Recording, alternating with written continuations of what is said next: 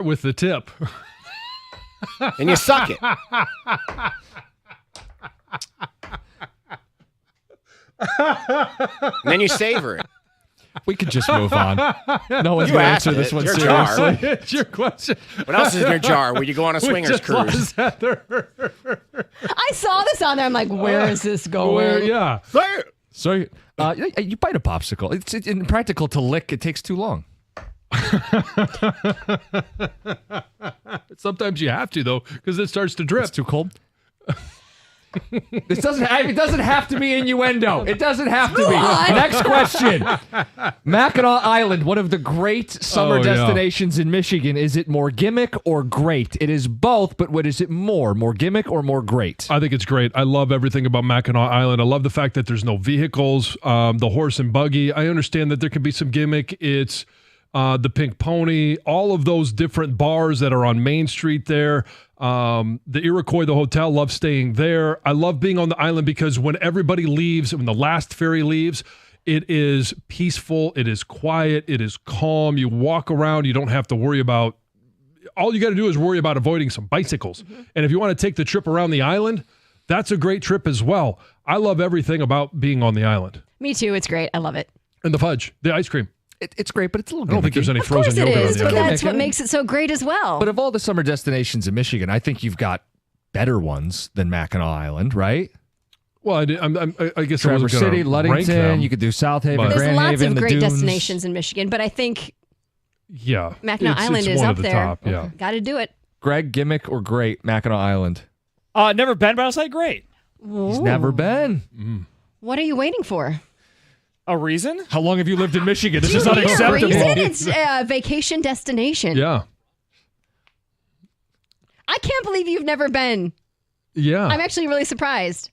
I haven't been. We haven't said let's go to Mackinac Even as Island. a child? Like, obviously No. not as a child because you've never been, but Yeah. like, your parents didn't take you. The Black Friday or Thanksgiving cookie jar is going to be Frankenmuth gimmick or They're Yeah. great. Last one, real quick. Sandals for men. How do we feel about them? So there's a lot of different versions. I'm like The thongs? the slide, the thong. Yeah, I'm not a thong fan. I don't like that little piece of plastic sticking between my toes. Yep. I'd call that a flip flop. Okay. Like, I would never say I'm going to go throw on a pair of thongs. Like sandals too, like the Velcro. Okay. I'd say I'm going to go throw on my flip flops. Yeah, A flip Not flop a to me pair is of the them. kind. Yeah. Well, flip flops Yeah. are a pair. yeah, The other thong is a thong, Yes. yeah. and I wouldn't. Guys, I don't even try to make it like Yeah, this. yeah, These there's are no need legitimate for summer two of them. questions. You're going to Yeah. the beach. You're going outside. Yeah, I Guys' don't- toes can be gnarly. How do we feel about the sandals? Well, I wash my feet, so I don't think it's offensive when they're exposed like that. Now, if you guys walked in here with a flip-flop or a thong on your feet, I mean, I might have to raise an eyebrow. I think they're fine for the Yes. right occasion. Sometimes guys throw the flip flop with a night like out and about with a pair of jeans and a nice shirt. I don't love that look Yeah. as a look, but yes, men can wear sandals. Yeah, Sure. you should. And I think Yeah. slides are probably the number one choice. I think so too. Yeah. Not the like Velcroed on dad sandals at the beach. Well, they're a slide. Like the Tevas or something. Well, I mean, now Those- hold on a second here. Some feet are wider than others, and it's sometimes hard to find one that's wide enough. So if you have the Velcro, it's like the adjustable hat. What type It of fits Velcro all though? sizes. Like the Velcro slide or like the Yeah, the like Velcro the slide. hiking? Oh, okay. No, I'm thinking like a Teva. Yeah, no, those are don't do that. No, no. I'm talking about the Velcro on That's right on there front. with the Skechers. The Velcro on the front? No, the Tevas. Oh, the Teva. Okay, yeah. I mean, I know a lot of people wear them and they like hiking them and it. No thanks. No, Yeah, thanks. no, but I think the Velcro on front, that's a completely Yes. different. It's just a slide. Yeah. We've got all summer for more of this. This is just the start. The Cookie Jar, 97.1. Hey, when it comes to managing your finances, you need a bank that gets you and is genuinely interested in your success. That's why I bank with First Merchants Bank. Whether it's your business banking or day-to-day personal banking, First Merchants Bank is 100% interested in helping you prosper. First Merchants bankers are attentive. How do they do that? They sit down with you and they're going to ask you questions, have a great conversation, and find out as much as they can about you so that they can build a financial plan that fits you, your family, your life, and your situation. And when you make the switch to First Merchants Bank, you're also going to get access to their highly rated mobile banking app with innovative personal finance tools, and it is so easy to use. I use it almost daily. Plus, they're deeply connected to the community's needs because it's their community as well, and they volunteer and donate to local causes on a regular basis to ensure that we all prosper together. This is the difference of 100% interest in you. For a better banking experience, visit firstmerchants.com. That's firstmerchants.com. First Merchants Bank, helping you prosper. Member FDIC, Equal Housing Lender.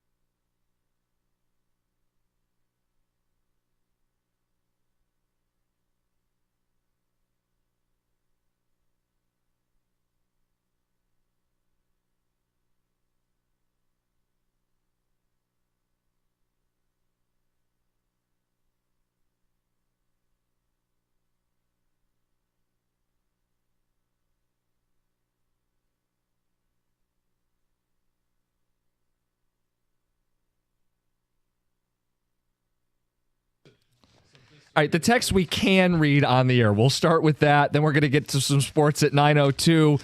A question we've been talking about off air that it's time to bring on air. It's a good question because there's not a good answer, and it forces a real conversation about a couple teams in our city. We'll get to it top of the hour. John, some ticket text. The cookie jar featured a bunch of summer themes, including ice cream and gelato, things that belong on a hot dog, Mackinac Island, barbecues and bonfires, how you eat a popsicle, and sandals. John is flat out lying about Mary Bleep Kill. I guarantee it. First text on the sheet. Why would I be lying about Mary Bleep Kill? That you That don't you'd know never the heard game? of it. Oh, yeah. No, He did ask me pre-show. He goes, "Can you just before we do this, so I know Well, what I it is?" believe that you've never heard of it. I'm Yeah. surprised Yeah, I'm that you've never surprised. heard of it because it's been around for a long time. This one says, "Mary ice cream, kill frozen yogurt, F the exotic gelato." Nick in Novi. it's exactly what I had. Now, Tom, you must have missed this one because I want to make sure I read this one to Heather. This one says, Oh, this is specific ticket text here. search, here we go. Heather is going to come home to Colin dressed up as Mario with gelato in the freezer. Baby 3 going down. Mario. It's a me. It's me, a Mario. Yeah, it's Mario's. Is this before the mushroom? Some people shouting out some gelato places. We do apparently have a good gelato. Okay. I've had it, yeah. but you didn't realize some of the gelato. There you go. Yeah, American Spoon. If you've ever been up in Petoskey, American Spoon has amazing gelato. That's a vacation spot. Yeah. This one says Memento Gelato in Corktown near Old Tiger Stadium. I've never had I've been. gelato. It's good. This one says, "Oh my goodness, you've never had gelato? As an Italian, I have a job to do. Where's the station? I'm coming with pistachio gelato right now." Peanut butter and mustard. Pistachio gelato. Well, that's okay. Peanut butter and mustard belong on a hot dog, says Jake from Linden. Peanut butter and peanut butter. mustard? So I'm not opposed to trying that one. I think I would start with just the peanut butter because I got to imagine the dog comes off the grill. You put a little peanut butter on there and it Melts. warms it up a little bit. I mean, I might actually try that and also maybe could you put a couple of chocolate chips in there as well? Oh, no. That's over the line. I mean, I think if you're Those leaving the two go mustard out, together. yes, Yeah, peanut butter together, and chocolate go minus the together. hot dog. but it Great. that sounds to me like it would be more palatable than peanut butter and mustard combined. I think but those I like flavors don't go together. I They're like peanut butter and I love mustard. Okay. I'll give that a shot. John just defended an entire city with his relish comment. Chicago, they love their Chicago dogs with that relish. F Chicago. It's not where I live. It's okay to make that city upset. Yeah, I think so too. From Keith in Sterling Heights, everything goes on a hot dog. Ketchup, mustard, onion, relish, you name it. Everything belongs on a hot dog. If you're going to go all in, you go all in. And I'm fine with that, but not the relish. The relish just would soil everything.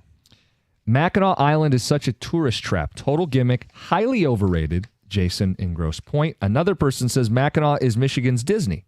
Way overpriced. I don't remember. I mean, at the peak of the season in the summer, yeah, hotel rooms are going to be a little bit more, as you would understand. But getting there in the winter, too, you go by snowmobile, it's amazing. But you've done Mackinac in the winter? I didn't think anybody yeah. went up there for the winter. Oh, yeah, you can go there in the winter. Yeah, they'll line the, I mean, it's not every year that you can, but they'll line, whether it's usually from St. Ignace, with Christmas trees so that you've got a clear route. Texter says, I love flip-flops. Mike in West Bloomfield. It's this, well, he's here. Has anybody seen what his footwear attire might be today? I have not seen if Stoney's wearing flip-flops. Yeah. What's the rule on Flip flop and a sneaker. Oh, yes. Yeah, but and neither of them his.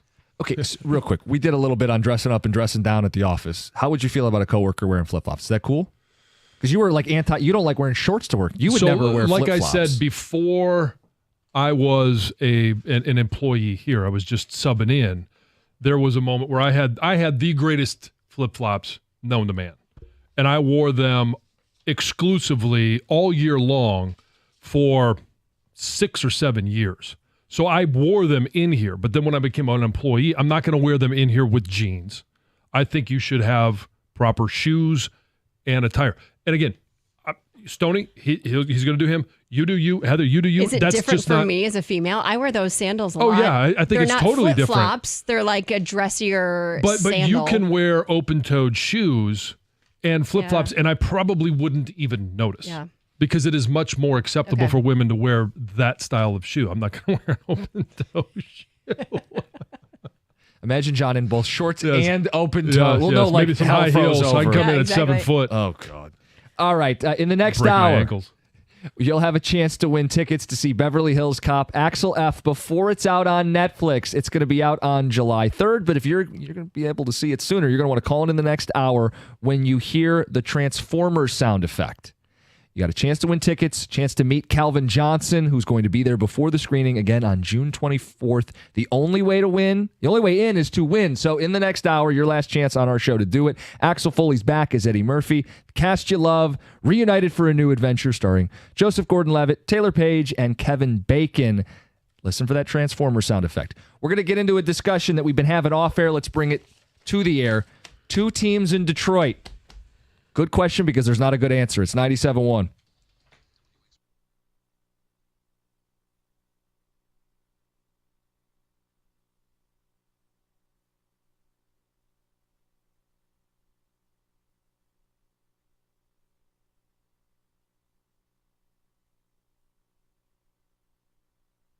Brought to you by Twin Peaks. The Pistons have their first targets for the open head coaching vacancy, according to several NBA insiders and beat reporters. Mostly assistants right now. Micah Nori, Sean Sweeney, and James Borrego, plus former Cleveland coach J.B. Bickerstaff. Also on that short list to speak with the Pistons search party, hopefully.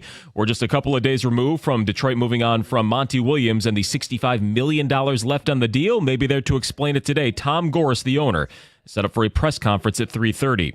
J.J. Redick will not be coming to Detroit. The popular broadcast personality and former player will cut his teeth with the L.A. Lakers as their new head coach. Other noted players who got a chance with no coaching experience at the NBA level, Jason Kidd, Mark Jackson, and Doc Rivers. Redick's great relationship with LeBron James, who is deciding on a player option, probably had something to do with it as well. Up at Boyne, the last 4 golfers standing will play for the Michigan Amateur title today in Harbor Springs. Players from Northville, White Lake, St. Joseph's, and East Lansing teeing it up for the semis and the finals. And U of M Athletics announcing a massive budget surplus over the next year. The Regents projecting $255.7 million in operating revenue, which is the richest in the school's history. Contributing factors include the new Big Ten TV deal with conference expansion and over $2 million in alcohol sales expected after adult beverages were approved. From the Corewell Health Sports Desk, I'm Chris Villar. For more, go to 97.1 The Ticket and Odyssey.com.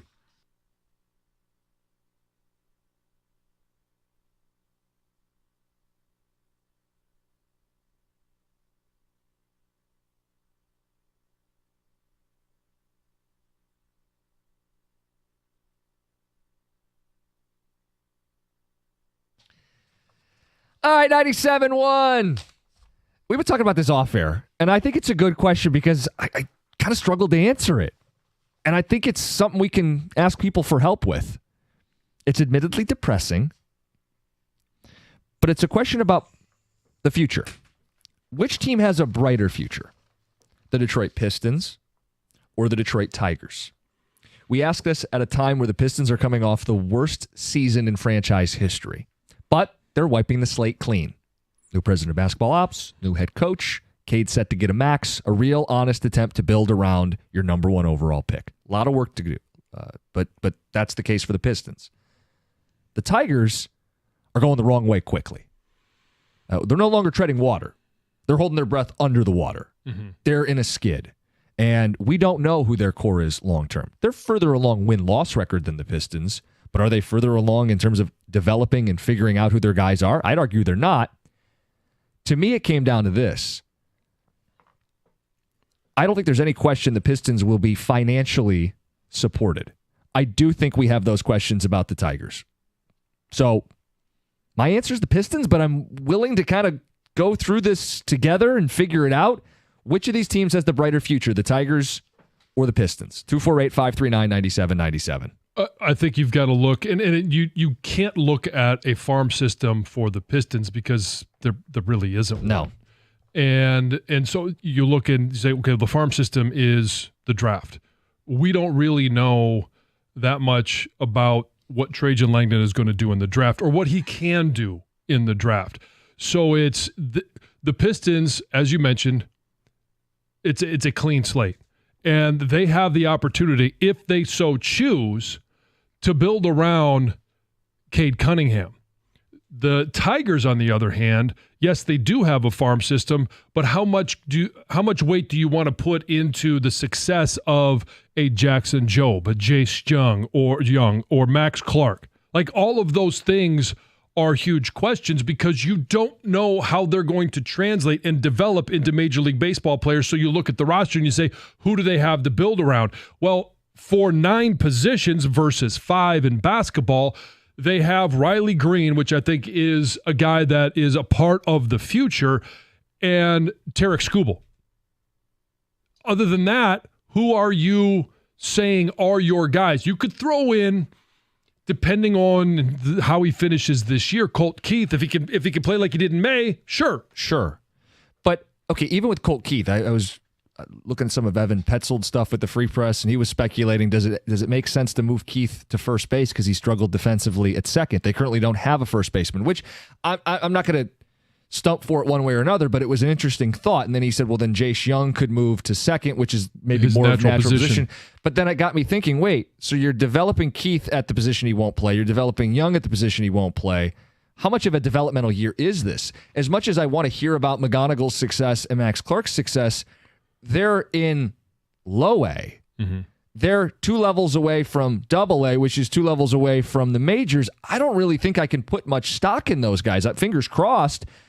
They have Tarek Skubal, but I'm not sure they're going to commit to him long term. I'm not sure they're committed to financially supporting the team long term in the way you need to win a World Series. Until proven otherwise, I'm skeptical. I have no doubts when it comes to the financial commitment that Tom Gores will have with the Pistons. Now, he has not done a good job. Well, but the financial aspect, there's never been a question of whether or not the guy will spend money and put the resources into the team. And if he hired the right guy and they are starting from scratch, that's better. The unknown as opposed to the known, that is the Tigers. The Tigers are a known commodity in that they have not spent money and that they have not developed position players. So I would say, and this is crazy, the team that's coming off the worst season in franchise history, that the Pistons are closer than the Tigers are, that they have a brighter future. It's really difficult to say because since AJ's been here, the best they've done is 78 wins? 77 wins? Sounds right, yeah. They're pacing for 74 right now. And so they've always been this middle of the pack, not even middle of the pack, just under it, trying to fight to be middle of the pack. And they're hoping to develop and find out. And you can't find out if Colt Keith is going to be a major league second baseman without putting him there. Same thing with Jace Young. If you want to find out if he can play third base, you put him there. Yeah, figure it out. Kind of they're finding out right now is that it's not working out. It's not getting any better. And that doesn't mean it can't. Same with Colt Keith. Sure, we got more baseball still to play this season, but if good year for Torque to break out, oops. Good year for Parker Meadows to break out. Oops. Good year for Colt Keith to solidify he's a second baseman. Well, that's not really true. Jace Young, he can play third. Well, that's not true right now. So it's worth figuring out. But if the answers keep coming back as nope, then I don't know that that's a selling point. But I also don't know that the selling point is, okay, yeah, everything has been wiped clean with the Pistons. They're starting fresh. Now we have to find out what they're going to do with the roster. And 1 or 2 players in basketball makes a monumental difference, a much bigger impact than 1 or 2 players in baseball. And if they were to go out, let's just say they were both go out and respectively sign stars, 2 stars in the offseason. You could look at the Pistons and say, okay, this is a team that could press to be 500. Or, with the Tigers, they're a team that could maybe press to be, 500, but you need much more production from more people in baseball. So it's really hard to sit there and compare. And if the simple question is, would I rather be sitting in Scott Harris's shoes or in Trajan Langdon's shoes? Sure, that's one way of looking at it. I would rather be sitting in Trajan Langdon shoes because I have a blank slate. I can make it my own. I can do whatever I want. Plus, I have at least one piece that I believe I can build on. And I have some others that maybe they're not going to be ones that I want here or build on, but they could be trade bait. Yeah, I think Cade's going to get, and it's been reported that he's set to get that max contract, a $200+ million commitment. We know that Tom Gores has been willing to pay and overpay for coaches. He said in the past he'll pay and pay the luxury tax. There is an unquestioned financial commitment. I don't know that Tarek Skubal's getting the $200 million contract from the Detroit Tigers. I don't. So in terms of your center, your main building block, feels like the Pistons are heading that way. 248-539-9797. Let's get some phone calls in the mix on this. Which team has the brighter future? Aaron, good morning. You're on 97.1. Good morning, gentlemen. How are we doing? Good. Well, it's kind of a depressing question, but we're making the most of it. Yeah, I'm with you. I'm a big basketball fan, big baseball fan, so these are kind of the two worst topics for me to be talking about right now. But I think that with the Tigers, you have a little bit of a recency bias with how bad they're doing. I think they haven't been able to spend money because of the Miguel Cabrera contracts, the Anibal Sanchez contracts of the world, and you kind of have Javier Baez right now with the same situation. But I think with the farm system and who they have on the team right now, and Skubal and Olsen and Green, they actually have an opportunity to build around guys like that rather than starting from scratch. Do you agree they're going to be sellers at the deadline?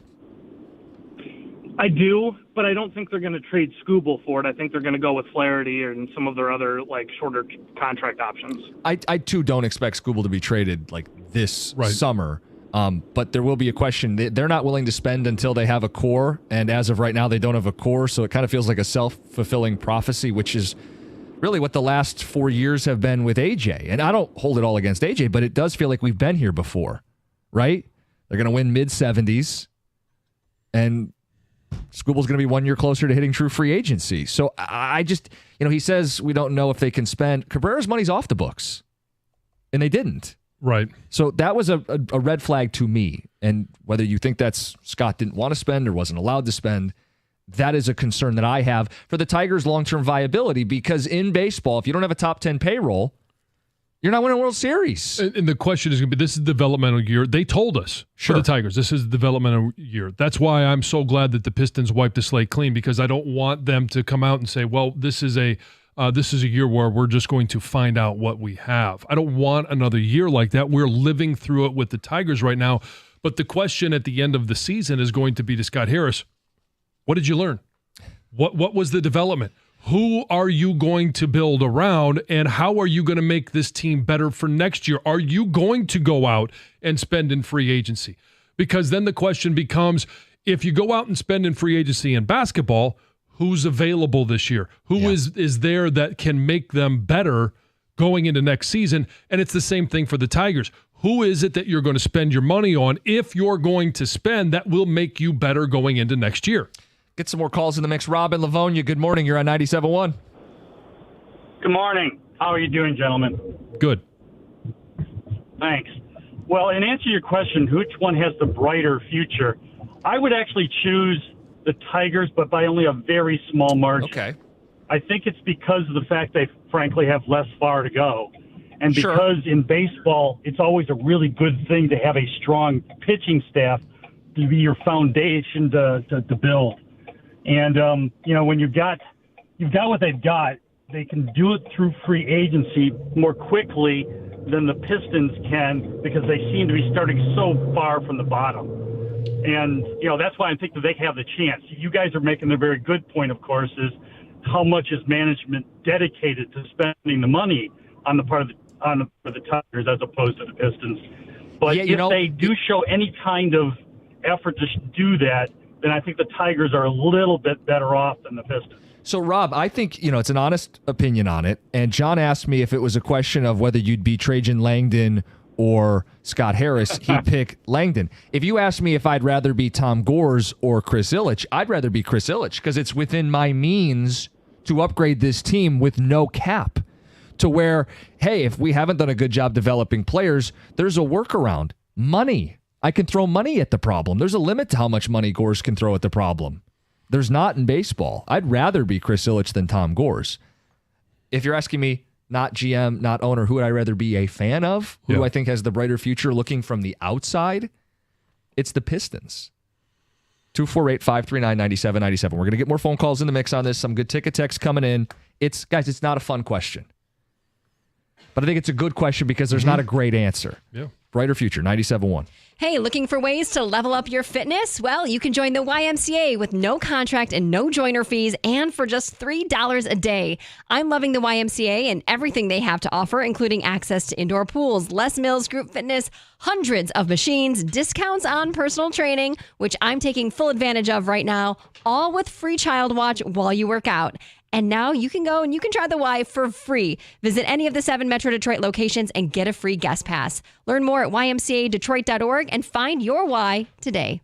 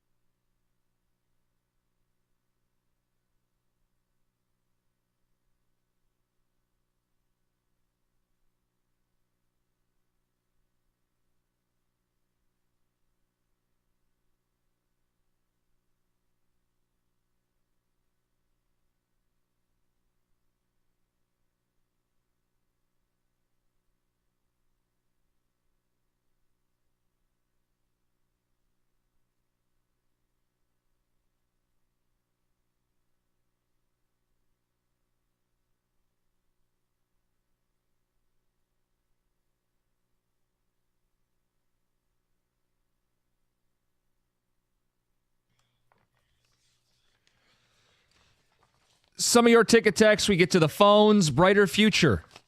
Tigers or Pistons? Scott in New Baltimore. Good morning. You're on 97.1. Morning, guys. Hey, real quick, if you allow me, people who don't get enough credit, Val Berry on the traffic. She does a phenomenal job. People, I actually listen to her important information, so thank you. We love Val. Yep. She's great. 3 months ago, probably could have been the first day of spring. We were talking about who's going to make the playoffs first, the Red Wings or the Tigers. Here we are, first day of summer, 3 months later. We're talking about the Tigers being worse than the Pistons. How the money have fallen, right? I'm as far as the immediate future, or, on that same line, who's going to make the playoffs first? I think it's obviously the Pistons. To John's point, one or two guys, you completely change a team. That can put you in the playoffs. But on top of that, to emphasize on that, it doesn't have to be free agency. Even just a high draft pick, someone coming out of college, and put in a mid-level free agent. And you can immediately change a team. Coming out of college, they can make an immediate impact. You talk about baseball and new people coming up in a system, it takes years. And, as we see, the 1-1 guys can struggle even after they make it up here. So, I think the Pistons, as far as short-term future is probably brighter.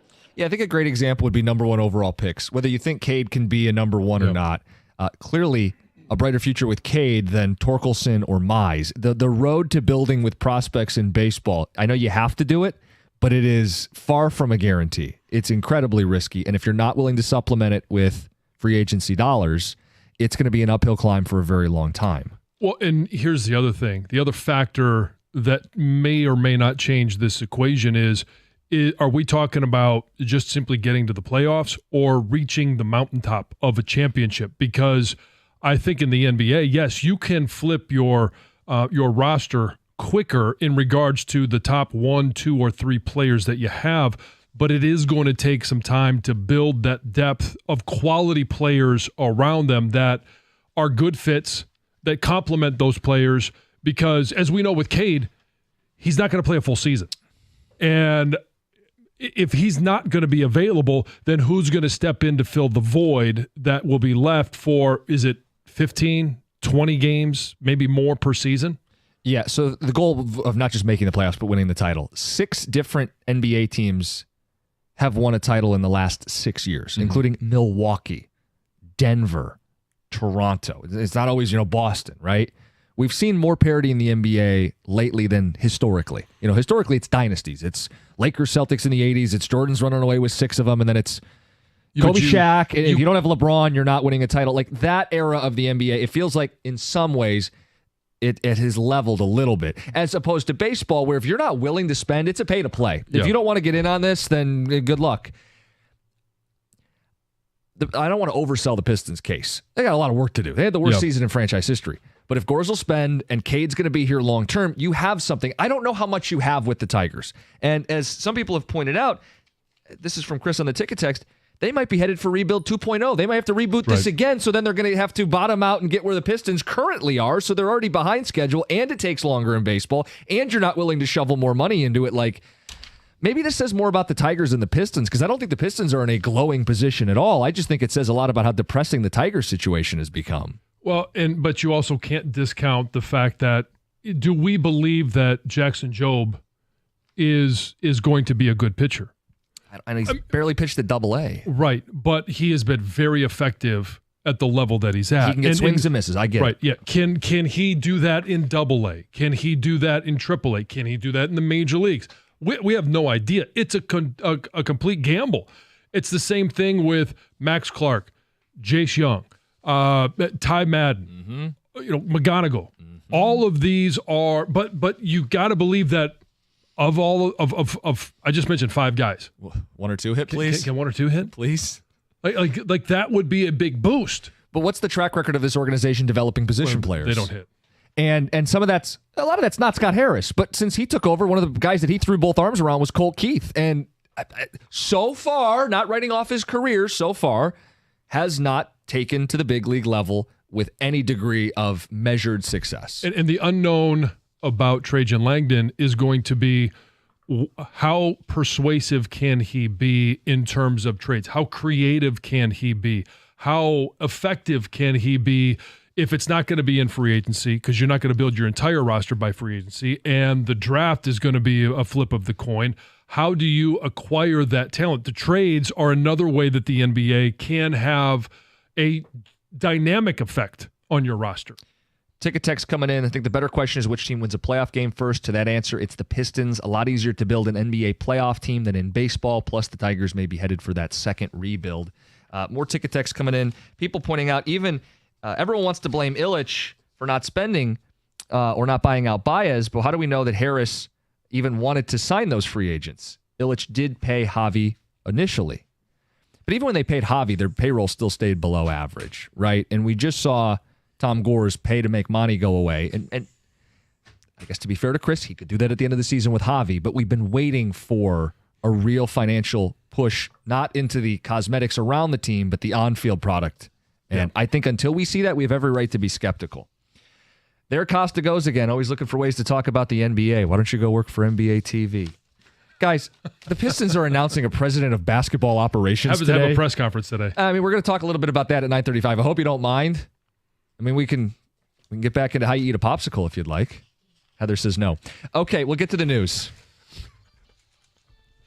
If you ever need to get a hold of Woody Harrelson, good luck doing so, because the guy doesn't own a cell phone, and he hasn't owned one for over 3 years. Not that either of us or any of us would be able to get a hold of him anyway, but he doesn't have a cell phone. So he recently sat down with Ted Danson, Kristen Bell, and he explained why the phone just isn't for him.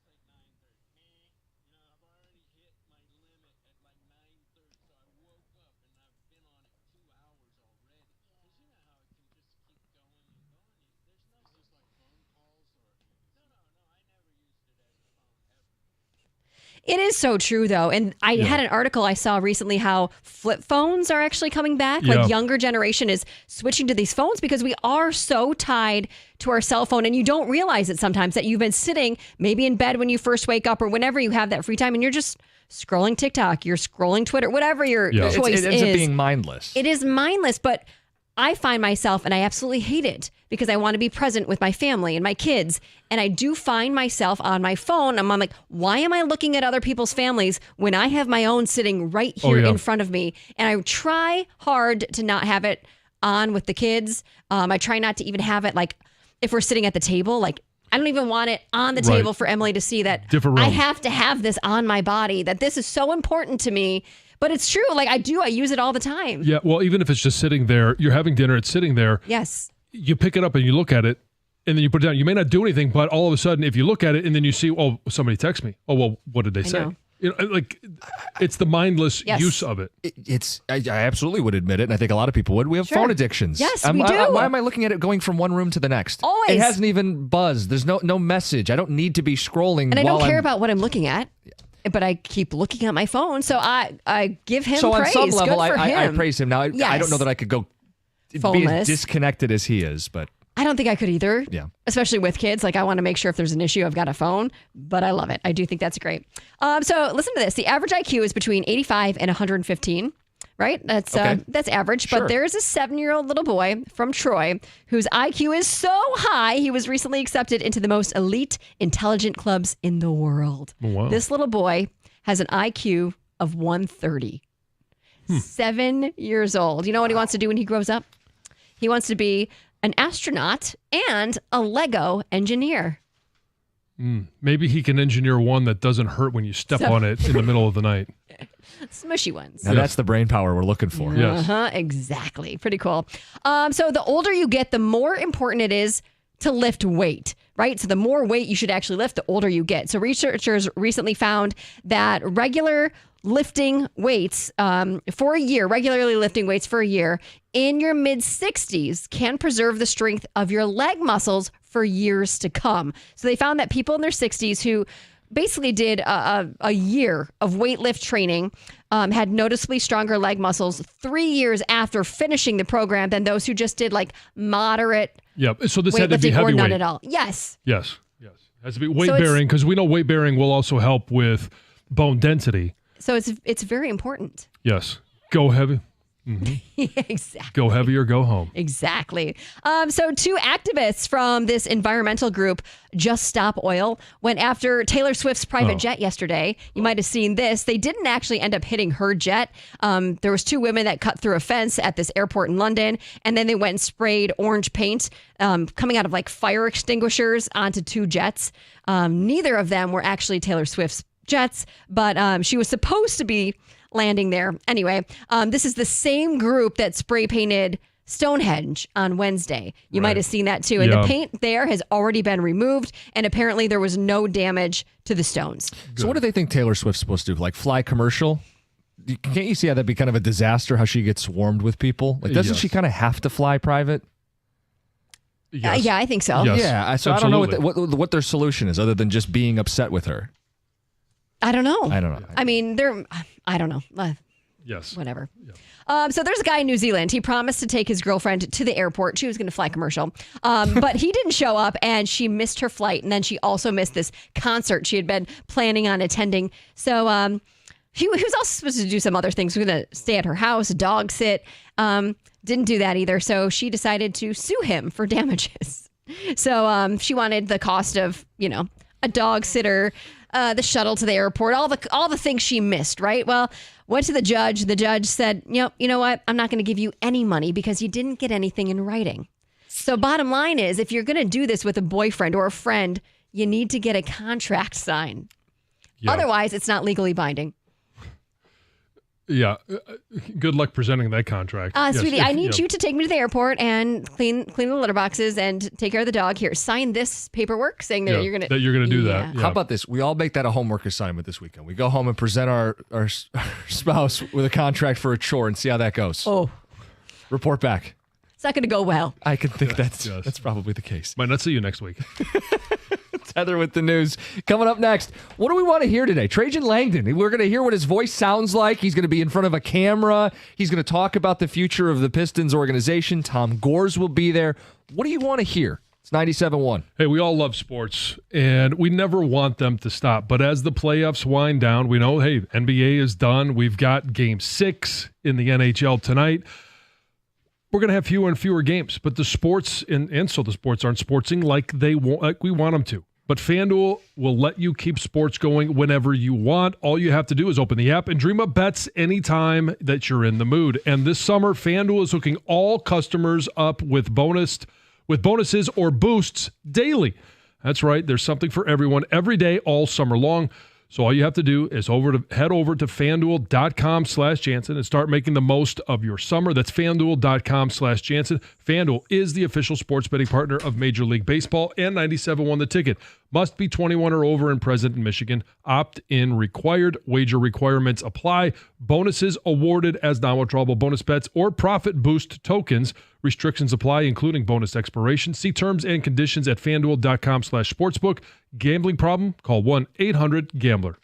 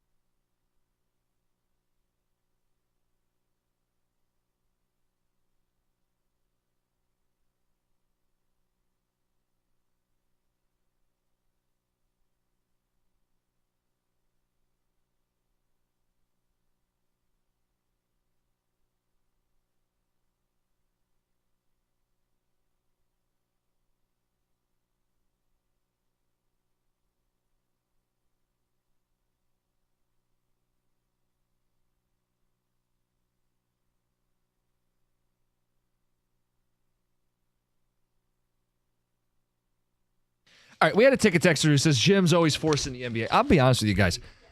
Of all our teams, I want to talk about the Pistons the least. I'm a big Red Wing fan. The Lions are super exciting. Mm-hmm. The Tigers, at least they're playing right now.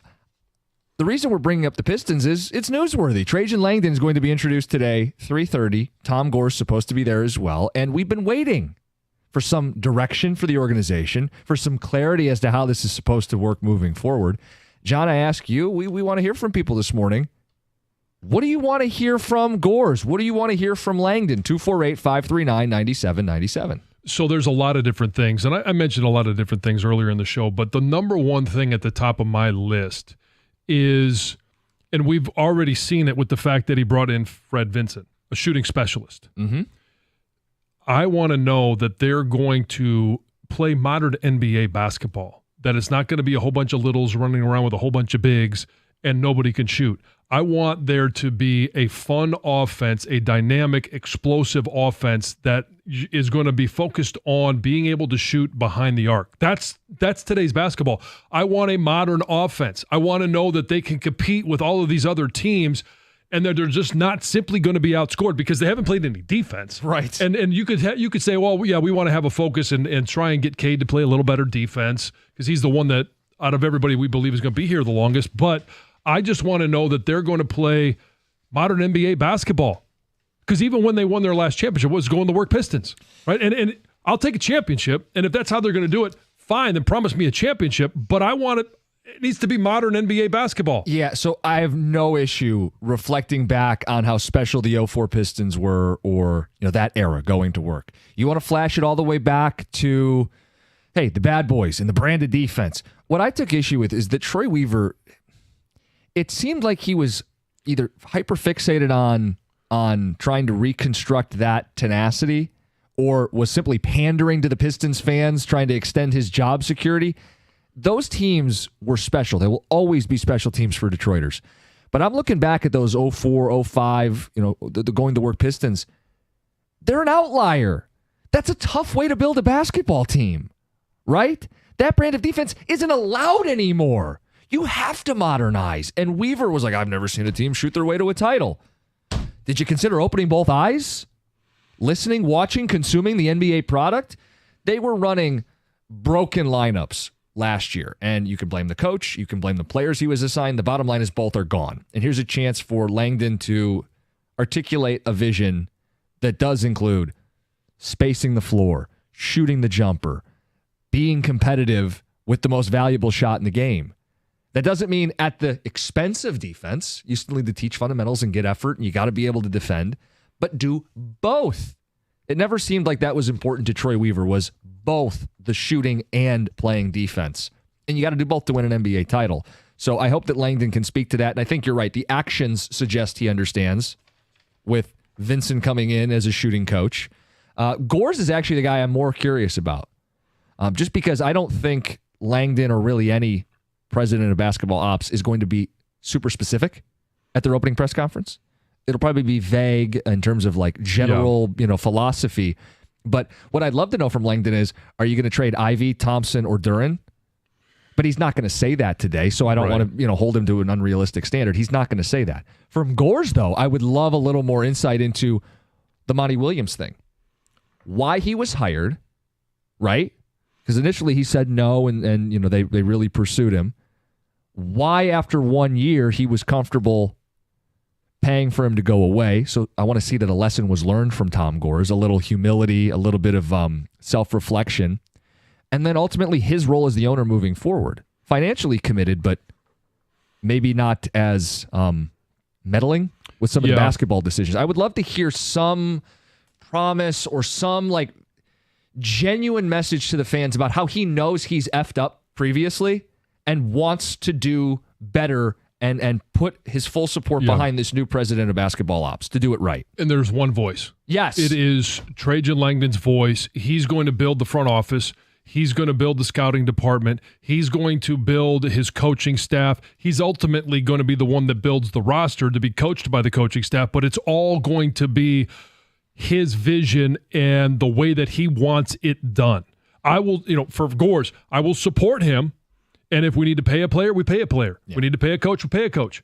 And he's proven that. He's willing to pay.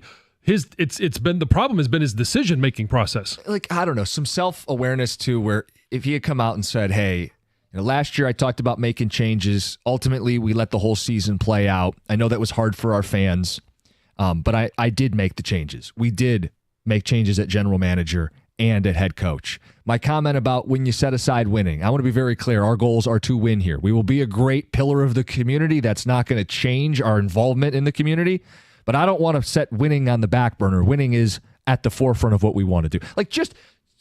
And some of that is PR speak, but just at least say the things, at least show that you understand some of the things you said and did were wrong, that didn't land well with the fan base, that you rubbed people the wrong way. Like, show a little bit of that self-awareness, I think, would go a long way with people. In addition to ultimately doing the work and building a winner and being the owner that we want him to be. How much do you want to hear from him the admission of mistakes? Because he's already admitted that by firing Monty Williams and going out and paying the money to move on. Well, John, I think actions are more important than words. But I don't know, if you've ever gotten in a fight at home with your wife, you still need to say, I'm sorry.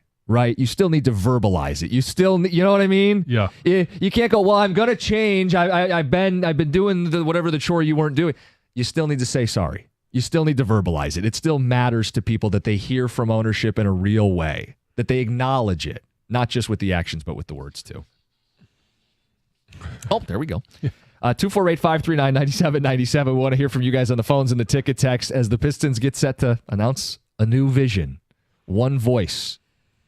That needs to be stressed because the Yahoo report that we've brought this up, but for people who may not have read it, it got buried in a Yahoo article. Vincent Goodwill, he said there are 4 factions with the Pistons currently, and that troubles me. So I hope that gets put to bed today, John, because I don't even know who these 4 factions would be. If Gores wants one coach, if Langdon wants one coach, if Arn Tellem wants one coach, if I don't know, Cade or Cade's representation wants one coach, I don't know who the 4th faction would be.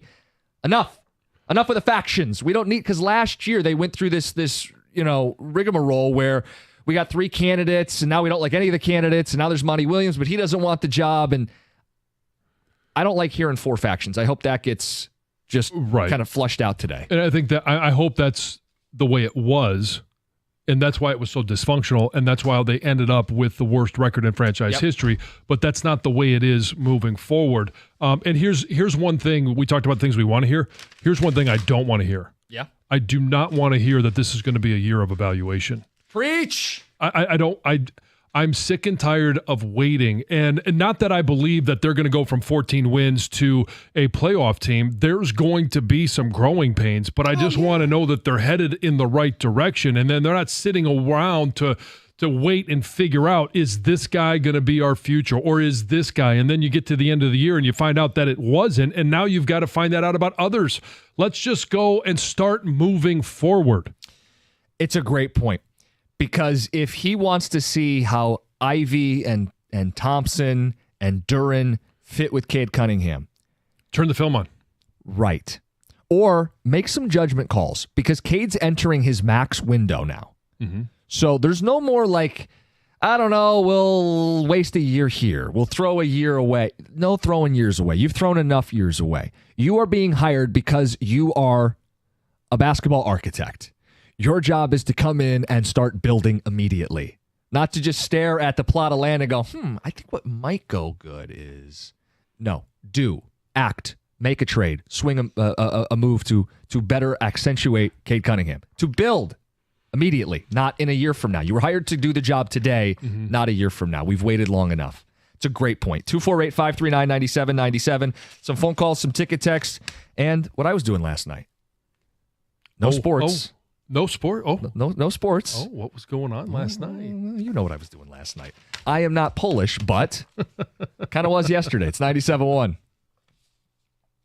All right, talk about the best pool in history. We talk about Stadium Swim. It's located at Circa Resort and Casino, where you can catch all the biggest games at a viewing experience that's built for us. It's built for sports fans. Chill in one of the 6 pools, 3 different levels, always a perfect view with a massive 40-foot tall, high-definition screen. You've seen it in person. you've seen it on social media, come see it in person. It's America's favorite place to watch all the games. Swim Up bars, love a swim up bar. Get your cocktail, watch the game. Insta-ready selfie walls, nonstop party. You could score your perfect spot. The cozy day beds, private cabanas. Just lounge at the center of the action. Relax. Reserve your place today. It's 365 days of sports poolside. Located at Circa Resort and Casino. That's downtown Las Vegas on Fremont Street. Stadium swim, all sports, all seasons. Book your spot today. Go to circalasvegas.com.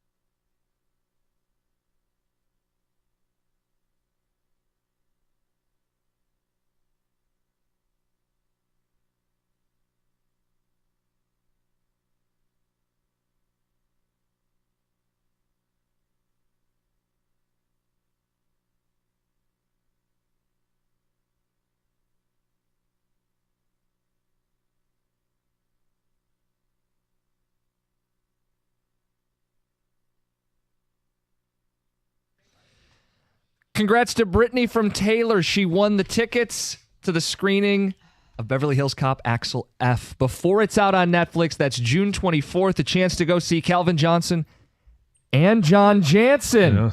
Yes, I'm going to be there as well Monday the real night. headliner. Yeah. Well, that would be my wife. People are much more interested to talk to her than they are me. Why? You're the guy who football stories. Well, they hear me every day. Okay. And yes, you. I tell some stories, but they find it more interesting to talk to my wife, which is fine by me. Some ticket text. The only coach that can bring a championship culture to Detroit is someone who won a title here before. Chauncey at least has experience. Get it done. Bring in Rashid. Dave in Tampa. Bring the band back together, John. Yeah, I just caution that we go through this every time there's a coaching search in Ann Arbor. It has to be a Michigan man. It doesn't have to be.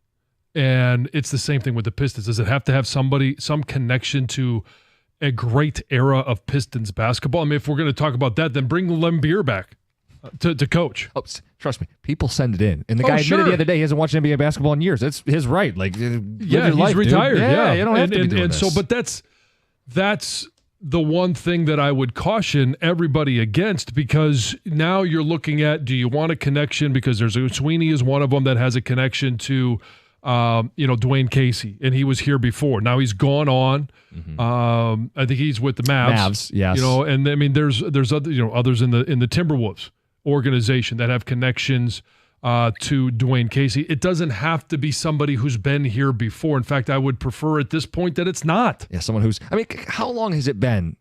Their last playoff win was like 2009.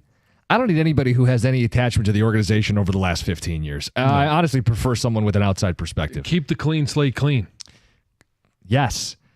Cookies. Gores is a billionaire. He will not be contrite. You can forget any admission to making mistakes. Ultimately, his actions are going to be more important, but I do think it would go a long way if he owned some of it publicly. Well, and I think the admission of a mistake is, I'm going to pay a coach $78 million for 1 year, and I'm going to move on. Texter says, we don't need to hear about Costa's wife playing with his Polish sausage. Stick to sports. LOL. Yeah, I was kind of Polish yesterday. I am not Polish. I'm Italian and Irish. Mm-hmm. But I was the MC last night at the National Polish American Sports Hall of Fame. That's cool. Who was inducted? Ron Yeri. Okay. Former offensive lineman. Offensive lineman. That's why I look at you like that. Number 1 overall pick. Minnesota Vikings. Played in 4 Super Bowls. Sure. Good dude. Michigan athlete. Greg Meyer. Cross-country athlete. All-American at Michigan. He won the Boston Marathon, Detroit Marathon, Chicago Marathon. He's a great guy. Actually, we crossed paths when I was in Grand Rapids, so good to see him. Troy Tulowitzki was inducted. We all know Troy Tulowitzki. Colorado Rocky shortstop. Sure. And Jen Scher, Olympic pole vaulter, like the greatest U.S. women's pole vaulter of all time. So they all got inducted last night. Great event. Great food, as you'd imagine, at a Polish place. Best pierogies I've had in my life. The kielbasa. Yeah, stuffed cabbage. Mm-hmm. They had it all. Yeah, that sounds like a wonderful evening. Heather, I was telling you a little bit about this off air. My wife was up at like the head table with me, which is what you'd expect. But she's like, why? I don't want to be up in front of all the people. I don't want any of this attention. She didn't want to be up because they had like the inductees on one side of the podium and then like some people who were speaking on the right side. Were you guys up on a stage? Yeah. Oh, this was like elevated up there. They did it right. This is first class. They got a whole hall there. And well, she married a star. She better get ready. She's got to get used to it. Oh, yeah. The royal treatment. Center. Yeah, red carpet treatment. Far from a star. Stoney has hosted that event. Uh-huh. Yeah. He's done it in the past. Well, Cindy knows what the red carpet's like. Oh, God. Yeah, right. Being married to Mike Stone, the godfather of Detroit Sports Talk Radio. Actually, I know what the red carpet's because I'm married to her. She does it. Oh, yeah? Yeah. Now, I can't believe you've done it. I've done it. Wojo hasn't done it. Yeah, he's not very good to his people. You said it, not me. But I'm thinking because they've had some 97 won the ticket people out there before. What they should do 1 year, but I'm not going to tell the Polish Hall of Fame how to do it. They should have 1 year where the honorees are Wojo, Adrian Wojnarowski, and Gene Wojo, whatever, the 3 Wojos. Oh, yeah. In 1 year. That would be awesome. No one wants to MC that event. Can't get it right. Oh, it'd be awesome, though, right? Yeah. It would be great. Yeah, just reference everybody as Woj. Exactly. Yeah. It's the Woj affair.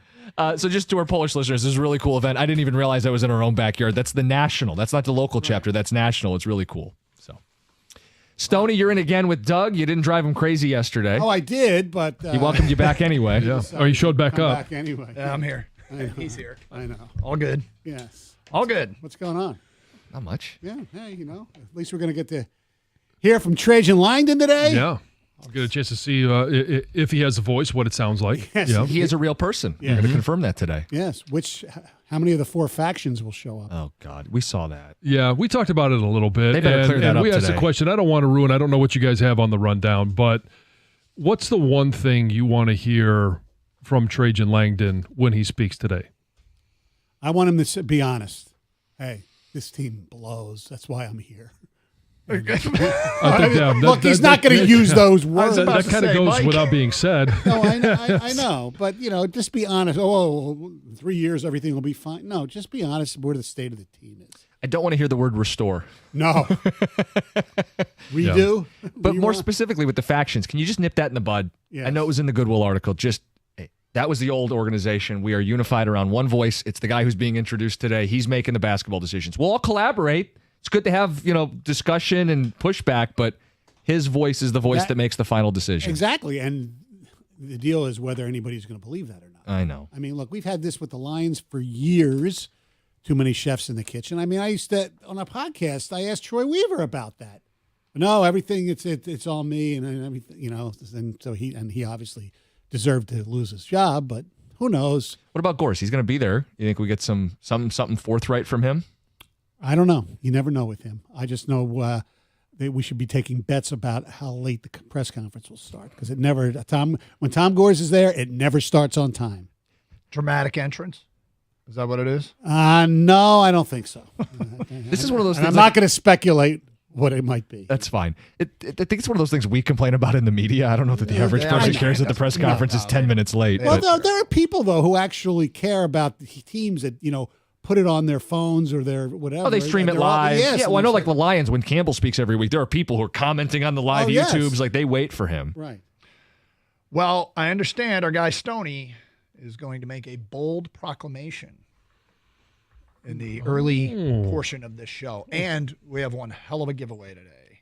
Well, we've got 4 giveaways. Oh. Yeah, so news to me. We'll get to that right out of the gate. All right, Carson Anderson with Stoney. Wait, the proclamation's not news to you. No, I know. Okay, the giveaways are. Oh, that'd be great. He goes, I'm doing what now? I better come up with something quick. Yeah. Quick, 97.1.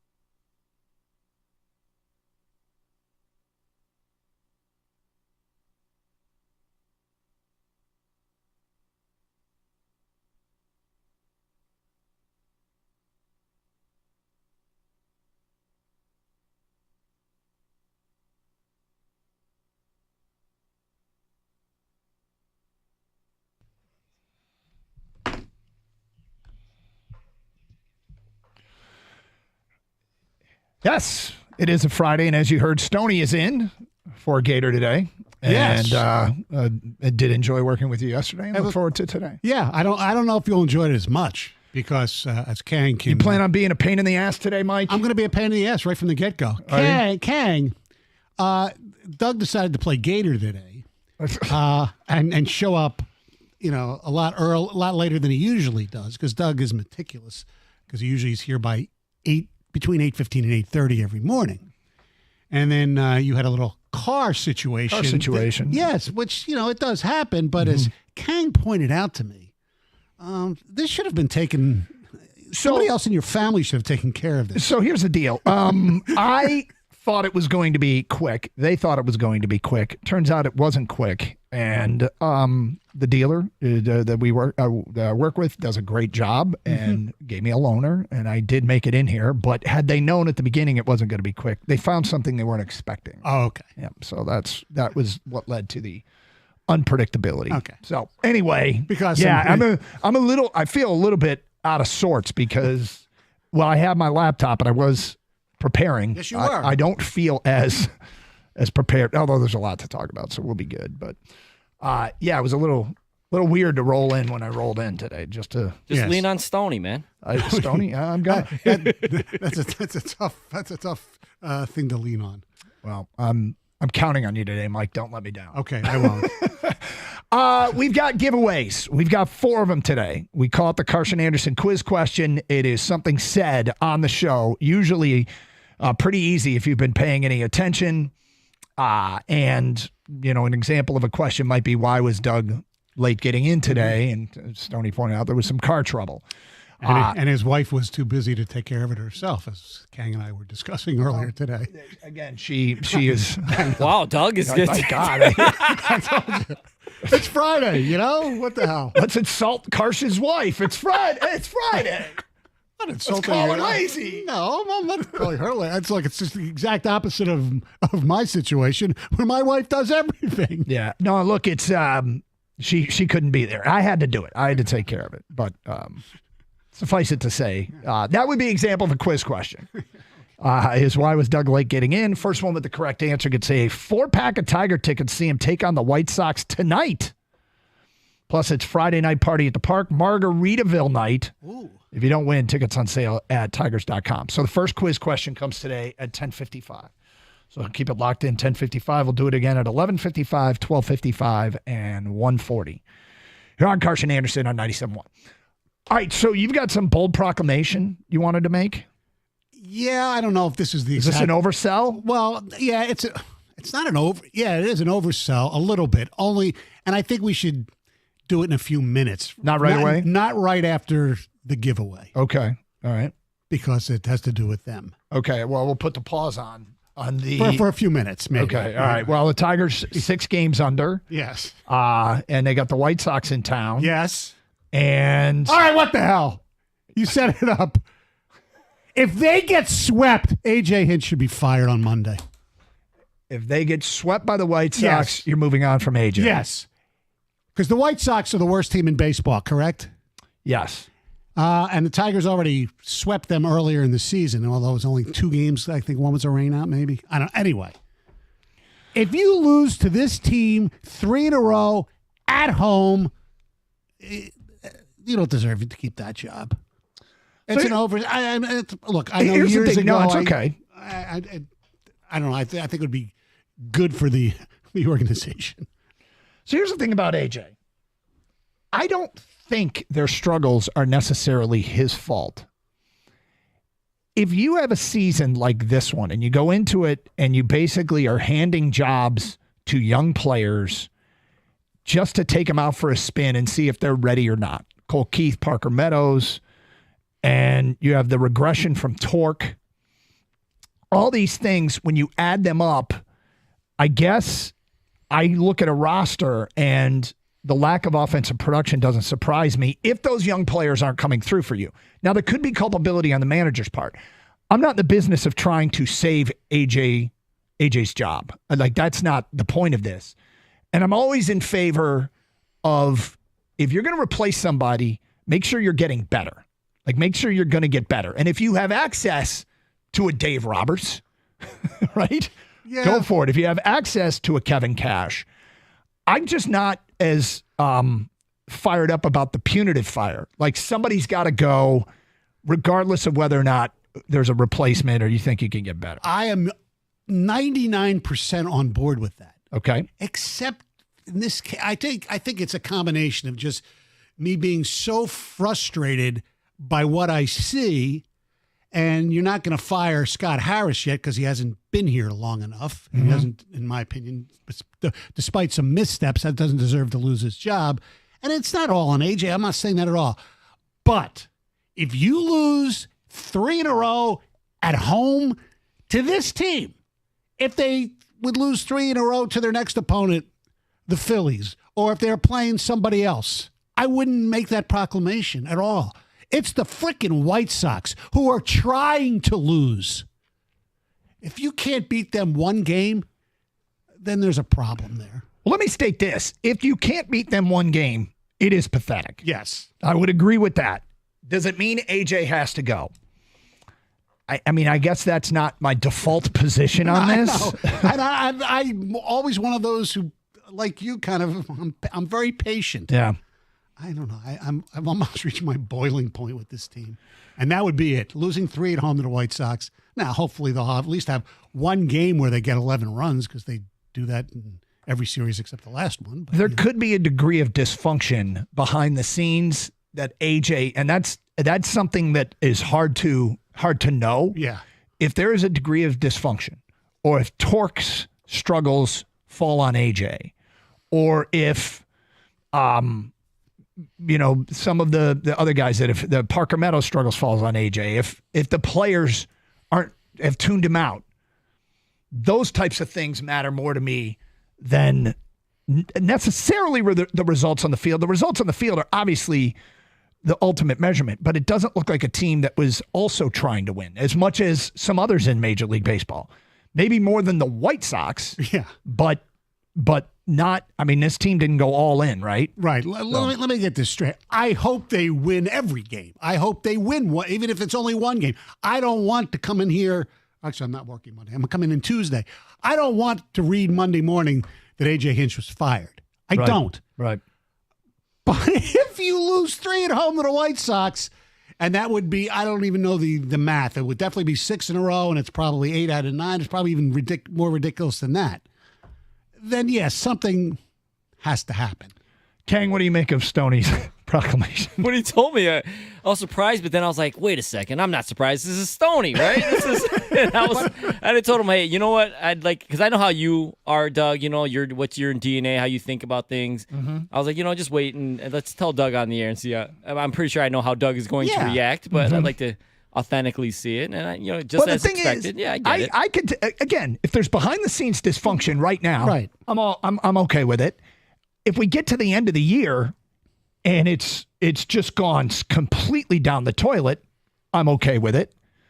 But losing 3 to the White Sox in the middle of late June, I'm like, it seems like a bit of a. It's not the hill to stand on. I it get seems that. like a bit of an overreaction. And granted, I'm channeling back to 2003 when I said basically if the Tigers get swept or whatever, if Phil Garner Monday morning Phil Garner should be fired, and he was. Yeah. And they fired Randy Smith at the same time. Yep. I don't think it's that drastic. Well, that was 6 games into the season, if I'm not mistaken. Mm-hmm. Here's the other thing, Doug. They're not getting any better. Forgetting even about the results. Who on this team, positional players, you sit there and say, man, he's getting substantially better. I mean, Keith goes through these up and downs. It doesn't look like, I don't know, nobody's getting better. No, not really. I mean, they obviously miss Kerry Carpenter, yes, who's been good for them. Riley Green has shown flashes, obviously, but he's not any better than he was last year. He has more power. Not particularly. Yeah, I mean, but Stoney, I look at the collection of players, and I'm like, this is not a great roster, unfortunately. No. If they were going to win, they were going to have elite pitching, great bullpen work, and an outstanding defense. Yeah. to go to Doug's point a little bit, like when you make a move, you want to get better, right? Do you worry, Stoney, if you do something like that drastic, or that big of a move in the middle of the year, would it actually make things worse for this team? Because AJ Hinch he's the guy everyone looks to. He's kind of a calming voice. You know, you have someone to follow and lead, even if you, I guess, necessarily don't like the direction. It's not like he keeps things together after all the things that have gone around this team. Do you think it gets worse, actually, if you do something like that? Well, if they do the Philippe Alou situation, something like that, was it Pujols or whatever? But I think the season is pretty much lost anyway. So does it really make a difference who manages the team? 248-539-9797. We'll get reaction to Stoney's bold proclamation. Swept by the White Sox, AJ would have to go. It's Carson Anderson. Stoney's in for Gator here on 97.1. The ticket, a reminder, 10:55, the first of 4 giveaways, 4-pack of Tiger tickets to tonight's game. A Carson Anderson quiz question coming up at that time. Hey, we love sports. We love them so much, we never want them to stop. But playoffs are winding down.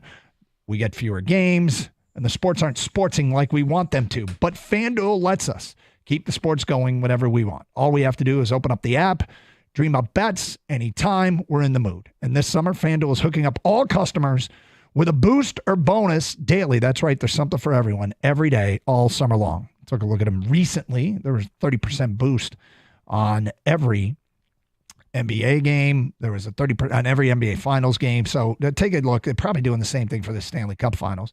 How about FanDuel.com/Doug and start making the most of your summer? FanDuel is the official sports betting partner of Major League Baseball.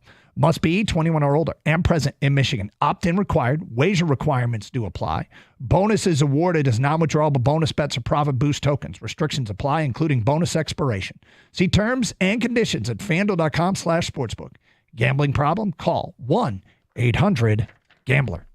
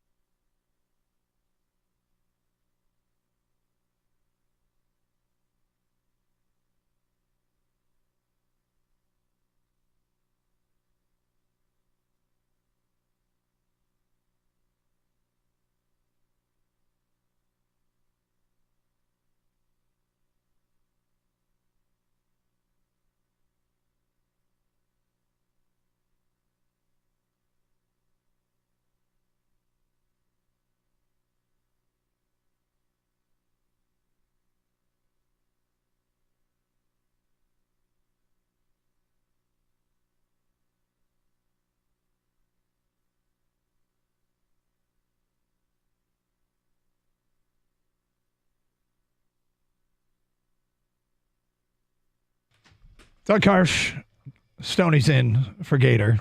Ticket text. Tigers, boy. What's that? I'm waiting the ticket text. Oh. Because I'm usually pretty even keel on these things. Yeah, I mean, look, Usually. I'm not mad at you. I know. You know, it is what it is. I understand your frustration. Mm-hmm.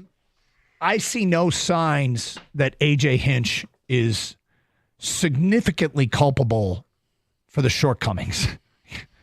If I were to pick one person that I would think is, quote, significantly culpable, I'd pick Al Avila still. Yes, so right. So, I mean, I'm all in favor. If they get swept by the White Sox, Monday, fire Avila again.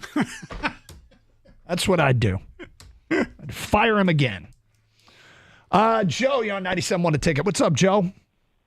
AJ Hitch, my sir, should have never came here. You stole the World Series. I'm sorry. Do right. And the team that we have for the last 2-3 years has been just unbearable. The pitching this year I think has been decent because over the last 2-3 years, the game would be over with by the 4th, 5th inning. This team this year is getting into the 6th, 7th, and 8th innings, and nobody has scored on them. Okay, but we got no hitting, so he needs to go, man. I don't care if they sweep the White Sox, which they should. And I'm going to that game tonight, as a matter of fact, because my family loves the fireworks, But he needs to go. So, let me just ask you, as far as the manager's job, and certainly everybody's entitled to their opinion, do you think that the Tigers have, with the rosters they have put on the field, do you feel like they have underachieved? Yes. You do? Yes. The rosters that listen, everybody that they had that were good ball players, Nick Castellanos, what's the other guy that went to the Boston Red Sox and won the World Series that came from Houston? JD Martinez you're talking about? None of that has anything to do with AJ. What's that have to do with AJ? Players, huh? What's that have to do with AJ Hinch? No, but I'm just saying we just lose all of these great players that we had. And I agree with you. I'm going to fire Al Avila for the 5th time, the 6th time, period. I agree with you. I just don't like that they brought AJ Hitch here after what happened in Houston. Well, I'm a man of integrity. Let me just say this. I was coaching the team and something happened. I told them we ended up giving up the last 3 games, which caused us the playoffs. It was about teaching those kids integrity. Those kids have gone on to become great people because why? I made a decision. That's what a coach has to be, or a manager. So as far as AJ's failures in the past, when that happened in Houston and he came to Detroit, I was a skeptic of his resume because I think we were allowed to be. But he has since won me over. However, there are certain things you can't get past. You're also citing stuff. You want AJ gone for stuff that he had absolutely nothing to do with. Exactly. So 248-539-9797. Feedback coming in from an unnamed texter. The Tigers' problem isn't Hinch. It's the GM and scouts who put this team together. You can't put a square peg into a round hole. There's definitely some truth to that. There's no doubt about it. But it comes to a point where it is somewhat of the manager's job responsibility to get his team ready to play. And if you lose to the White Sox 3 in a row at home with what's been going on the last 6 weeks, so to speak, all not his fault, then yeah, you got a problem. Stoney is burying AJ and the Tigers. Here comes not only a sweep of the Sox, but a massive winning streak and a deep playoff run. That's from Matt in a dump truck. I hope you're right, Matt. Don't like Hinch, never had. Thought he needed a more severe punishment that should have kept him out of baseball even till this day. Coming back from an off day and playing at home against this terrible White Sox team. If the Tigers lose all 3 games, then yes, fire Hinch. Right. Bill in Newport, I've been screaming from mountaintops since last year that Hinch is the problem. His claim to fame is the World Series, that they cheated with a loaded roster. I hope the Sox sweep us. This is really rearing its ugly head again. Well, it sounds weird because I'm the one who said that, but with this roster, how do you expect them to be that much better? I don't. I know. I'm talking about And the texters who, mine is more out of frustration. I don't think he's done a horrible job. I mean, he's got nothing to work with. Yeah. I mean, AJ got suspended, served his suspension. I mean, that's the punishment was doled out. But you can tell there's frustration right now. It's 100% AJ's fault because he wants a team of utility players for flexibility and has made their defense horrendous. Scott Harris will end up being worse than Millen because he actually thinks he's smarter than everyone. Okay, you don't think Millen thought that? I don't know. Like the roster, he's right. Scott Harris has not done a great job as of now, but you got to give him some time. Considering he's had one draft. Yeah. Look, his trade deadline stuff last year, no matter what you believe on the Eduardo Rodriguez, it's under his watch, so he gets a check mark in the demerit column for that. Right. Okay?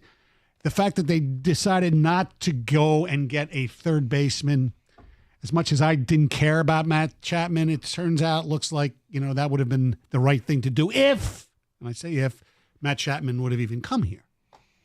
Which he probably would have because he had nothing at the time. So what else is weird is up until week and a half ago, this was trending to be the best Tiger team in years.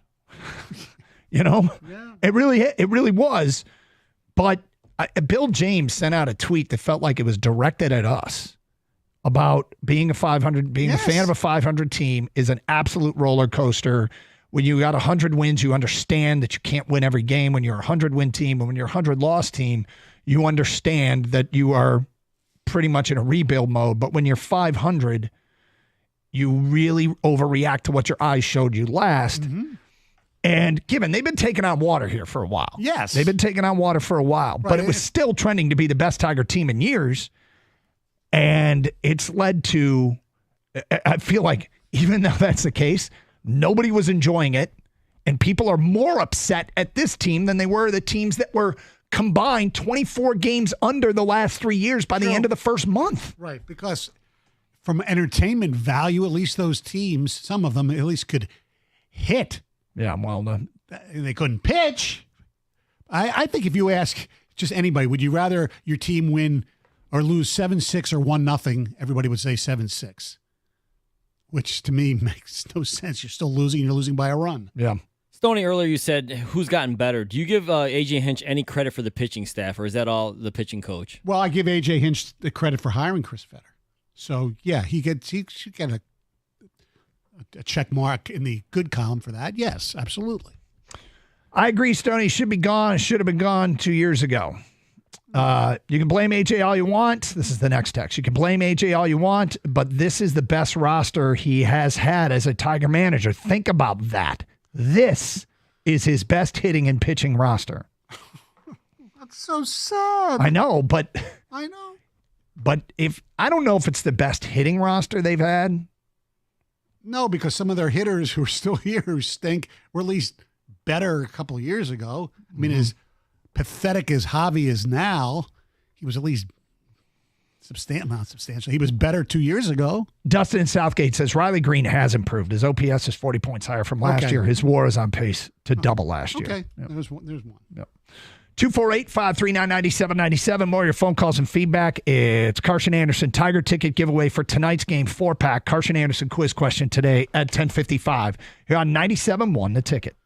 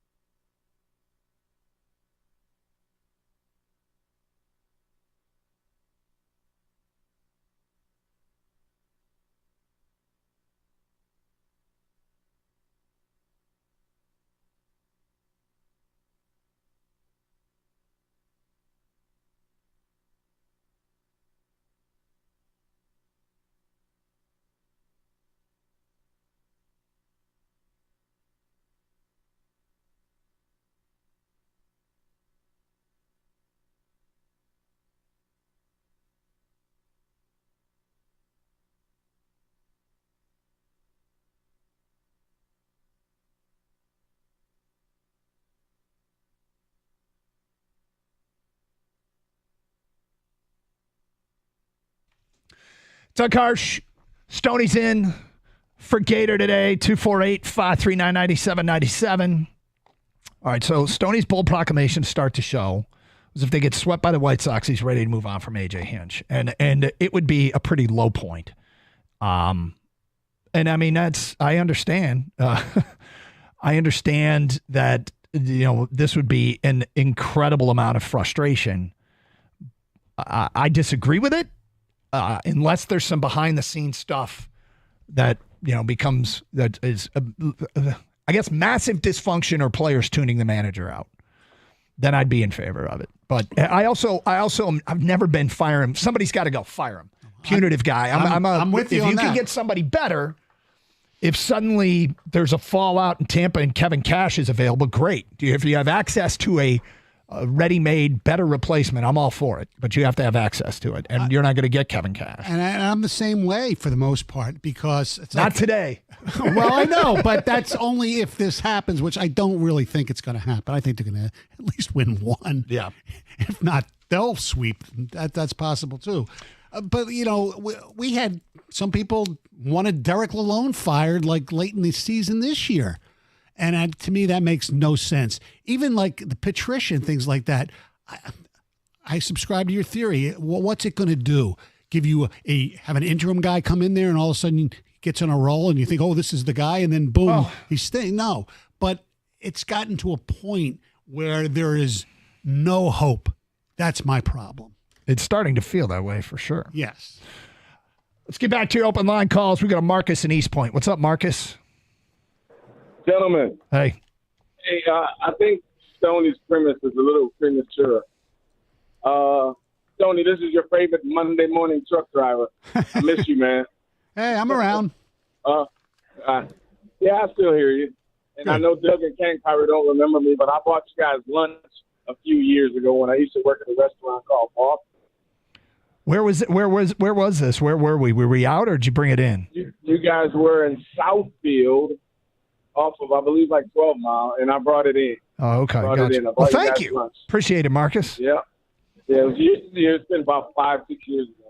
Gotcha. Been in this truck for a while. But anyway, I think anybody who wants Hinch fired didn't like him in the first place. That dude is really well respected, even in spite of what happened in Houston.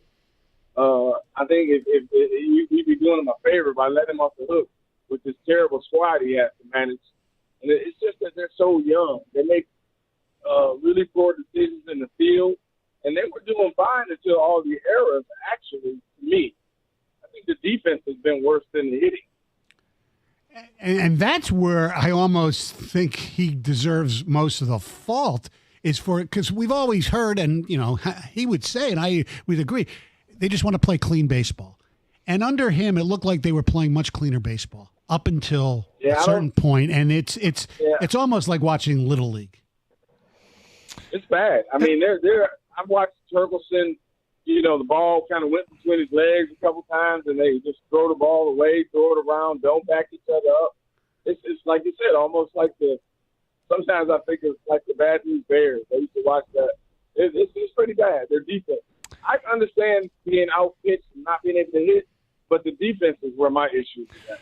So the thing about AJ is I'd really like to see him get a chance with a better roster.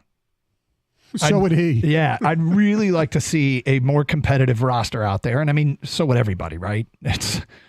It's obvious, but bottom line here is he's not had great rosters here. They're trying to play the be patient with him game. And in terms of getting getting some of these young guys up to speed. And it's been a painful process. That's the thing. And, we've talked a lot about if you're going to stink, just play the young guys. That's been the case of a lot of Detroit teams lately. If you're going to stink, just play the young guys. So they're playing the young guys, and guess what? The young guys are struggling. Yes. And I would argue that their players like Colt Keith wouldn't still be here if a team's trying to win. Correct. Yeah, so they're trying to let him work through it. Now, that's one example. Your whole roster isn't young guys, but the development of the young guys, they were hoping Parker Meadows would be here to stay. They were hoping Torque would take a step forward. That's a young guy that hasn't developed. Right, because going into this season, if you want to use the word core foundation, you have 4 guys of your position players were Meadows, Torkelson, Green and Carpenter. Mm-hmm. And Carpenter's hurt. Green is playing okay, like we said. He's doing fine. Torque is in Toledo, and, Meadows is in Toledo as well. And the other thing, Colt Keith,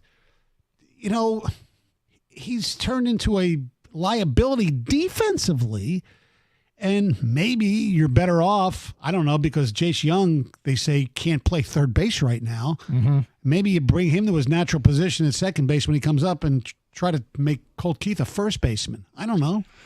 Let's go to Chip. You're next on 97.1 The Ticket. Hi, Chip. Hey, how you doing, guys? What's up? Just listen to you via stream. I'm calling from Macomb, Illinois. I'm a White Sox fan, and believe me, we would trade your problems for our problems today if we could.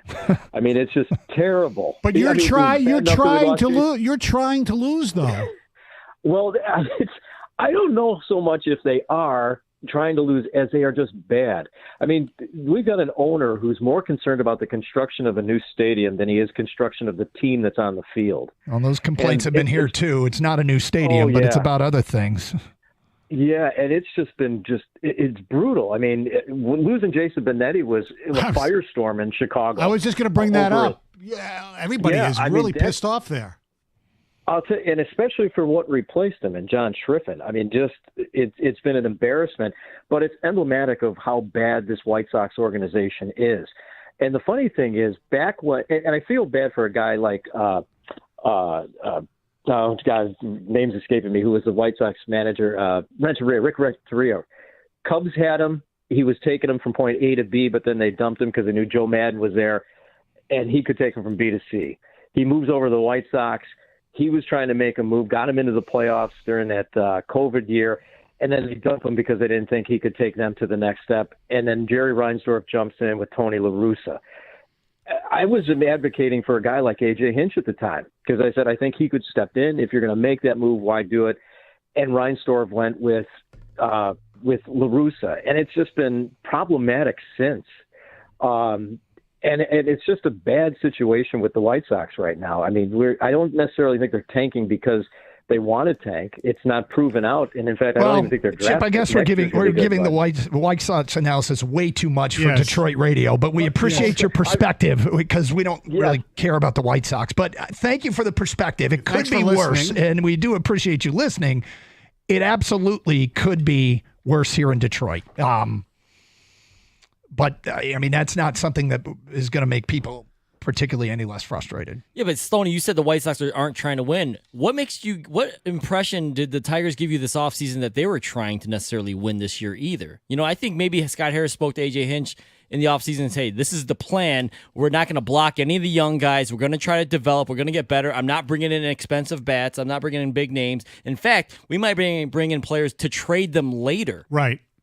So I don't know what your expectations were either as far as, I mean, now you want Hinch possibly, if they get swept by the worst team in the league, to be let go. The funny thing is, the caller's perspective, though, is this was supposed to be the worst division in baseball. It was supposed to be a bunch of teams like the Tigers and White Sox. And it turns out it's not. Right. I mean, because it's not, it gets that much more frustrating. It feels like only the Tigers and White Sox have decided to stay out of this. Have decided we're not going to compete this year, where Kansas City, Minnesota, and Cleveland are. By the way, on a side, do you realize that Kwan he's like flirting with batting 400? I mean, I know we've gone through this with your guy, the late Tony Gwynn, George Brett, things like that. He doesn't have enough qualified at bats yet because he was hurt. But could you imagine that? No. Okay. I mean, the Tony Gwynn thing, he was hitting over 390 when the baseball strike ended the season. And I was like, I'll never forgive baseball. I'm not coming back. And that's when I was young and said things like, I will never. I was so mad. But 248-539-9797. Feedback coming into the Carson Anderson inbox. A lot of people responding to if they get swept, does AJ have to go? AJ's a good coach, writes an unnamed texter. What do you think the record would be with Brad Ausmus? I mean, again, yes, it could be worse, but is that a reason? I don't think with the roster, I don't think it makes that much of a difference, which kind of defeats my whole premise here. But my premise is based on something that I don't think is going to happen either. They're going to win a game this weekend. I would hope so. Yes. Hinch can't hit the ball for them or throw it. He has to trust them. Problem is he's trusting guys with no track record and would be in the minors if they played for a contending team. Yeah. I mean, I think he's right. The whole situation is frustrating. Yeah. Like, it's really frustrating. Right. I know. Hey, we don't have any frustrating teams around here. At least we got the Lions. Yeah. Sports gods have said we're going to fix your Lions problems, but we're going to mess everything else up. Yeah, exactly. We will hear from Trajan Langdon today in the 11 o'clock hour. We will discuss what questions we hope he answers. That coming up today in the 11 o'clock hour. Just a reminder, too, our first of 4 giveaways of Tiger 4 tickets for tonight's game for Friday night party in the park, Margaritaville night, with a Carson Anderson quiz question today at 10:55. Hey, discover how good your water can be, like our family did, with a new Kinetico system that removes up to 99% of contaminants. If you're not filtering your water, you're the filter. Don't be the filter. Get clean, purified water and reduce plastic bottle waste. Call 855-339-4242 or visit cgcwater.com. This month, get 50% off a Kinetico K5 drinking water system with the purchase of a Kinetico Premier Softener. Financing options available with approved credit. CGC Water Treatment and Plumbing, your authorized independent Kinetico dealer.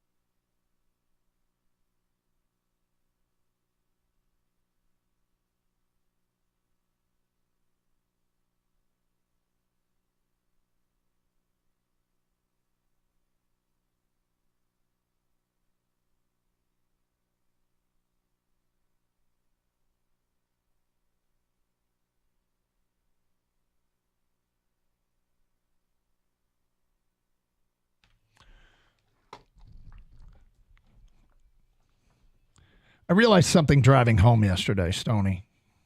Yes. Your brand loyalty towards ketchup is weird. Is literally something I have never once thought of. And where it and when we buy ketchup, I probably just grab the Heinz off the shelf. However, one thing I've never asked or inquired about or even cared is what kind of ketchup they're serving at a restaurant. And if they're not serving Heinz, you think less of the restaurant. Yeah, I'll still go there. I just can't understand why you wouldn't have Heinz.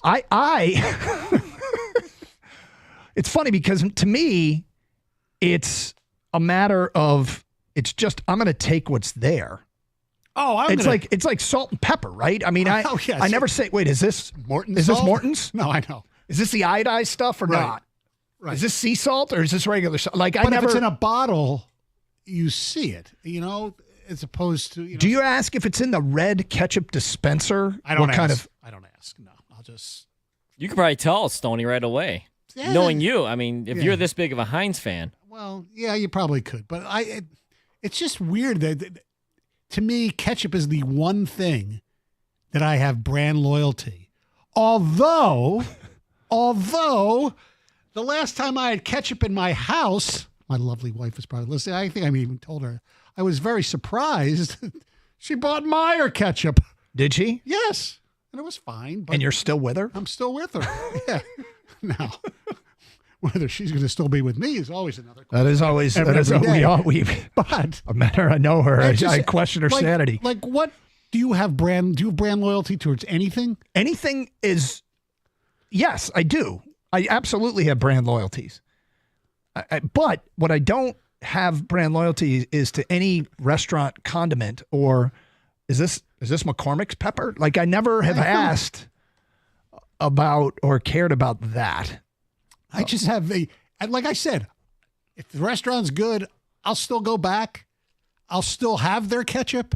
It's just there's a little thing in me that says, yeah, kind of cheap if you didn't get to Heinz. Well, you could have directly spoke to your wife. Hey, I have.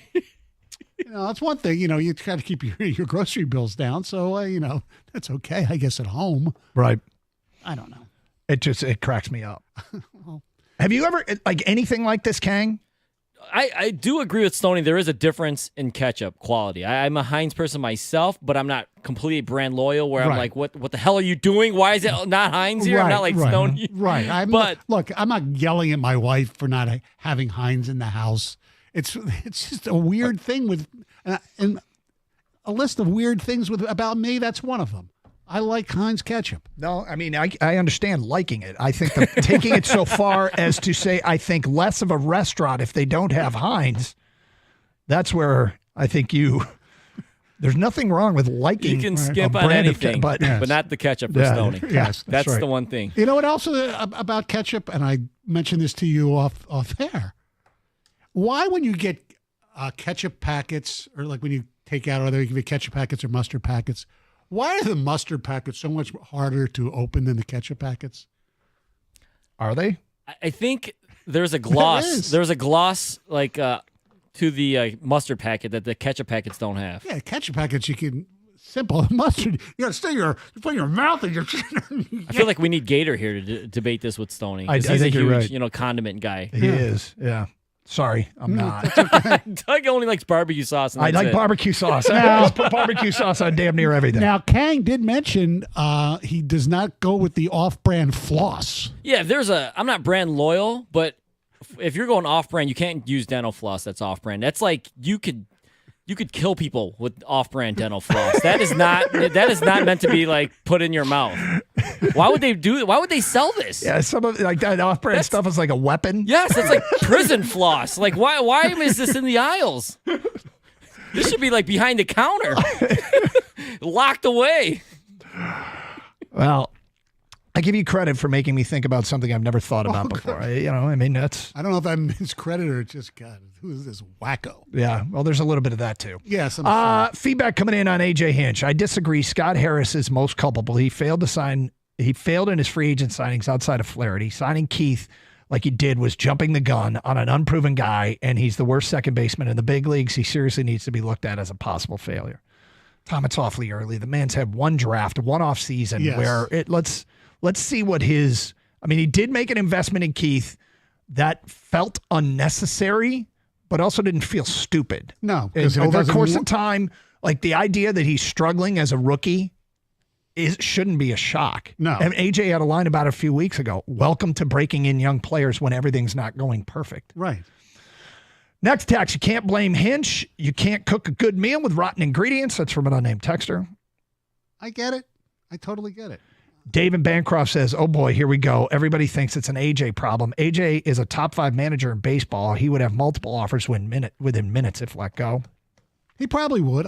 Like I said, it would be just a. Are you falling for it'll feel good in the moment to have a fall guy? It's not. I won't even feel good about it. Okay. It's just a frustration pot boiling over is what it would be to lose to the White Sox at home 3 straight games. Yeah. Yes. Hinch is well educated, having a psychology degree from Stanford. He is well spoken and appears to be very patient. His lineup cards and decision making during games is what is suspect. Also, the platooning is not productive. I would rather see Chris Fetter be manager. Would you? I like Chris Fetter in the role he has. Yeah, I think Chris Fetter. He's like the Ben Johnson of the Tigers. Yeah. AJ is one of the most overrated managers in sports. What has he won without cheating? He talks a very good game, but somehow it isn't translating to the other coaches and players. That's from Dennis and Al Park. I mean, if you're comparing this Tiger roster to the Houston roster that won the World Series, yeah. I mean, how can you even make that comparison? It's not like they've got a World Series caliber roster hidden beneath the surface. No. That just needs to be brought out by a different manager. How many players on this team would even be good enough to be on that Houston Astros team besides pitchers? Stoney, would you say the Astros are Heinz ketchup and the Tigers are off-brand ketchup? Yes. Then you should see, now you understand. Yeah. Mm-hmm. You got to talk to him in his terms, Doug. Very relate to it's an excellent point. Right. Yeah. It's an excellent point. 248-539-9797. Well, look, I mean, I've said this before.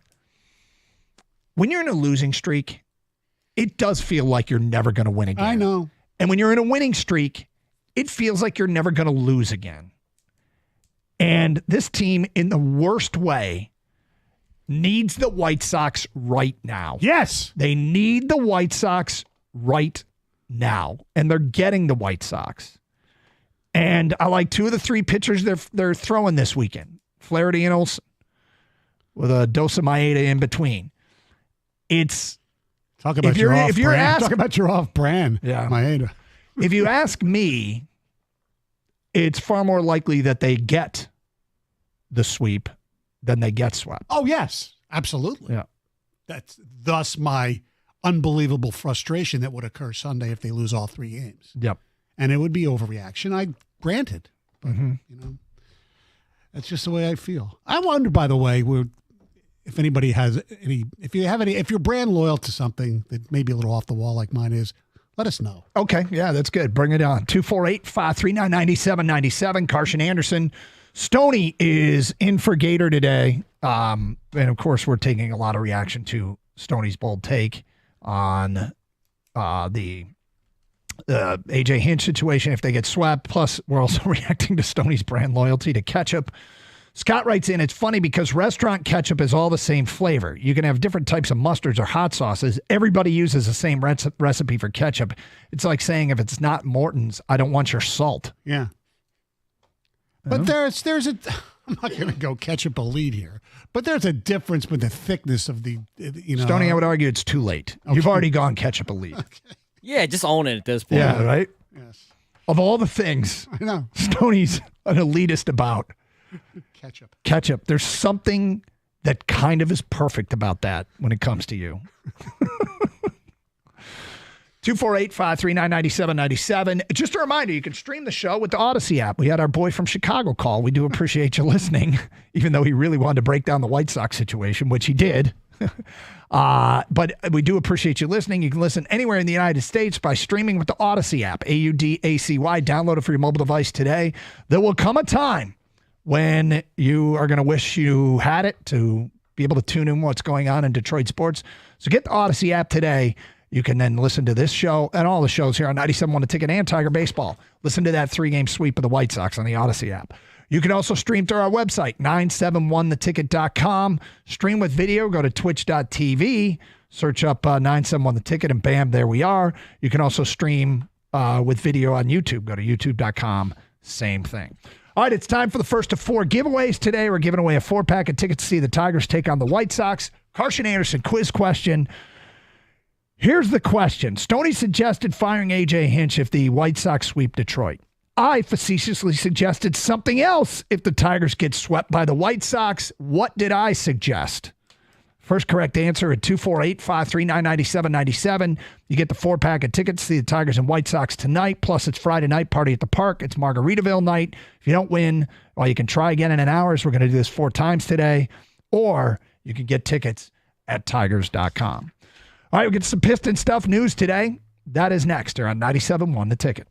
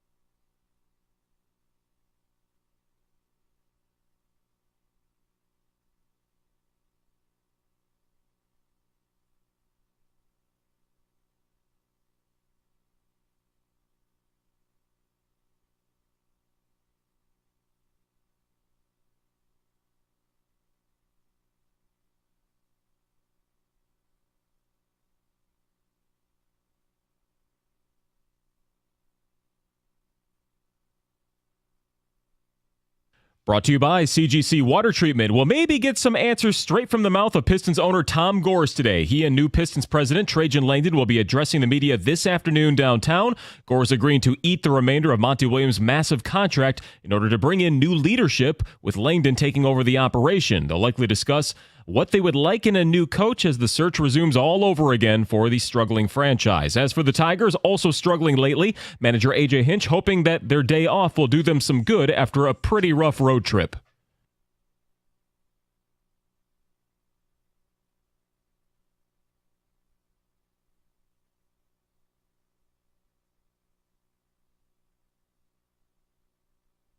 While their opponent at home, the last-place White Sox, who haven't won a series in over a month, Jack Flaherty gets the nod for Game 1 at 6:40. You can hear the action right here on 97.1 The Ticket.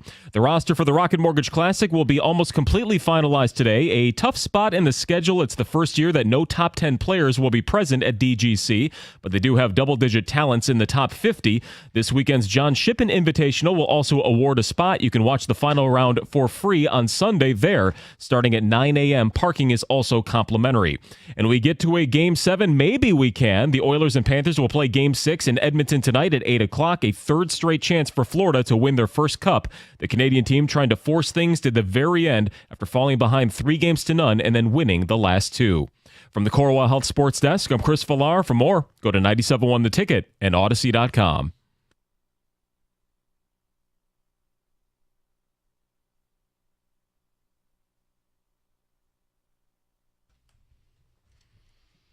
All right, Alex in Whitmore Lake won the Tiger tickets. He had the correct answer. Bring home a victory, Alex. AJ Hinch doesn't have to be fired. The question was, Stoney suggested firing AJ Hinch if the White Sox sweep the Tigers this weekend. I suggested something else. If the Tigers got swept, I suggested that they fire Al Avila again. Come on, he brought us Reese Olson. Yes. The totality of his work, Stoney, I would argue, was lacking. But if you would like to make a case for Al Avila, feel free. No. All right, just making sure I'm not misinterpreting that. Anyway, congratulations to Alex in Whitmore Lake. You got the 4-pack of tickets. We'll do it again today at 11:55 with another Carson Anderson quiz question. And again, as you have heard, Stoney is in for Anderson today. But stay tuned, and you can win some tickets today at 11:55. All right. I have something I want to ask you, Doug, and ask our listeners as well. Okay. I just saw some new pictures of Bill Belichick on vacation, walking arm in arm with his new 24-year-old former cheerleader girlfriend, Jordan Hudson. Mm-hmm. And then so you have that, and then you have this podcast that was revealed yesterday that Kelly Stafford admitted that she, to make Matthew Stafford jealous when they were at Georgia, basically dated, I don't know what that entails, the backup quarterback. Okay, here's what Kelly Stafford had to say.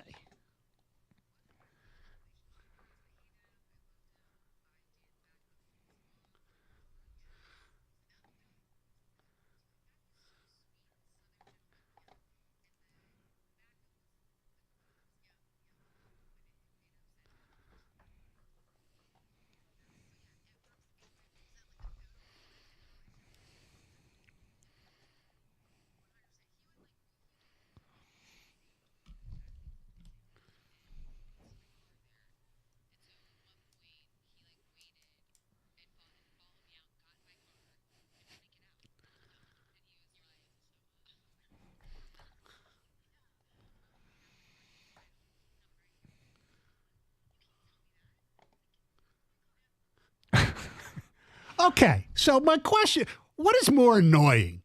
Kelly Stafford revealing to the world that she basically cheated or whatever on her boyfriend at the time, Matthew Stafford, with the backup quarterback, or the hoodie with a 24-year-old girlfriend? I mean, well, look, here's the thing about these people's personal lives, okay? Belichick is dating a girl and not, and by girl, I mean a girl. A young woman. A very young woman. He's dating a very young woman, but he is not announcing to the world. He's not gone IG official with her, right? He's not posting it on social media. On InstaFace or whatever he used to call it. Yes. The story is being reported, and he is just the guy that's involved. He's running with it. He's not hiding from it. Kelly, look, life is difficult enough, okay? When you're an adult, a parent, when you're a professional, life has its challenges. Why does she create more challenges voluntarily? Why would you air, and I don't even know if it's dirty laundry necessarily, but why would you air any of this? Why would you go public with this? You have to know how the social media world works. And maybe now that everything's worked out, she thinks it's a cute, piffy story. Yeah. And I guess, I don't really care what she did when she was a student at Georgia and dating whoever she dated. But it feels to me like it's an unnecessary drama created for no reason whatsoever. Belichick isn't shouting from mountaintops. Look at this. I know. Well, she should know. Maybe she does it on purpose because she knows there are trolls out there like Rieger who want the guy's name, okay, the backup quarterback is Joe Cox, and Rieger wants everybody to wear Cox jerseys for the opener. Just to put it in Stafford's. And that's Rieger. I have nothing against Matthew Stafford. Like, Stafford was a really good player for Detroit and loves the city. Right. And she has done a lot for the city as well. Yeah. I just find this might be a generational thing. But I don't know why you would do this. I have a daughter. You have daughters. Kang, you have daughters. What would you want your daughter putting stuff like this out on social media? Or would you want your daughter dating a 72-year-old former head football coach? They're both pretty weird. They're both really weird, man. My girls are 24 years old. They're the same age as Jordan Hudson. Stoney, how would you feel if one of your daughters came home one day and said, Dad, I'd like you to meet my boyfriend, Bill Belichick? I'm trying to think of a Detroit equivalent. We don't have any multiple-time Super Bowl winning, but if you're brought home like some sort of legend, one of your daughters comes home, here's my boyfriend, Alan Trammell. You'd be like, what? Hey, Tram. I'd say, well, hon, don't you think he's a little old for you, but can he come on the show? That's right. Stoney immediately goes, I want to work this. Don't break up with him yet. Right. Let me work this first. Yeah. If not, have him get Brady's number, Your other daughter comes home with her boyfriend, Scotty Bowman.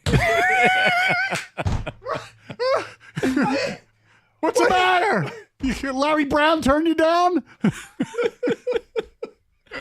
Honey, I always thought you'd like Joe Dumars, but Scotty Bowman's okay. He's welcome at the dinner table. It's just so weird. I know. Look, maybe those kids are in love. Who am I to judge? Those kids. Who am I to judge? Those kids. I'm rooting for you, Bill. I hope this is true love. I know, and I don't even want to, think of the other ramifications of this thing, especially if it's with your daughter. But God, it makes no sense to me. And Kelly Stafford. You're right, Doug. That's just completely unnecessary by Kelly. Your husband makes an ungodly amount of money. You probably can get anything you want and need. And if you want a hobby, I get it. How about the hobby not be airing out, family and details and stories and secrets? I don't know, whatever it is. It's so unnecessary. Why?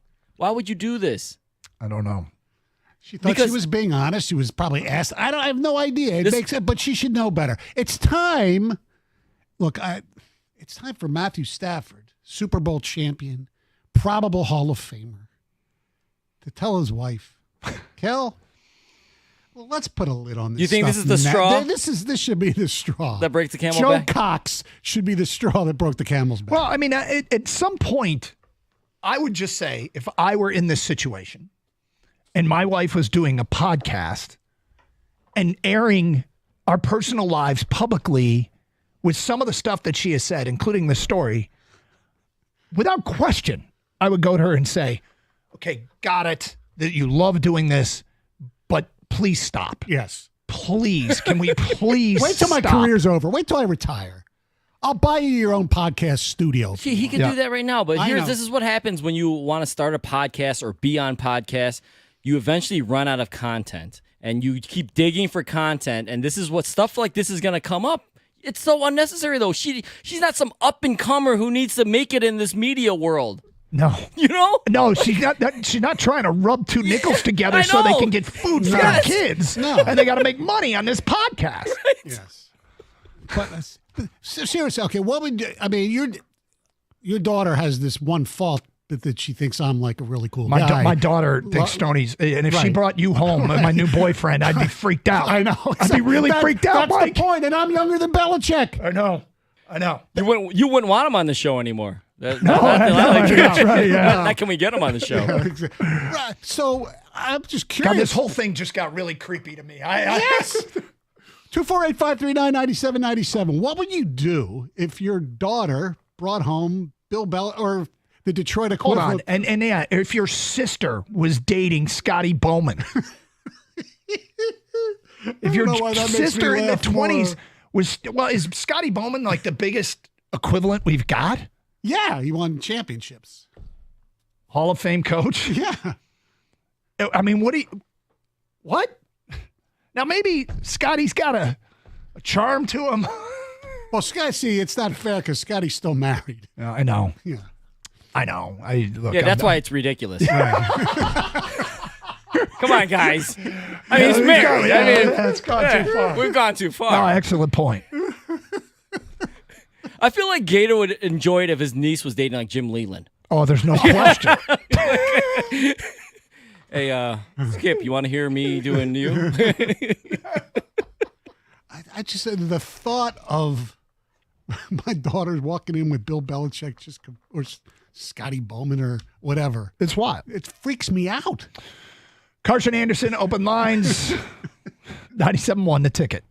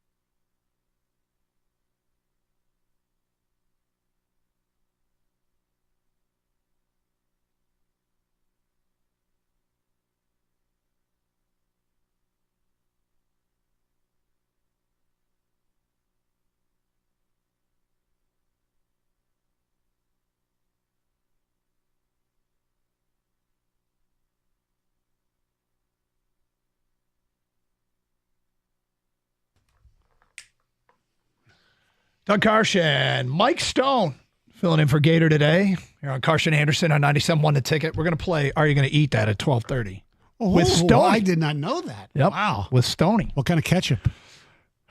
You can decide to put ketchup on any of these items if you want. Okay. And if you say, no, I wouldn't eat that, we'll say, well, what if we put ketchup on it? Okay. See if that helps. But that coming up a little bit later on. In the meantime, reaction coming into these, look, a lot of personal information. Like Bill Belichick dating a 24-year-old? Yes. A 24-year-old. Your daughters are 24. And, correct. And if you have young kids, imagine them bringing home Scotty Bowman or Alan Trammell, and this is my new boyfriend. You're like, what? Meanwhile, Kelly Stafford telling what I'm going to guess she thinks is a cute, piffy little story about how she dated. And she said the backup. Does she mean the backup quarterback? Everybody's speculating that she meant specifically the backup quarterback. Regardless, she said on a podcast that she did it to make Matthew jealous. Mm-hmm. There's funny stuff coming in from an unnamed texter. I'm disowning my daughter if she comes home with Tom Izzo. Is that from a Michigan fan or just a? I don't know. I have no idea. Yeah. Tim and Harrison says, I would ask for Bowman's autograph, hand him his walker, and tell him to get out. Okay, Jan in Commerce. Jan writes in, if Matthew's okay with what Kelly says about their personal lives on her podcast, why should it upset anyone else? It shouldn't. And it wouldn't upset me. It doesn't upset me what she does. It would upset me if my wife was doing it. Right. I would be like, why? Why are we doing this? It just seems bizarre. But you know what? But I also think there's a real generational thing. Like what kids put out there on social media. Yeah. I mean, nothing like this. My children have done as far as I'm aware of. Well, how it affects me, you're right. If it's we're talking if it was our wives or our girlfriends. Right. But you know what it does, guys? It makes me appreciate Jared Goff more. I mean, with the whole Aaron Rodgers issue, not going to camping, all weird, and then now, our former quarterback and his wife with the podcast and stuff. I just want a quarterback to play well on the field, not cause any drama off the field, and be a good teammate, be a good person in the community. You're right. I don't. Goff. There are so few distractions with Jared Goff. Right, exactly. So few distractions. And I honestly, I would imagine that in Matt Stafford's world, Kelly isn't a distraction. No. I think in his world, he's perfectly fine with what's going on. And if it makes her happy, as they say, a happy wife, happy life. Yep. So if he said you can't do that, maybe she would have all this frustration boiled up inside and it wouldn't be as happy a marriage as it appears, in quotes, to be. Yeah, maybe not. 248-539-9797. I think we got one more here. Kelly Stafford, anything is annoying because she's an attention seeker. Belichick is just living his life, and a 24-year-old is a consenting adult fully capable of making decisions about who she wants to be with. Any assumption to the contrary is an insult to her. That's from Stephen Livonia. I don't know that we're doing that, but well, some people might be. Yeah, it's just, I'm sorry. Yes, we know they're two consulting adults. Consenting. Yes. Yes, and they've consulted on it. But yes, he's old enough technically to be her grandfather. Yeah. Now, look, we see that with like Mick Jagger, who's 80 now. I mean, he's married people who are, in their 20s and things like that. I get it that. seems so on brand for a rock star, though. Yes. I know that's I know. Why do I give him? Not for Bill Belichick, though. It's like, well, what was your joke yesterday? On to Applebee's. Gang, that was funny. Yeah. We're on to Chili's. Mm-hmm. All right, so Pistons. News conference this afternoon. Mm-hmm. Trajan Langdon, presser. Let's start with Trajan Langdon. Really interesting dude, right? Yes. A native of Alaska. Right. The Alaskan assassin. Also a two-sport athlete. When he was at Duke, he was drafted in the 6th round by the San Diego Padres. In the summers, pitched at 2 levels of the Padres organization. Wow. So actually, I don't know that he pitched. He played.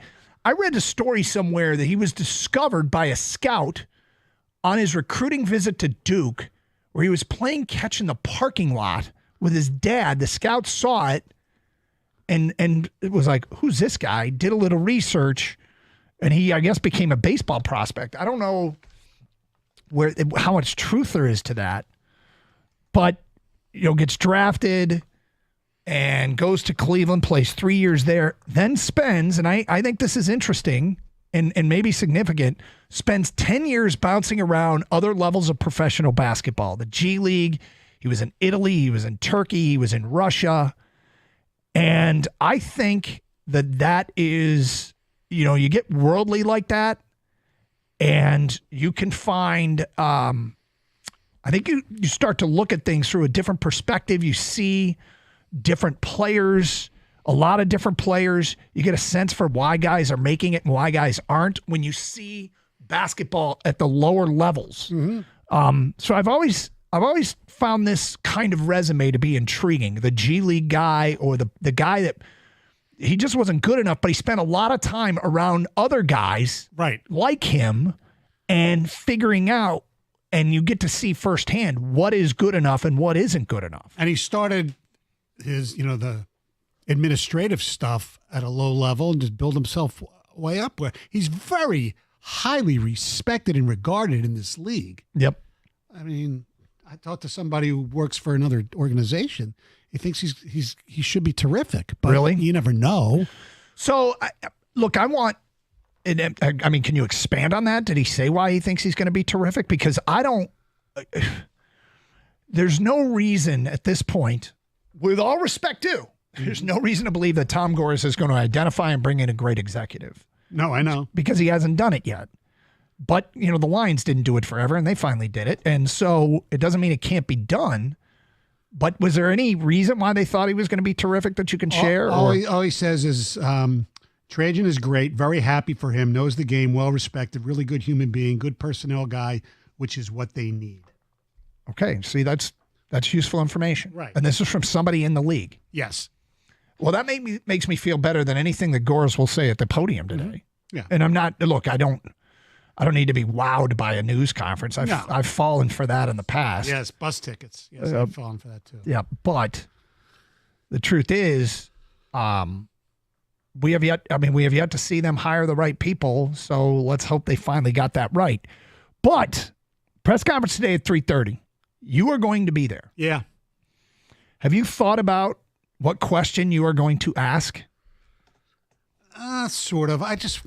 Somebody else will ask because they'll do the beat writer guys first, and usually at the podium. I just want to make sure that Trajan, is this your deal, as opposed to, is there other people, Arn, Gores, whoever the coach is, who's running the show? Is there one this organization needs one voice, almost as much as the Lions needed one voice. Because I was always under the impression, and we saw the term four factions that Vinny Goodwill put out yesterday or the day before, that the Lions, the Pistons always, just like the Lions, had too many chefs in the kitchen. And it was not working. Yeah, Arn wanted this, and, this guy wanted this, and Troy wanted, and the coach wanted this, and it's like, you can't function that way. If Gores hires Trajan Langdon, whoever decided that he's the guy, he's a former Telem client. I don't even care about that stuff anymore. I just want to hear that Trajan Langdon is running the show. There's one man in charge. Yes. Transparency about the hierarchy. Correct. And the decision maker. Yeah. And I think there is a decision maker. Yeah. And I think that's what Piston fans should hope for and should want. Now, in 3 years or whatever, if it turns out that those decisions that he makes are bad and he's, bad as some of the previous people in that role, then, goodbye. Well, what do you want Trajan Langdon or Tom Gores to be asked? Now, let's be clear here, because whenever we do these topics, we get, why do you suck and when will you quit? Like stuff like that. Right. We want legitimate. I'm not going to ask that at a. Yeah, we want legitimate questions that you would like to have answered today, and text us at 248-539-9797, and we can sift through them and see if there's something useful there. Look, we're the conduit, right? Yeah. Between the fans and the organizations, and there's no guarantee that any of these are going to be right. But is there something that you really want to hear from Tom Gores, from Trajan Langdon? And be reasonable. All right? Be reasonable. If you send one over that is unprofessional, insulting, it's Correct. just not it's not going to get asked. No. But Right. 248-539-9797. It's Carson Anderson, Stoney in for Anderson, 97.1 The Ticket.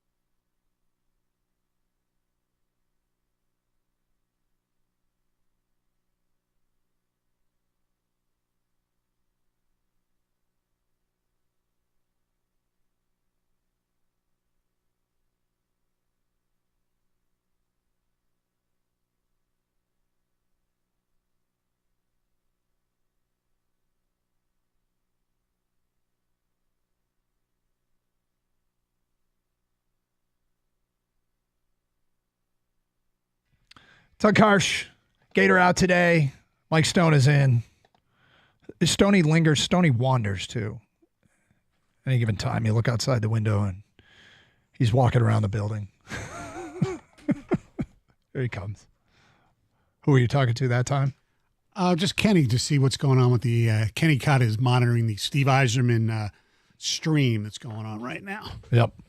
By that, he means video stream of a news conference. Correct. He's monitoring a video stream of a news conference. Right, yes. Which is being streamed on the internet. Right. That's what Stoney means by that. It's a pre-draft press conference, so to speak. Yes. And basically, and we'll play some of it later a little bit, but he does not expect Mo Sider and Lucas Raymond to be done by July 1st, which is free agency, and they'll have to work around that. Dylan Larkin needed surgery, upper body injury, so he played through a lot of crap towards the end of the season.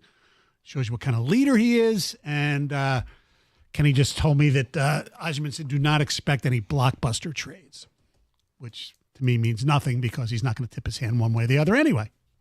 No, I prefer he just says that. I'm not going to tip my hand one way or another. Yeah. Don't expect any blockbuster trades. To me, is I don't want to not expect them. Right. You know. Mm-hmm. 248-539-9797. Anyway, Trajan Langdon getting introduced today. Let's get to your phone calls. Hayden in Southfield, you're on 97.1 The Ticket. What's up, Hayden? Hey, hello, Doug. Hello, Scott. Hey, what's up? Hey, if I was at that press conference, I'd like some clarity on the roles of Arn Tellem, Eric Tellem, Dwayne Casey, if he's still around, and any other levels of management, because, you guys have mentioned the Lions a couple of times, and before, things got settled down there, nobody really understood Rod Wood's role. Well, now we do. He's not the football guy. He's the bean counter. Now, if that's Arn Tellem's role, I'm good with it. But Arn Tellem having anything to do with decision making, it should be Trajan Langdon's and nobody else's. If it's not the case, then this is going to end in a disaster as well. It's become a big point of contention. I mean, when with the news the last few days and the Arn Tellem feedback that we have gotten, people are very, very suspicious and accusatory in a lot of ways about what role he has with this organization. Well, if they tell us what it is, then all speculation will be gone. But I would take that even with a grain of salt coming from Gores. Well, I do think the PR staff and the Pistons have a decent crew. Prepare them for the questions that are coming, and let them know. Don't be caught off guard when this question gets asked. Yes. That's my number one question, guys, is what is Arn Tellem's role? And I don't want to be disrespectful, but my mind would be like, why is he still here? Because if you're cleaning house, you're getting rid of the highest paid coach or one of the highest paid coaches in the league. You let go of the man who hired him, and Troy Weaver. You clean the entire floor. You don't just leave the one corner dirty. Do you know what I'm saying? I think that, and I don't know what role Arn Tellem has had to play through this whole process, but he's been there. I think you have to start with a blank slate. I think, and I don't know this for a fact, I don't know how much influence he has in actual player stuff. I know he was major as far as getting the practice facility done and all that stuff, like the Rod Wood type of stuff. If that's all he's doing, cool. But you have to have one person in charge. 248-539-9797. Feedback coming into the Carson Anderson inbox. I want someone to ask Gores flat out if Langdon is running the operation or if Tom will give him a blank check to turn his team into a winner, even if it means going into the luxury tax. It's a good question. Yeah, it's a good question. I think the answer, based on the Monty Williams stuff, is absolutely he will. Yeah. One question I would have is, what hope can you give the fans that this is going to be different, that this organization can be elevated again? That's from Ryan in a car. I mean, that's a great question. Yeah. That's a great question. Why is this going to work? And, Ryan, I don't know that anybody can say anything that makes you go, oh, sweet. But if you can spell out a plan, it says, look, we got this cap space. We've already got some eyes on some players that we're going to acquire. Mm-hmm. We have evaluated our young players and know who we want to build around. And we love our position in the draft, and we have our eyes on some impact guys. Like I would love to hear them say, we are confident, given these resources, that this team can win with much of what we have already. We just need to add. And Ryan, I think that these are just words. Right. They don't mean anything. They're just words. Because I think that would be blind faith. Because I think you have to do more than add to what you have. I mean, they have to get rid of some of their that you thought were building blocks without question. But I'm not so sure I want them to say we got to get rid of some of these guys. No. I mean, the answer probably won't include that. This kind of builds on that. Do you guys feel like today is a day of hope, a day of a new beginning, or do you feel, more skepticism than anything? I feel hope, but I reset the clock to zero every time something like this happens. Yeah, so do I. And so the reason I'm hopeful is because being at zero is better than being at -12. I've risen up to 0. I have 0 reason to believe this is going to work, but I also have 0. I mean, I guess I got a little bit of reason to believe it's going to fail because the people that are making this hire are the same ones that made other previous hires. Correct. But your text from your person in the league. Right. Very complimentary of Langdon and his basketball sense. Mm-hmm. Question for Trajan Langdon. As you're rebuilding this team, who on the current roster do you feel are the building blocks of this group? Unrelated question for Tom Gores. What are your intentions with my daughter?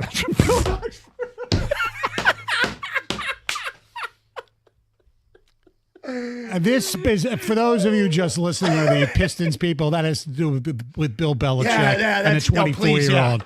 That's a It complete. has nothing to do with anything else. No, that's a joke. What are your intentions with my daughter? That's a Bill Belichick reference. It has nothing to do with Gores, and we're not implying otherwise. No.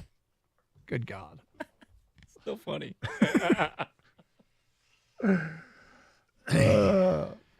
Jim in Trenton says, my question for the Pistons is, what are the core principles in building the roster? Are quality shooters a priority?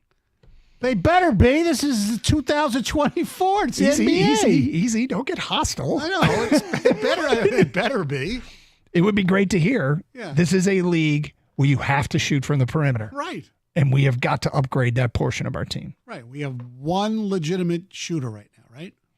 Well, Fontecchio. yeah, and as a team, they're near the bottom of the league in 3-point field goals made, 3-point field goal percentage. All their core parts, like the guys that the young parts they've got, none of them are above the league average in 3-point shooting. No. I mean, Cade's gotten better. But yeah, but he's still below yes, average. I know. Question to ask: what was the deciding factor in letting Monty Williams go and not keeping him as Piston coach? That's from an unnamed texter. I'm sure that will be asked. Jeff in a truck. I would like to know what is the direction of the team and the timeline. Timelines are tough. Yes. Timelines are tough because you can paint yourself into a bit of a corner, but I would like to hear them, talk a little bit about how far away they think they can be from A, playoffs, B, contention. Because it doesn't feel close, man. Oh, no, not at all. Thank God at least they're in the East, which gives them a little bit more hope than if they were in the West. But still, the NBA champion does reside in the East. Unnamed texter, I would like to ask Langdon about Cunningham and Jaden Ivey and whether he believes it's true that they need to get rid of one of them because their games don't complement each other. Or is it possible that they can work with both of them on the Pistons? That's a great question. Yep. Also a question that whoever the new coach would have to answer. Josh in Detroit, are we building around Cade or are we completely rebuilding? And how will you handle if your initial plan has setbacks? Setbacks. Good Lord. Josh, I butchered your text and I apologize. How will you handle if your initial plan has setbacks? I will say this. We've done this a lot. What would you like asked? Mm-hmm. Honestly, this is the best pool of questions we have ever gotten from our audience. Because everybody knows where this team is, too. Like, this is really some good stuff. Right. And people are so tired of losing, they're actually taking this seriously for once, right? Like in the beginning of this, you said, Doug, hey, real questions, legitimate stuff you would like answered that we can ask, that someone can ask. And I think when you go through a 28-game losing streak, you go through 2 seasons of not winning 3 games in a row, you win less games than the NBA championship had to win through the playoffs this year. We got some real questions. Yep. 248-539-9797. Coming up today at 11:55, another 4-pack of Tiger tickets will be given away with a Carson Anderson quiz question. Hopefully you've been listening this hour because you will know the answer. It'll be the first one with the correct answer at 248-539-9797. We'll get those Tiger tickets. Again, 11:55 for that question. It's Carson Anderson. Stoney's in 97.1 The Ticket.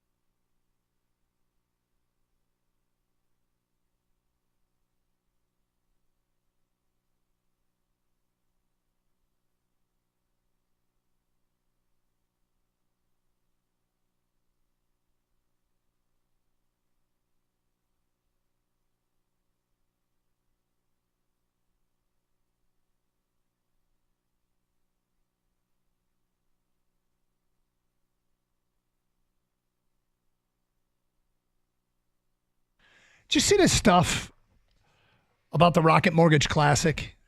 Yeah. Tony Paul tweeted out today, Rocket Mortgage Classic field will be mostly finalized tonight, aside from exemptions and qualifiers. It's Tony Paul of the Detroit News. Expecting no top 10 players for the first time in tournament history and just 10 of the top 50, fewest in tournament history. The PGA Tour essentially gave Detroit a wedgie with scheduling.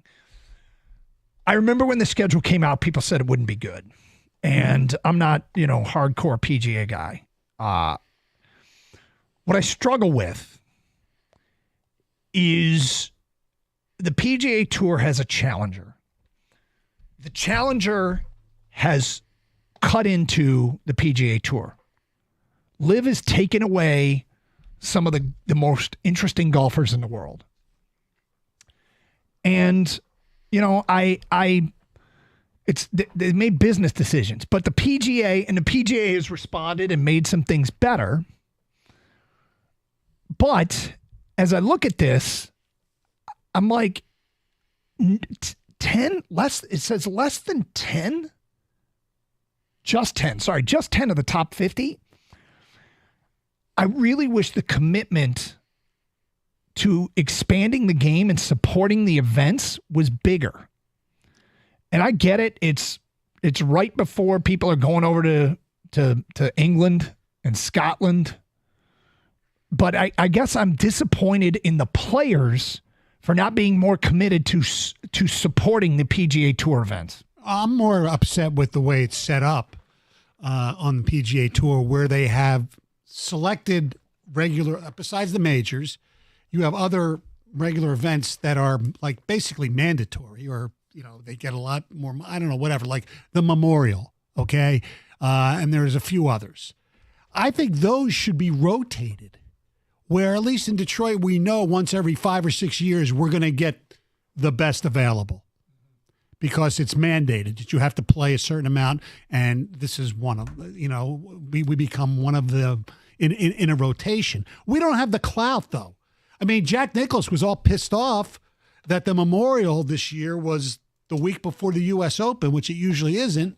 So lo and behold, they moved it because they didn't think they got to, Scotty Scheffler said playing in that tournament the week before the Open is kind of hurt a lot of people. So look,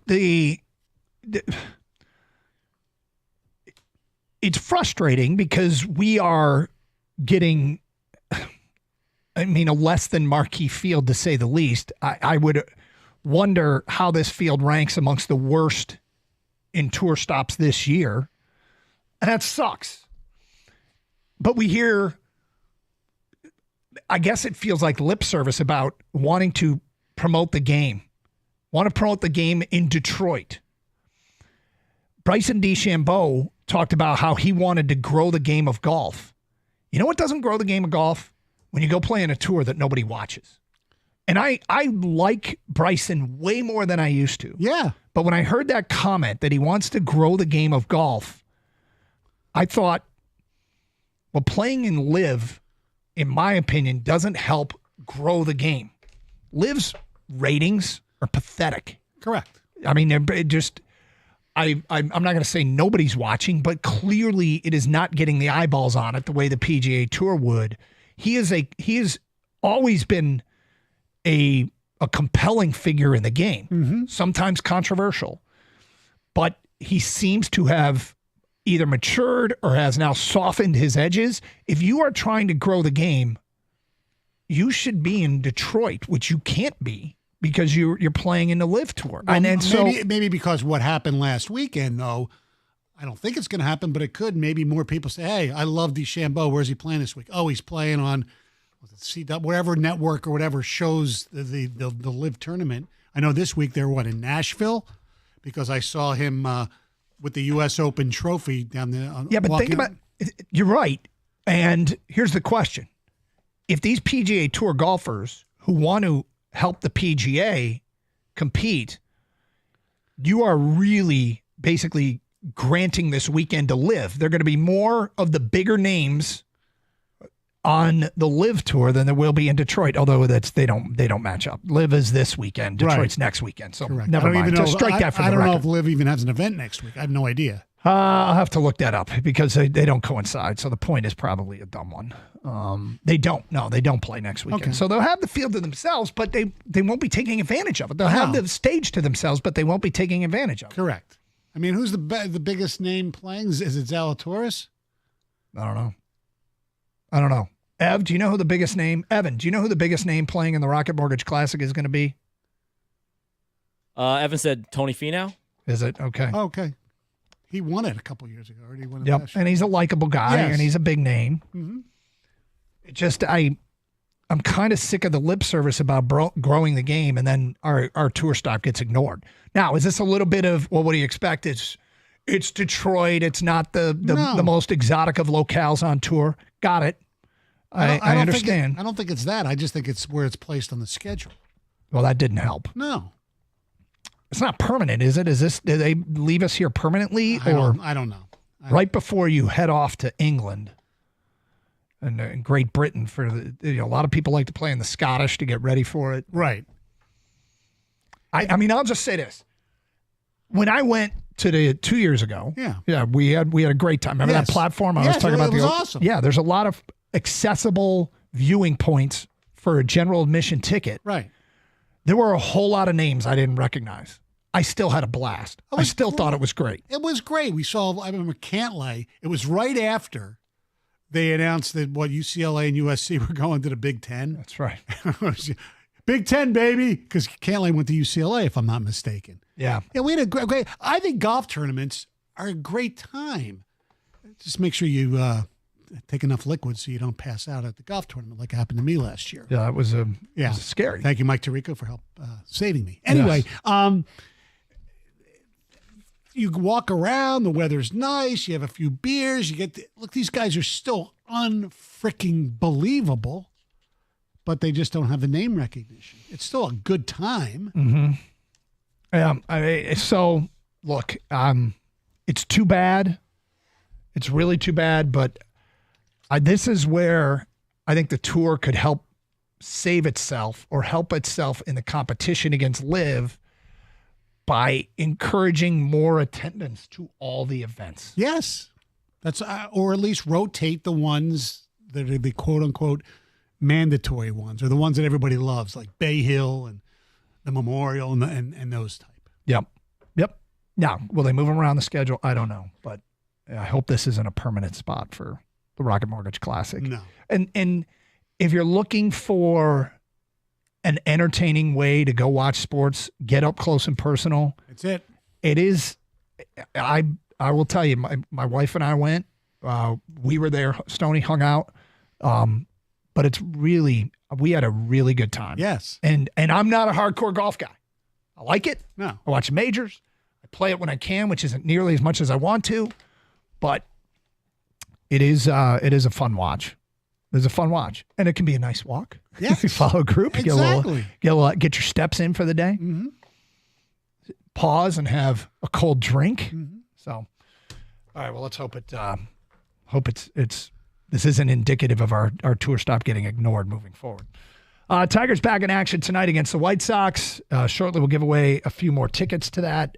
Also, Stanley Cup Finals resumes tonight. Mm-hmm. How you feeling about it?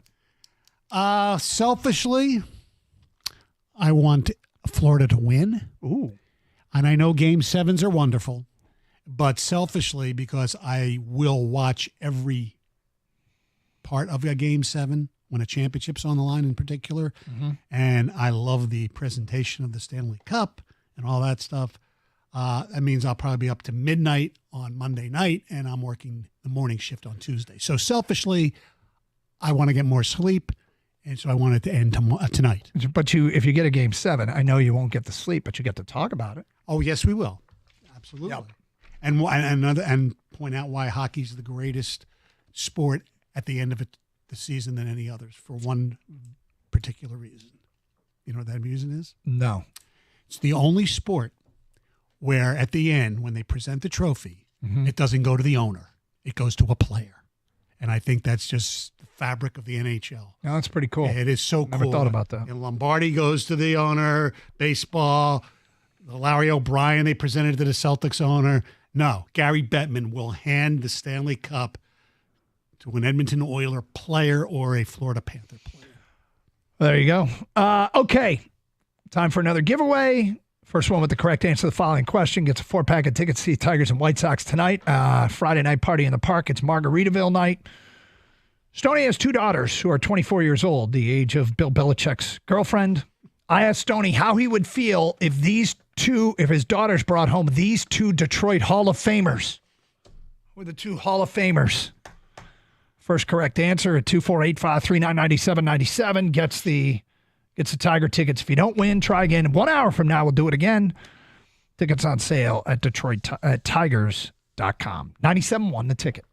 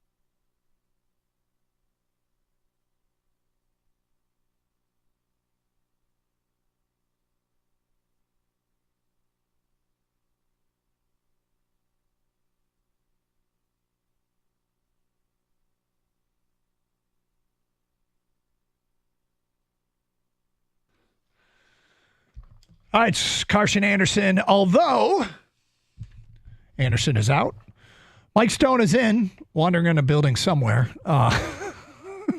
He's a lingerer. He's a wanderer. I don't even see him. So he'll be in here eventually. We've got these tickets, and we did get a correct answer to the question. Stoney has 2 daughters who are the age of 24. We were talking about Belichick and his 24-year-old girlfriend. I asked Stoney how would he feel if his daughters brought home these 2 Detroit Hall of Famers. And who are the 2 Hall of Famers? It was Brittany from Taylor. Won the tickets because she knew I said Alan Trammell and Scotty Bowman. So congratulations to you, Brittany. Whole thing's really weird. I feel uncomfortable talking about it. But anyway, so we'll do it again today at 12:55 with another 4-pack of tickets to give away. So keep it locked in here. Carson Anderson, 97 won the ticket. If you don't win at 12:55, we'll do it again at 1:40. And if you don't win then but want to go to Margaritaville night, go to tigers.com to get your tickets. Big weekend series, man. Just win one. I'm going to go ahead and call for the sweep. I hope so. Yeah, but I'll be. But not for the reasons that we think about. If you're just joining us, I kind of went off the deep end a little bit by saying that if they get swept, if the Detroit Tigers get swept by the worst team in baseball, Monday morning, A.J. Hinch should be jobless. Yeah, that's quite. I mean, look, it would be pathetic. I don't know if it would mean for just firing. If there's something behind the scenes that's going on that's unhealthy in terms of clubhouse, if the team has tuned him out, I think that might be a little bit. But at this point, there's no indication that that's the case. So, they're not going to get swept, right? Correct. Right? Correct. It's kind of a moot point. Yes, pretty much. All right, so the Free Press did a story today. They threw some names out there that the Pistons could trade for. Did you see this? No. Oh, okay. So these are players from teams that might be looking to shed some salary cap and players that could be on the market and that the Pistons could deal for. Amari Sankofa wrote this. I will work my way through this quickly, all right? Mm-hmm. The names are 2 from Portland, Jeremy Grant and Robert Williams III. From Atlanta, DeJounte Murray, DeAndre Hunter, and Bogan Bogdanovic. That's right, the other bogey. Yep. From Minnesota, Karl Anthony Towns and Naz Reid. Yeah. From Dallas, Tim Hardaway Jr., Maxi Kleber. From New Orleans, Brandon Ingram. From Chicago, Zach LaVine. If I had to pick any of them, I like DeJounte Murray. Mm-hmm. And the other one, believe it or not, would be Naz Reid. He was 6th man of the year, I believe, this past season. Young player. Look, Karl Anthony Towns is probably the most talented. And it just wouldn't. He's good, but he came up small at the end. He's a stretch 4 who can shoot over 40% from 3. He would help the team. There's no doubt about it. I got to tell you, the Karl Anthony Towns is the guy I would want. I truly question their accessibility to him. No. I mean, right? I mean, he's got a monster contract, and so are they willing to take under market value? He makes $55 million a year. It would take up almost all the Pistons' eligible cap space. I mean, of course, they would have to send cash back, so maybe it wouldn't. But 6'10", 28 years old, shot 42% from 3, averaged 22 a game.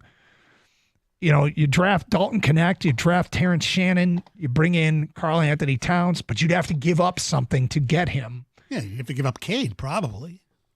Yeah, I don't think that's happening. No. And so Maxi Kleber is a guy that has a reputation of being a shooter, but he's below average in the NBA. He's a 34% three-point shooter the last 2 years. And Tim Hardaway Jr. looked very pedestrian in his moments with the Mavericks in the finals. Mm-hmm. Now, with that said, there's a player on this list that I can't stand. And I can't stand him because he dominates Detroit. The last 2 seasons, this guy has scored the most points per game against Detroit than any other opponent he's played? Oh, I know who it's got to be because I was there for the opener this year. Zach LaVine, right? Zach LaVine in 2023-24, the most points he scored against any single team, and he got hurt, but it was the Pistons. Yeah, he had like 50 in the opening night, and the Pistons still won. In 2022 and 2023, the 2022-2023 year, his most points per game came against the Pistons. And look, I didn't like him. I've talked about in the air how I don't like him, but why I don't like him is because he's been a pain in the butt. And I question the accessibility to him. Like, I get. Oh, I think there's accessibility because I think the Bulls want to get rid of him. The Bulls are an under 500 team that feel like they've gone down this road so many times and they perhaps hit their ceiling, and the ceiling is well short of what they want it to be. Right. They made an interesting trade yesterday, giving up Caruso to go to get Josh Giddey from Oklahoma City. Mm-hmm. Look, the thing with LaVine is it's very complicated because he's a terrific talent, but I don't know, if you're going to try to create a culture, like a winning culture, many people believe he is far from that. Then you have other people say he just wants to ball. All he cares about is balling and, playing and things like that. To me, I don't think he fits what you're trying to build. Is he a really good player? Yes. Does he put the ball in the basket? Yes. Yeah. I'm hesitant on what you'd have to give up. It feels like he commands, well, you'd have to give up a lot, and he commands the basketball. Mm-hmm. But and Ingram I like Ingram a lot, but he gets hurt a lot.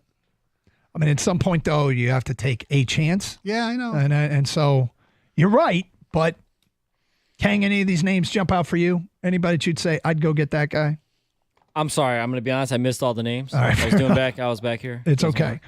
From Atlanta, DeJounte Murray and DeAndre Hunter. From Portland, Jeremy Grant, Robert Williams III. From Minnesota, Karl Anthony Towns and Naz Reid. From Dallas, Tim Hardaway Jr. and Maxi Kleber. From New Orleans, Brandon Ingram. From the Bulls, Zach LaVine. Each guy has their issues. There's no perfect player out there like that. There's no right. We're not going to get Luka Doncic here. Okay, right. So Jason Tatum ain't coming here. There's Brandon Ingram intrigues me, but he gets hurt a lot. Karl Anthony Towns intrigues me, but I think he's soft, honestly, for because he's got tremendous talent, right. But he gets in foul trouble all the time. I don't think he's a smart basketball player, and he's not tough enough if you're trying to change the culture here. I like Naz Reid. But that's a great supporting player. I'm looking for guys to build with Cade because Cade can't be the only guy on this team. As you look through the league, Luka needed his co-star, which was Kyrie, right? The Celtics have a great team overall, but they're built around Jaylen Brown and Jason Tatum. Who's the guy next to Cade? Who's the guy next to Cade next to that guy? And then you can start bringing, I think, a Naz Reid helps and those guys. Maybe it's DeJounte Murray. Most likely, guys, I think out of this group, it's probably Ingram because the Pelicans don't want to pay him. If the Pistons are willing to pay him his contract extension, that's probably the guy you pair up with Cade. The guys I don't want to, and he's not he's a good player, and maybe it's because we've been there, done that. I feel the same way about Tobias Harris and is Jeremy Grant. I mean, it would help the team. He can shoot from the outside, but I don't want to see that again. And the other guy from Portland who's intriguing, but he gets hurt a lot, is the former Celtic Robert Williams. He's a tough-ass player. He's a rim protector. And if you get that type of player now, is it double what Duren is? No, because I don't think Duren's a rim protector. Now, it means that because there's rumors going around, and I heard Mike talking about it off the air. I didn't want to talk about it on the air yesterday. It's that Nick Claxton has been rumored. The Pistons be interested in him in free agency. There's your rim protector. He's a very good defensive player, but he can't shoot from the outside. Yeah, and that's something they need. Yeah, I think Duren can still be coached to be a rim protector because he's so athletic and so young. Outside shooting took a hit because Malik Monk re-signed with the Sacramento Kings, and I thought that should have been a great target for the Pistons. But you still got to find shooting. You got to find another co-star for Cade Cunningham. There's a lot of work to be done here. I don't know if Trajan Langdon, he's obviously not going to address it all in one off season, but they've got to do something. I think they got to kind of jumpstart this faster than a normal rebuild because of what the fans have been through. And because of the resources they have. They have a ton of cap space. I expect Isaiah Stewart to be traded at some point, to be honest. Well, it's funny. There's a report out there at this hour from Yahoo saying the Pistons are evaluating the market for Isaiah Stewart. Because he's got they already locked him up, so whoever gets him is going to get him for a few years. And I think he's young and good enough on the right team to help them. Correct. He's not helping this team. No, he's great. He's a great role player. And he's got his contract is basically with a mid-level exception, so it's not horrible. 248-539-9797. Is there a name there that you would jump on? Another edition of Are You Going to Eat That today at 12:35. It's Carson Anderson. Stoney's in for Anderson here on 97.1. The Ticket. Sarah Chevrolet in Sterling Heights wants you to save your cash this summer with zero down deals all month long. Right now, pay no money down and lease a new Chevy Trailblazer at $265 a month or an Equinox at just $299 a month. These are both LS front-wheel drive, and they're 36-month leases with $0 down. Unlock the savings with their GM employee discount and a lease in your household. Sarah Chevrolet Sterling Heights, where they guarantee the lowest price or it's free. 17.5 in Van Dyke and Sterling Heights. Call 87-SAY-SARAH or go to saysarah.com. Together, let's drive. See dealer for details, but get there fast. All offers end at the end of the month.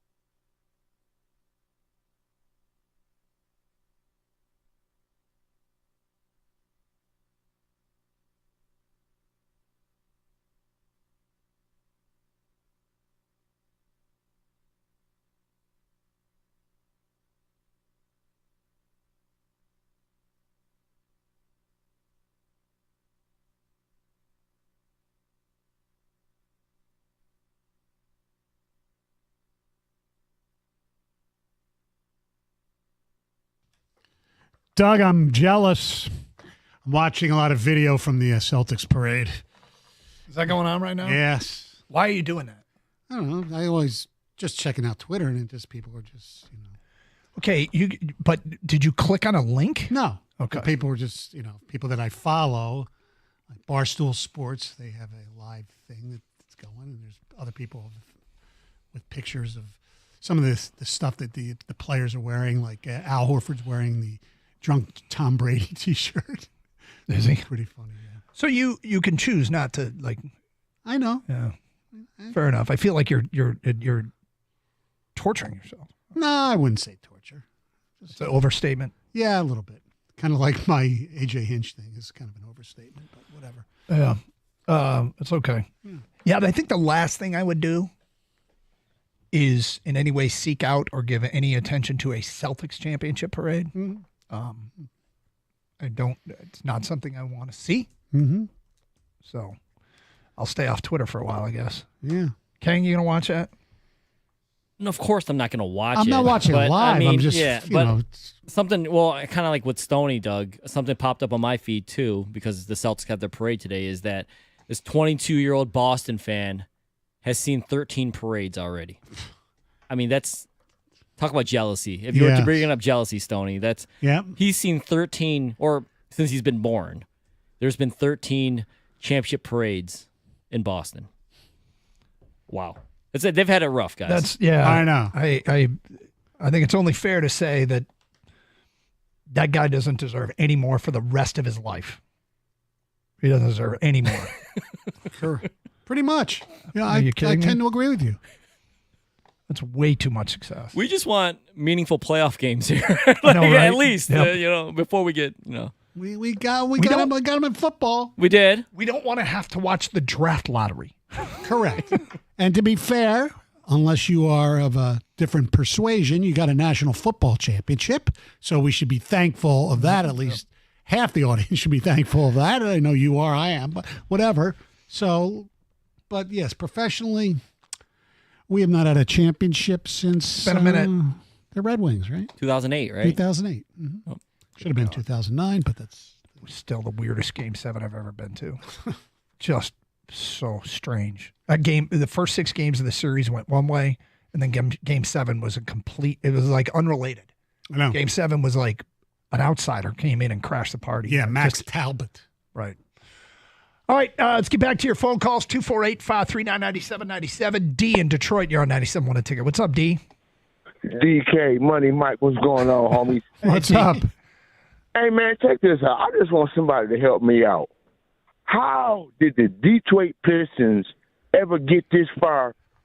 How did we ever fall this far out of contention, conversation of being a good team? Bro, this was once a proud, winning organization, and I'm still scratching my head, fellas, how we fell this far. Well, it's pretty unbelievable. It's pretty easy. You look at the drafts. I mean, that's it. Under the especially the Van Gundy era, right. That's how it started. It started before him, but yes. Okay, hear me out, fellas. Now I look at it like this: Kate Cunningham, Jalen Duren, Jaden Ivey, Marcus Banks, Fontecchio, and my man, the twin, Asur Thompson. Those are the only people we keeping, bro. Marcus Banks. Who's Marcus Banks? Yeah. I'm missing something. Banks. The rookie we had last year. Sasser. Marcus Sasser. Thanks, DK. Marcus Sasser. Yep. So can you pretty much say those are the only 5-6 players that's worth keeping? They can't come back with all of them. Why not? It's only 5. I just named 6 players, Stoney. That ain't the whole team. We can get rid of Stewart. We can get rid of Wiseman. We can get rid of the guy we got for Carl Grimes, the guy we got from New York. Let's get rid of all of them. I'm just saying. But the guys you mentioned, which one are you confident can hit an outside shot? None of them. Okay. That's what they have to add. It's so obvious. You got that. You got me there. But you can still keep them, and they can still be part of the team, and you can go out and add 2 or 3 legitimate shooters, rim protectors or whatever. But we can't give up on Duren. We cannot give up on Ivy. And we cannot give up on Thompson or Banks. Sasser. We can't do it, Stoney. We got to give these guys a little bit more time. Let me tell you, Monty Williams messed up Jaden Ivey confidence, bro. Ivy is a pretty good player, and all this, him and Cade can't play together, I don't believe that. If he can't play with Cade, bring him off the bench. But the talent is there. All I'm saying is this, fellas. Oh, man, I don't know what I'm saying, bro. No, you've said a lot. No, you've said a lot, and you've got some faith in their young core. I mean, he's kind of right. Some of these guys are just in the infancy stages of their NBA careers. Except for Marcus Banks, who hasn't played since 2011 with Toronto. Marcus Sasser, though, is going into his second year. Yeah. But, I mean, what becomes very difficult is when you see draft pick after draft pick fail. And you go, okay, why do we believe that these draft picks are going to work out? They're not related. There's no correlation. No. But I understand why people don't want to, build around these guys. I get it. Yeah. I mean, go back. I mean, come on. And it's like incredible. You got Sekou Doumbouya. Oh my God. Killian Hayes. Oh, enough with the French guy. Well, probably, whatever. I don't want to, Well, you didn't cast aspersions on all French guys. You don't like Wembanyama? You don't like Wemby? I know. I'm not just kidding. Well, the thing is, like, they have players that are young and talented. That doesn't mean they have a good team. No. That doesn't mean they have a good core. What you have to do now is find out if you're trading Langdon is what can I get for these players, right? And to build a good team and roster. Troy Weaver. Correct. He was a disaster in building an actual basketball team. Right. He had some eye for talent, but you know what everyone does in this league. You got to build a team, and he did not put three-point shooters out there, rim protectors, don't want to go with Cade. That's the issue. And his philosophy was, we're in the East, we need bigs. No, you don't need that many bigs. That's for damn sure. Especially reclamation projects. It felt like they invested in a lot of high draft picks that were essentially in the process of busting. But yeah, to answer, his question, it goes back to, even before the Van Gundy era. But yes, it started with them, not taking Stanley Johnson instead of Booker. Now, did I want Devin Booker at the time? No, I was more of a Justice Winslow guy, and that wouldn't have worked out either. But then they went to, Henry Ellenson, and then they went, without Donovan Mitchell, to Luke Kennard. I mean, it just went on and on and on. It's a mess. And the mess it's a deep hole that's been dug over the course of years. That's how that's how they got where they are. Right. It takes a lot of time and effort to finish up where they've been. Okay, we got another edition of Are You Going to Eat That coming up shortly. Ooh, I can't wait. Yeah, it's going to be exciting. Yeah, to have you on the other end of this. Did you watch any of that game at Rickwood Stadium last night in Birmingham, Alabama? Yeah, because there was nothing else on, and not to diminish it. So I was watching a little bit of the, I forget what the hell it's called, the Copa America. Argentina and Messi were playing Canada. Yep. So I was watching a little bit of that, and then flipping around, and then, oh, wow. I didn't realize the game at Rickwood in Birmingham was on. And when I was watching, Doug, I'm watching with my daughter, and they do at least a half inning. It might have been longer, but I turned it off after a half inning, where they showed the Willie Mays catch. Yep. Okay, and of course it was in black and white because there was no color TV back then. So they come back and they televise live the game as if it was in that era. Yeah. So it was black and white with like 3 camera shoot. There was no camera from center field. The graphics looked like they were from 1955. And it was grainy. It was a clever little idea. It really was. Yep. And my daughter's sitting there going, how did you watch sports or TV before color? Yeah. I said, well, I'm old, and that's what we did, So a couple things about this. One is, Rickwood Stadium, Negro League Stadium, we have one that's still standing here in Detroit, that Hamtramck Stadium, historic stadium. It seats about 1,000. Rickwood is at over 10,000. Right, because they still play minor league baseball there. Yeah, it would be so cool to have the Tigers go play at that Hamtramck Stadium. And it would need a lot of upgrades. Yeah. It would need a lot of money invested into it. I do think they still play tournaments there, like high school tournaments. They might. Well, the Tigers are doing something that some people would think would be cool this year. They're playing the Yankees at Williamsport. Oh, are we on that game? Yeah, Oh, I didn't and we lose a home game against the Yankees. Well, it'll be cool to be on that stage. Yes, but I'd love to see it come to Hamtramck. That would be cool. And I suggest we're not going to play it, but if you have a chance to look at the pregame when the Reggie Jackson interview, who played in Birmingham during the latter parts of segregation, and he used the N-word verbatim and things he was called and things he had to do. It is just fascinating. And you think about it was only, 50 years ago? God, more than that, but still. 248-539-9797. We'll get to more of your phone calls and feedback. Are you going to eat that at 12:35 with Stoney on 97.1 The Ticket?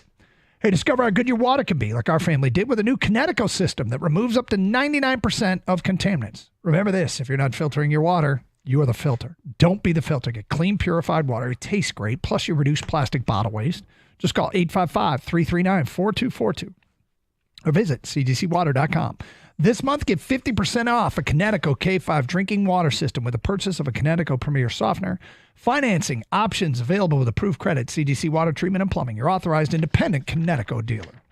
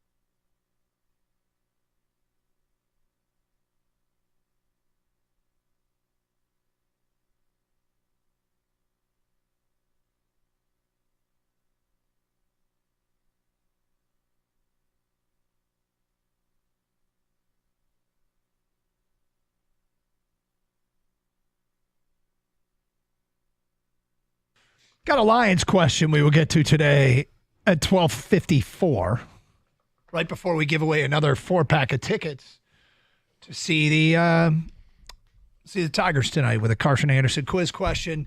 If you've been listening this hour, perhaps you've heard what the question will be, the answer to the question. If not, if you're just tuning in, there's still a chance that whatever the quiz question is today, at the end of this hour, you can have a chance to win these Tiger tickets. So make sure you're listening and paying attention. 248-539-9797. Let's get back to your open line calls. We go to Lou. You're next here on 97.1. Hi, Lou. Hey, how's it going? What's up, Lou?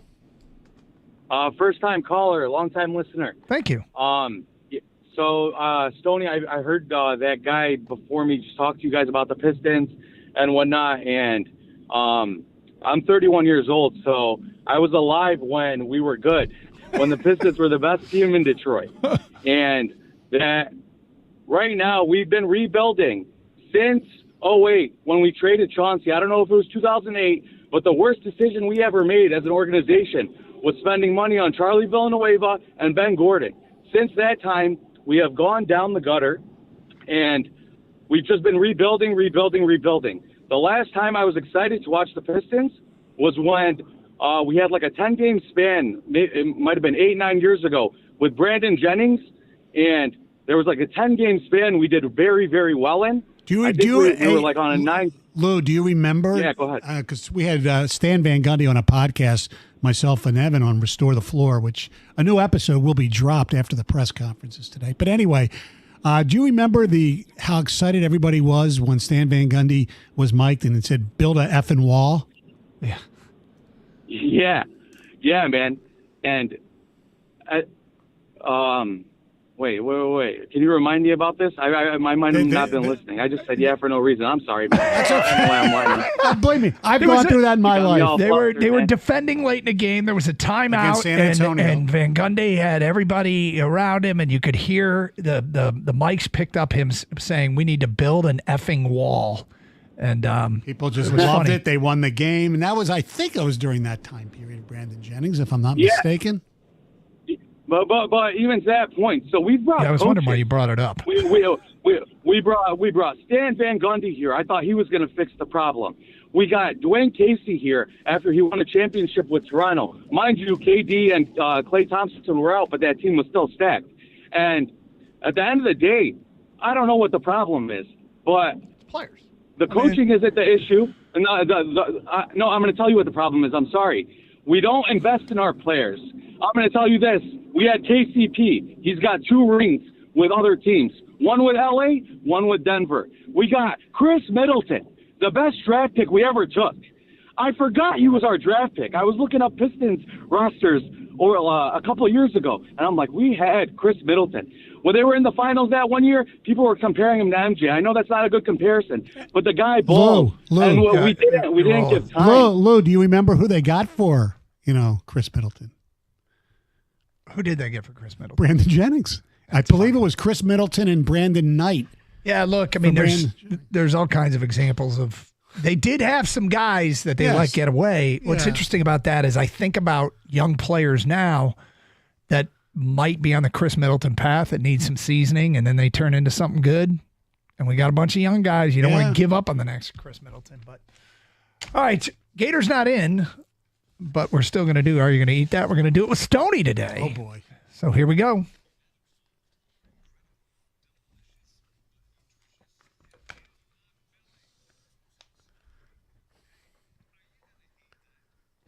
All right, here we go. These are new food items available at fast food restaurants. You might find on the shelves at your grocery store or at 7-Eleven, and that's where we start. Okay.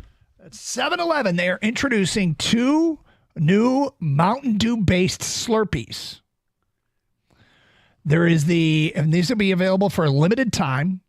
The Mountain Dew Infinite Swirl Slurpee and the Mountain Dew Freedom Fusion Slurpee. Let's start with the Infinite Swirl. It is bright blue with a tropical punch flavor that blends pineapple and berries. The new Mountain Dew Infinite Swirl Slurpee. Stoney, are you going to head to 7-Eleven and sample that? No, I'm not really big on pineapple type of, Slurpees. Kang, will you sample the Mountain Dew Infinite Swirl Slurpee? Yeah, I'll pretty much sample any of the Mountain Dew products because I just love caffeine and sugar. No, I mean, Slurpees, I mean, they're just refreshing. It's hot out. Yeah. I give it a shot. I mean, if it was the only Slurpee around, if I was, it was like it was the last Slurpee on Earth. If it was like 97.1 degrees out, like it is today. Yeah, I would try it, but I'm not going for it. I'm out on this. Just straight sugar. I don't need that. The Freedom Fusion Slurpee is an all-white Slurpee that contains lemonade and peach flavors. Well, it figures a Freedom would be all white. Anyway. Wow. Wow. Yeah, I don't know what this has to do with freedom. Honestly.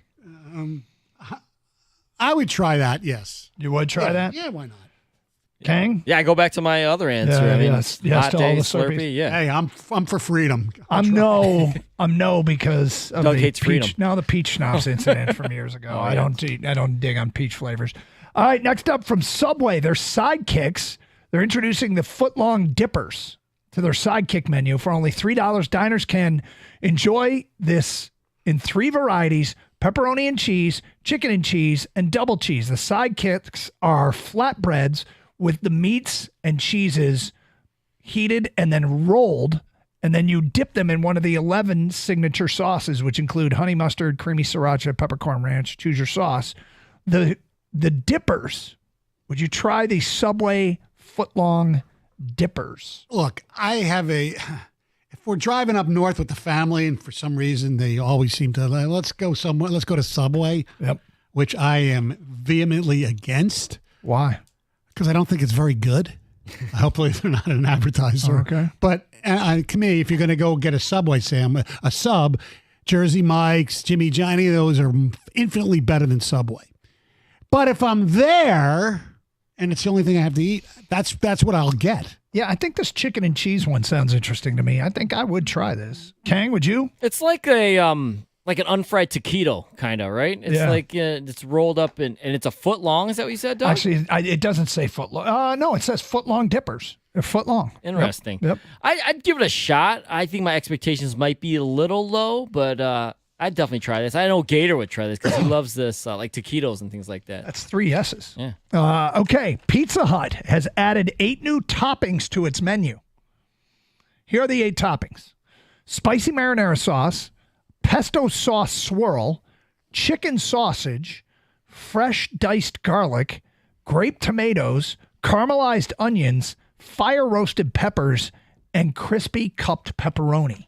Will you want any of these Pizza Hut new items? I would like all of them except I think the second one I'm not a big pesto guy. Okay. But the other ones, absolutely. I got to tell you, pizza with chicken sausage, diced garlic, caramelized onions, and fire roasted peppers sounds great to me. Yeah. So I think I might go back to Pizza Hut for the first time in years. Kang, what about you? Any of these sound good to you? I'd get us pizza with all these items on them right now. Yeah. Like, doesn't have to be individual or a couple of them. That sounds all great together. All right, so I'm in. 3 S's on that. And then have you heard about this new summer drink called the Batanga? No. Kang, have you heard of the Batanga? No. Okay. Probably too expensive. Sounds like a summer camp that Dan Leach went to. Well, wow.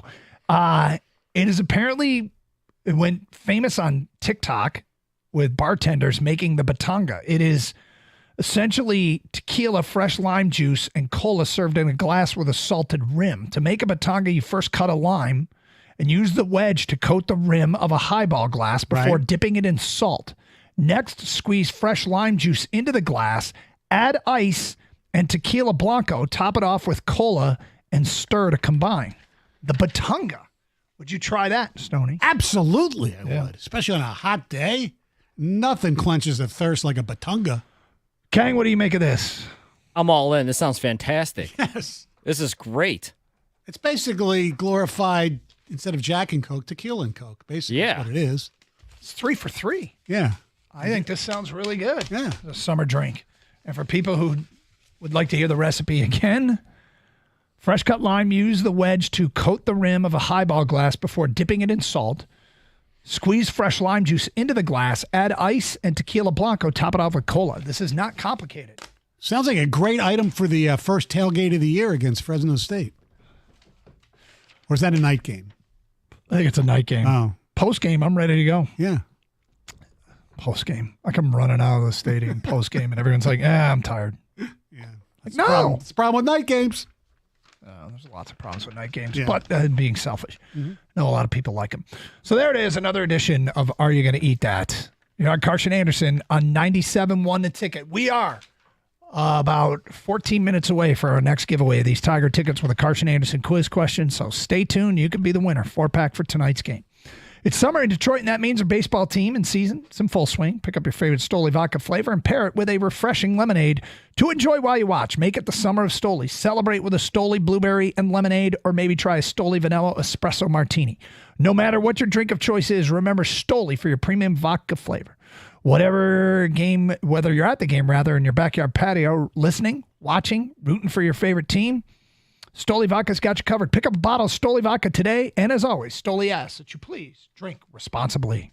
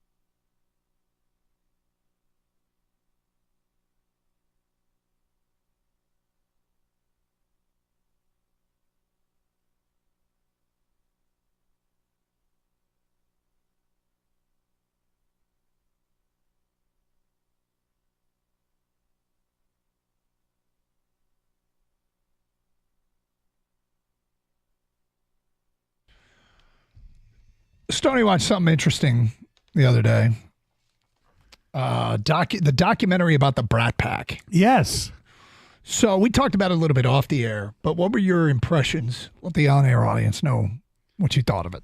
The Brat Pack, of course, were people, Demi Moore, Rob Lowe, Andrew McCarthy, Judd Nelson, Molly Ringwald. Way back in the day. In the 80s, yes. Popular group of actors and actresses. They did, The Breakfast Club, Ali Sheedy, and it was Andrew McCarthy did it, and it was, the premise was he and a lot of these guys you thought were like really good friends really hadn't seen each other in like 30 years. And they got the Brat Pack, which was the nickname that came in an article that was supposed to just be an interview, a profile on, I believe it was Emilio Estevez. Mm-hmm. And the author called them the Brat Pack, and most of them absolutely hated it.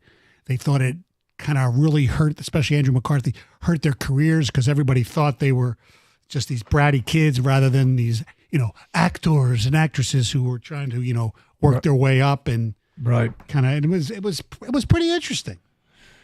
It is an iconic nickname. Yes. For a group. Mm-hmm. We've had some here in Detroit.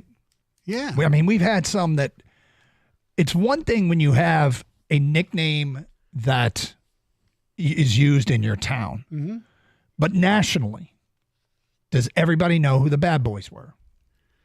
Yes, I think so. If you're a sports fan, you do. The movie obviously has taken something away from it because it's, the Bad Boys movie came after the Bad Boys, I don't think they had anything to do with each other, right? Yeah. Oh, you're talking about not the 30 for 30 on right. the Bad Boys. You're talking about the right. Hollywood film Bad Boys.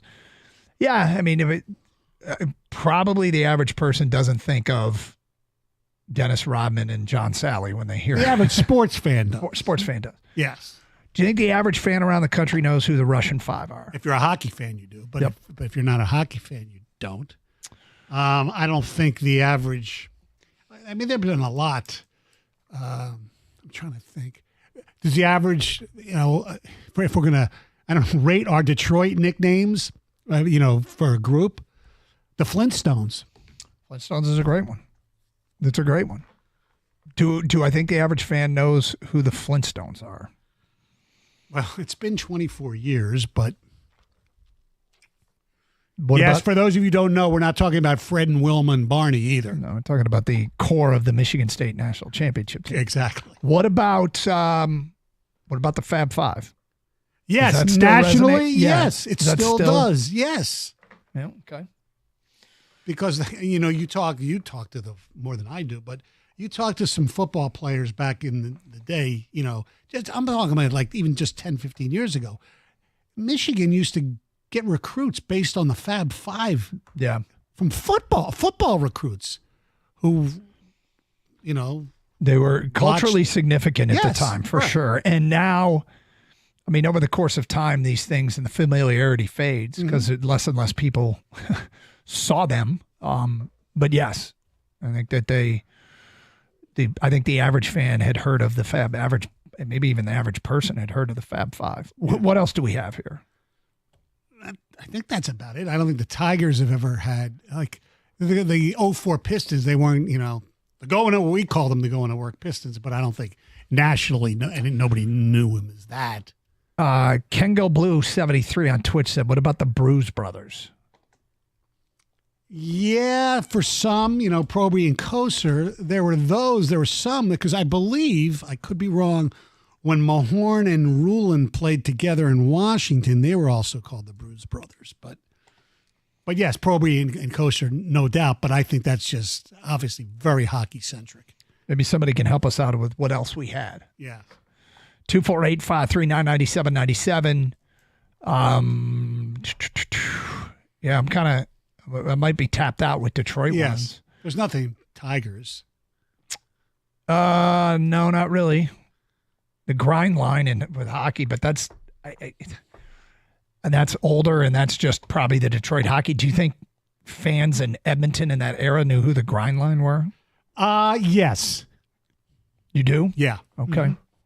Because they know where every player played junior hockey, so they know the grind line. Okay. The average fan in San Jose. I did pick a very hardcore hockey area. Yes, exactly. In a Canadian city might have known who the grind line are. I'm trying to think if there's anybody. Like, I don't know. How about the, it's old in the 80s, the Lions, the Silver Rush. Yeah. Yep.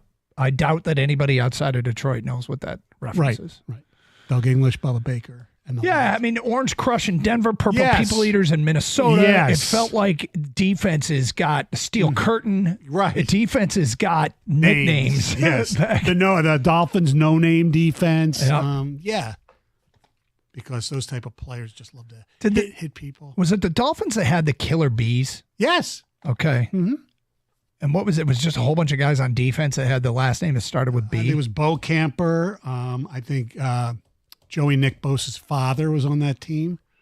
There was another one, too. I forget exactly. Yeah. One of them has a chain of bars in South Florida. I wonder if anybody, you mentioned, it's funny because you mentioned how the Brat Pack hated the nickname. Mm-hmm. Wonder if any of these sports people that got these tags hated the nickname. And I can't imagine that they did. No. I mean, the bad boys, they kind of relished that. Yep. They kind of thought that they got, the rules changed because of them, but the NBA hated them but marketed them. I think the last two Pistons championship teams and eras led to changes. I know. You don't see a 66-63 playoff game anymore. No. I mean, you don't have a team that holds another team to 70 or less points for like 8 straight games or whatever they did. And as much as we like to romanticize about that team, and we love that team, you look back on it, God, that was some ugly basketball. Well, it wasn't. If you were looking for scoring, you were looking in the wrong place. Right. They were not a high-flying scoring team, but they did make it awfully difficult for you to score. And look, I'm over-exaggerating a little bit, but Tayshaun's block, when that happened at the end of that game, oh yeah, the score was 69-67. I know. I mean, it's a famous moment, but the score was 69-67. Which is basically, we have a lot of games nowadays that's the halftime score. Yep. Now, they had Reggie Miller, who shot a lot of threes, but nobody else. I mean, Larry Brown used to hate when the guys would shoot threes. It's wild. I know. Because that's like the whole game. How good would Rashid be in today's NBA? Stretch big? I mean, he'd be better than Karl Anthony Towns. They had Mehmet Okur, too. Yeah. They had... That was a big decision they had to make, which one they were going to keep. But yeah, back then, the big guys didn't really want them shooting, and when they would make it, it was kind of like a bonus. Even though they had the ability to, you felt like the coaches, bad shot. The closer to the rim, the better the shot. Oh, the fans. We'd sit there and say, well, she'd know. Oh, it went in. Post him up, take him down low, and he didn't do it enough for our liking back then. 248-539-9797. Mike in South Lyon, you're on 97 on the ticket. Hi, Mike. Hey, how you guys doing? What's up? Hey, do you guys remember the A-Team? No. The Pistons in the early 80s. I think it was like Terry Tyler, Vinnie Johnson, John Long. Earl Curlton. John Long. I never knew that they were called the A-Team. John That's Long. cool. Yeah. No, I A-Team. didn't know that. Didn't know it. Maybe somebody else can remember it and tell us a little bit about it. But yeah. And then nationally, and not just because I grew up with them, and they were my favorite team as a kid, the Broad Street Bullies. Yeah, that's a great one. Yeah. Okay, we said we get to this Lions topic. We saw CBS Sports put out a make-or-break list, and it's now or never for these NFL players. No Lions made the list. But I bet we could come up with quite a few Lions that would be on a now or never list. I bet we'd come up with several. Okay. Who for you do you feel like it's now or never for this player? Text us right now at 248-539-9797. A Detroit Lion's been around, but it's time to produce, or it might be time to cut ties. Who would you put on that list? 248-539-9797. All right, it's time to give away another 4-pack of tickets. See the Tigers take on the White Sox tonight. It's the Friday night party in the park. It's Margaritaville night. Here is the question this hour. Kang said something about a 22-year-old Boston fan. A fact about what a 22-year-old Boston fan has had. First correct answer at 248-539-9797. You get the 4-pack of tickets to see the Tigers take on the White Sox tonight. If you don't win, try again today at 1:41. We'll do another question, Carson Anderson quiz question. Something said in the 1 o'clock hour will be the answer. Or you can try and buy your tickets online at tigers.com. It's Carson Anderson, 97.1 The Ticket.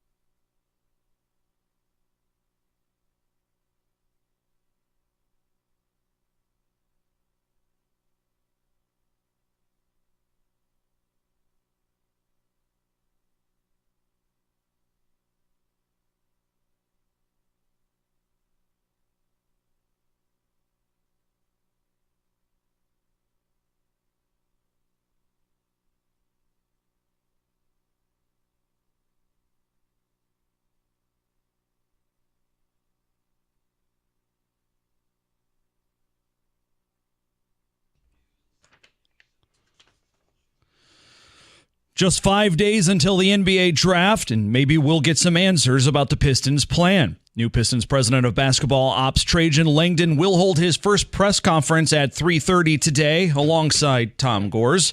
Stay with 97.1 for full coverage. In other Pistons news, Yahoo is reporting Detroit is shopping Isaiah Stewart. The Tigers are back home tonight, opening a 3-game set with the MLB worst White Sox. Detroit has lost 4 in a row and 10 of 13 to drop 13 games out in the AL Central and 6.5 out of the wild card. Here tonight's game right here on 97.1. Coverage starts at 6:15. And checking the leaderboard at the Travelers Championship, Tom Kim still on top. He's 13 under. From the Corewell Health Sports Desk, I'm Beanie Howell. For more, go to 97.1 The Ticket and Odyssey.com.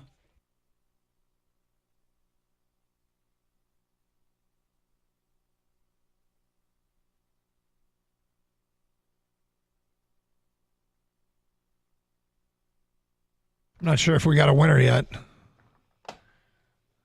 Hey, Stoney. Hey, can you ask Kenny if we got a winner?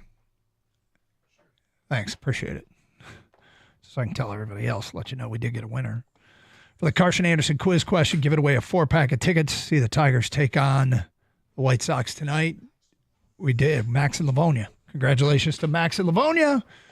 You knew that Kang pointed out that a 22-year-old Boston fan has seen 13 championship parades, which is incredible.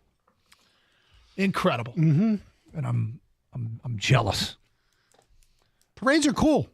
Parades are fun. Yeah, but I'm not watching the Celtics parade, no matter I what know. the circumstances. I'm not wild. It's just scrolling down on my Twitter feed, and it's there. That's all. It's so funny because we saw something on Twitter that was funny today, and you're like, Twitter can be great. And it can be. Yeah, but it can be toxic and awful, too. Yep. I wonder if I have this job, would I ever be on Twitter? The answer is probably no, if I didn't have this job.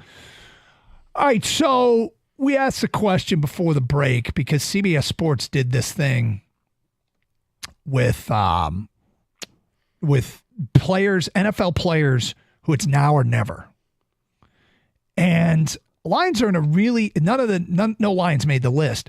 They're in a really healthy place. But who on this team do you think they have to produce this year or they might cut ties? 248-539-9797. We'll take your texts on that. If you want to call and discuss it, feel free. But Stoney, who would you put on that list? Number 1, Levi Onwuzurike. Okay. I could see that. The only other guys I can even think about is also the guy they drafted in the second round. That's Josh Pascal. And now he's been injured as well. I saw one on I think it was The Athletic, that mentioned a guy on offense. And it's a player that I have touted as a sleeper that was worth it. Tight end James Mitchell. He's been around for a while. Good point, yeah. Hasn't really made an impact. He's not the number 2 tight end. And you're right. I think his contract is up. And it's funny, if you look at his stats, now he was hurt, but over a 2-year span, his catches and yards per catch were like Brock Bowers type numbers. He was a big play tight end. Now, given, not in 1 year, it's a big difference over 2 years. Right. But the big play ability was what intrigued me. Felt like maybe kind of a deep threat from the tight end spot, but hasn't really done much here. I still hold out hope that he's one of those players that gets in the league, develops, gets to be in his mid-20s, and bang, he takes off. He's got 2 years left. So, well, you know who else could be in that list? And I don't think he will be because I think he's going to be pretty damn good. Who's that? J-Mo. Wow. Think about it. If he doesn't play well, that's, year 3, right? His option would be, it's the funny thing is, I wrote down 4 names and he wasn't one of them. And it just hit me. Yeah. I don't know if he'd be there yet, but he'd certainly, at this point with Jameson Williams, between the mini camp hype and what Dan Campbell has said about him, what Jared Goff has said about him, it's almost to the point where it's not a given, but it feels like we're on the brink of a huge breakout season. Right. Don't get me wrong. I don't anticipate this happening. I think he's going to be really good. But for some reason, if he, gets the dropsies all the time or is just not productive, then it would be, sorry later. The other 2 I mentioned or wrote down, one is he's not that big of a player as DPJ. Mm-hmm. And the other one is Michael Badgley. Yeah, DPJ is a free agent after this year. Right. So if he doesn't do much, I think technically he probably fits the exact definition of a now or never guy. Mm-hmm. If he doesn't do much, why would they bring him back? Right. The number 1 ticket text answer is Jameson Williams, by the way. So. Is it really? Yeah. Mm-hmm. And they're not saying they're not saying it good or bad. They're just saying now's the time for J-Mo to make his mark. That's as far as the early returns on the ticket text. And I'll send them over, Doug. But I guess what's interesting about that is I don't know that I would say or never, because that's what we're talking now or never. Like if it doesn't happen this year, people are believing that it's never going to happen. Well, it's been well documented why he hasn't got the opportunity fully yet because of the injury, the gambling, all that stuff. And this year, and even a roadblock of having Josh Reynolds in front of you, none of that exists this year. He's not injured. He's not suspended. Knock on wood. And there's no Josh Reynolds. He's showed flashes last year. He showed flashes in games that meant something. The Niners game, he scored 2 touchdowns. One was an explosive on end around. He's got the opportunity, so I think people expect it from him. But usually the third year is when a receiver traditionally comes into his own. He's got his feet wet. He's got his workout routine. He's become a professional. His body, he's grown into it. He knows the route tree better. This is usually the year for wideouts to break. It feels like I'm approaching it as a given, Mm-hmm. and maybe they're right. Maybe if at the end of this year hasn't happened, but it just feels like such a given to me. Like if a guy really worked that hard and did everything that has been asked of him and the results are showing up in practice and they see the improvement,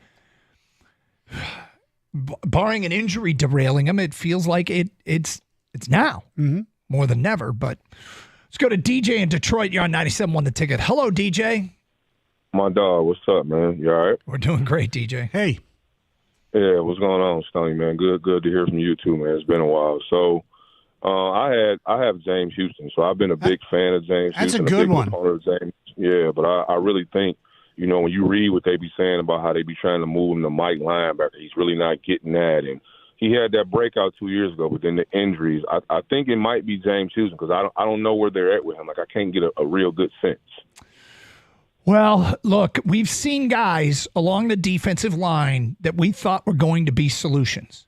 Names like Kerry Hyder or Charles Harris, where we're just like, wow, they found a guy. And I hate to think that James Houston might fall in line with that, but it feels like there's competition there. They signed a veteran that's probably going to get the bulk of the snaps. And then they're going to basically say, go beat Matthew Betts and Pascal and the Mitchell Agude kid that seemed to turn some heads during minicamp. Is Kaminsky going to play there? It's an interesting question. You see what I'm saying? And the versatility that they covet, he's not really catching on at linebacker. So I think it might be him. Can I chime in on what you guys were just talking about real quick? Mm-hmm. Because it's ironic. Me and my guys was actually talking about this morning, and one of my homeboys made a good point. J-Mo might be in the Chris Carter situation. Whereas, remember, Chris Carter bombed out in Philly, and then he went somewhere. It was like, obviously, a Hall of Famer. I'm not saying it's going to be a Hall of Famer, but what J-Mo does well, man, obviously, it's the 9 routes and that sort of thing. It's not what we do. I really see, man, when you go to them games, that kid got it, and he's getting better. But I just think here, our system with LaPorta and with Brown, what we do, I don't see him thriving here, but I think he'll go somewhere else, and he's going to be the one. We'll be like, dog. Well, first of all, Chris Carter's problem in Philly had to do with more off the field, drugs. Right, exactly. Because all he did was catch touchdowns, right? Right. But with J-Mo, what I think we're overlooking here is in those, for the downfield plays, you're probably right, DJ. But what he gives them is like in the red zone, he's so good at getting open in the end zone because of his speed, and he does run pretty good routes down there. Yeah, and here's the thing, and I'll let you guys go. We will miss him, and here's why. And I've mentioned this to Doug and Gator before, and I know you be there too, Stoney, so I'm preaching to the choir. But when you go to the games, a lot of those underneath routes that St. Brown and LaPorta catch and go 20 and 30 yards underneath, it's because when you go to the games, J-Mo has pushed them safeties and them corners back. Mm-hmm. Like that kid be pushing and opening up everything underneath, but that goes unseen and it's not on the stat sheet. There was one play. We missed that. There was one play, DJ, that I thought was really telling, and I hope it turns out that it's just part of the growth curve for both Goff and J-Mo and working together. It was against Baltimore. J-Mo is loose deep. Goff lets a pass go. J-Mo's looking over his left shoulder, and the ball's delivered over his right shoulder. And I don't know if that was a reflection on Goff or a reflection on J-Mo or it could have been just a bad pass. But sometimes that stuff is, I have to throw it over the shoulder away from the safety. You have to look over that shoulder. And I think there's a lot of meat on that bone for the deep game that, when we brought it up with Goff is ready to challenge us on him. When people say he doesn't have the ability to throw the deep ball. So it would be a fascinating development if they could improve that aspect. Speaking of which, Steve Yzerman spoke with the media today. What's the latest on Patrick Kane And do you anticipate a trade on draft night? Some of the things that he was asked. We will get to that today at 1:18. It's Carson Anderson, Stoney in for the Anderson portion of the show.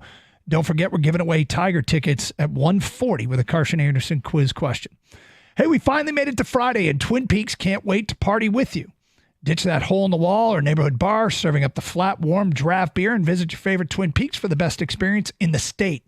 Twin Peaks isn't just the best place to watch your favorite sports. It's one of the best places to enjoy a night out with delicious scratch food, an unbelievable cocktail menu that rivals most restaurants, and it all starts daily at 7 a.m. when their cooks come in to prepare some of your favorite dishes that you love. Hand-cut New York strips, house-smoked brisket, ribs and chicken, freshly prepared avocado smash, and hand-cut and breaded to order boneless wings or cheese bites. They got something for everyone. And when I tell you, you got to see it to believe it. The freezing mugs poured at 29 degrees. You can see the digital thermometer behind the bar. That mug has been freezing for at least 6 hours. You'll find yourself staring at the glaciers in your favorite beer. And the best part is, it's ice cold to the last drop. Come see for yourself why Twin Peaks offers up the best dining experience around. And be sure to check them out Saturday night for UFC Fight Night. Enjoy all the flying knees and knockouts on the wall-to-wall TVs and the best vibes in the state. To find the location nearest you, go to TwinPeaksRestaurant.com. That's TwinPeaksRestaurant.com. Twin Peaks, eats, drinks, scenic views.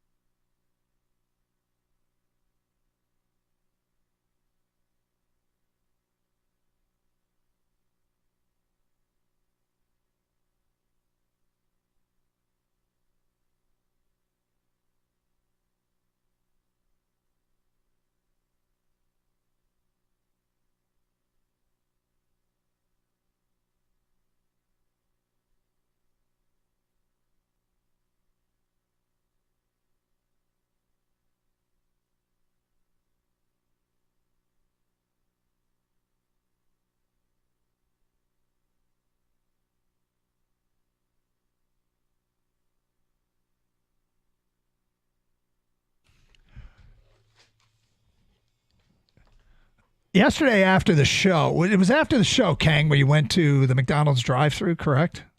Yeah. This is so great. Awesome. So you're at the McDonald's drive-thru, and you... Yeah, well, what happened was I had to run some errands, and while I was running errands, I knew there was going to be a McDonald's right next door to where I had to drop something off. So I use the app all the time. Gator's going to hate to hear this, but apps are great because you can gain points. You build towards something. You're not just, buying something and getting that. You can get something in the future. So I had all these McDonald's points on my app, which allowed me to get a free sandwich. So I'm like, all right, I'm going to redeem this before these points expire. Went to the drive-thru, gave him my code off my app, and it's like 1, 2, 3, 4. Like, okay, what sandwich would you like, sir? I said, I'll have a quarter pounder with cheese. That's it. Because I didn't want a drink. I didn't want fries. I didn't want anything else. I just wanted the free sandwich. They said, okay. I pull around. They give me the bag, and on the bag is my taped receipt, and it says quarter pounder with cheese and syrup. Whoa. And syrup. I was like, what? I opened up my bag, and my quarter pounder with cheese is there. And a big side of syrup for like hotcakes or pancakes, right? So they didn't put it on the burger, thank God. They must have thought I was an animal when I was ordering this. But I think when they said quarter pounder with cheese, that's it, I think they heard quarter pounder with cheese, syrup. Right? Did you say it with some sort of accent or something? No. It's like... Do I have an accent? I don't know. No, I mean, I don't think so. But, through the speakers, I guess that's always a possible issue, right? Misinterpretations. Yeah, exactly. So, but I'm just thinking back there, they're like, we got some kind of insane person here ordering a quarter pounder with cheese, and he wants to go home and dip it in syrup. Somebody was the first to mix peanut butter and chocolate together. Maybe the quarter pounder with syrup becomes a huge thing. Are you going to eat that, Stoney? Quarter pounder with cheese and syrup. No. No? Not even with Stoney? Well, no, Stoney would depend on. I would try it. It would depend on Well, what like- kind of syrup. He Right. only prefers Only certain kinds log of cabin. Only Heinz log syrup. cabin. Yeah. Aunt Jemima? No, nothing else? Classic. Do you have a syrup elitist too, No. Stoney, or you just, all right, No. any syrup will do? Yeah, pretty much. I kind of feel like you need to try this now, Kang. As long as the syrup is hot. Oh, there just, we go. Just one dip of, you peel the syrup cup off, the lid off the syrup cup. You take one small dip of a corner of the quarter pounder. Did I miss an opportunity You here? kind of did. Where, You're like, all right, maybe this is going to become the next big thing, and you can open up your own fast food chain, like burgers with syrup. No, seriously, is this how, peanut butter and chocolate came together? I don't know. Someone had to have dipped something in something at one point, right? It'd be completely fantastic if this turned out to be awesome. Chicken and waffles. Yeah. Right. That had to have happened somehow. Somehow. Burgers and syrup? Did I miss? We got to ask Gator when he comes So back. great. Hilarious. Okay. I know Doug's out on that because of the yeah, syrup, there's- not because yeah. of the I burger. mean, when I was a the whole kid, thing. when I was a kid, I invented a sandwich, but it didn't go very far. You invented a sandwich? Well, my own butter, cream cheese, and horseradish on a bagel. And how was it? It was delicious. I loved it.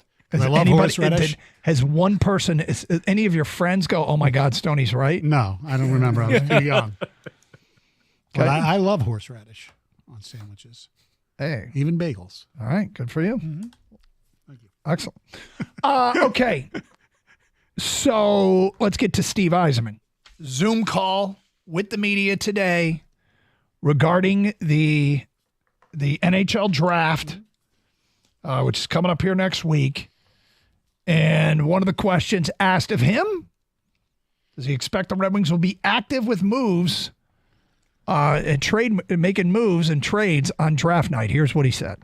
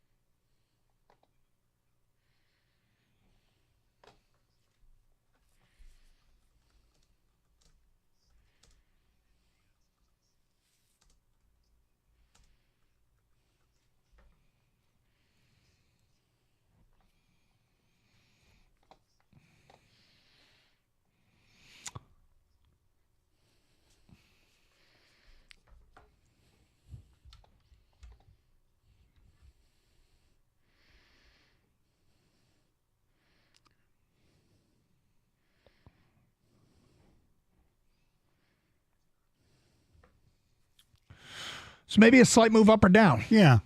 Well, it all depends about what the super Red Wing fan who will be at the draft Kang tells him to do before he. Kang will be on the there. floor. Yeah. Kang will be there. They're going to draft Max Clarkenström. He's from Sweden, and my prediction is every caller is going to get his last name wrong. There is an Yzerman, by the way, spelled differently, who's going to go in the first round. That would be fascinating. That's really weird. Iserman. Cole Yzerman. Yes. And he could be on the board for them. Yes. He's the 9th rated prospect. And hey, whatever, right? if it's worth it. Look, a blockbuster at 15? No. A blockbuster, you'd have to trade your top 5. If you Or next year's first, or yes, exactly. include a player. 248-539-9797. Phone calls, feedback. We'll get to what he had to say about Patrick Kane coming up momentarily. And a Tiger Insider talks about the trade deadline. Hear what he has to say before the end of this hour. We're giving away Tiger tickets today at 1:40. Let's go to Wes next here on 97.1 The Ticket. Hi, Wes. Hi. Hey. Yeah, you mentioned about Jameson, Antoine Jameson. Jameson Williams. Antoine Jameson played for the basketball. And I think it'd be either could be another Charles Rogers, he could be superstar, or he could be a bust. So it's a critical year for him, I believe. So yeah. And one more thing, can I make an early prediction about the Lions this year? Sure. We're writing it down. I got them playing the Baltimore Ravens and Ravens beating them in the Super Bowl. Next year they're going to win it all. Okay. So that would be 3. That would be 3. But, that would be you have the Lions going to 3 straight NFC Championship games. Yeah, wow. Exactly. Never thought that would happen. Well, they'll make the next step. They'll win the NFC, but they'll lose into the Super Bowl. I get you. They'll win the Super Bowl the following year. Okay. They can't beat the Ravens though. I would take the beast, that. They got Henry. So I would take that. Yeah. A loss in the Super Bowl this year and a win in the Super Bowl next year? Yes. I would take that. Who wouldn't? I don't know. Some people might not. 248-539-9797. All right, so Steve Yzerman asked for an update on Patrick Kane, free agent. Here is what Steve Yzerman had to say.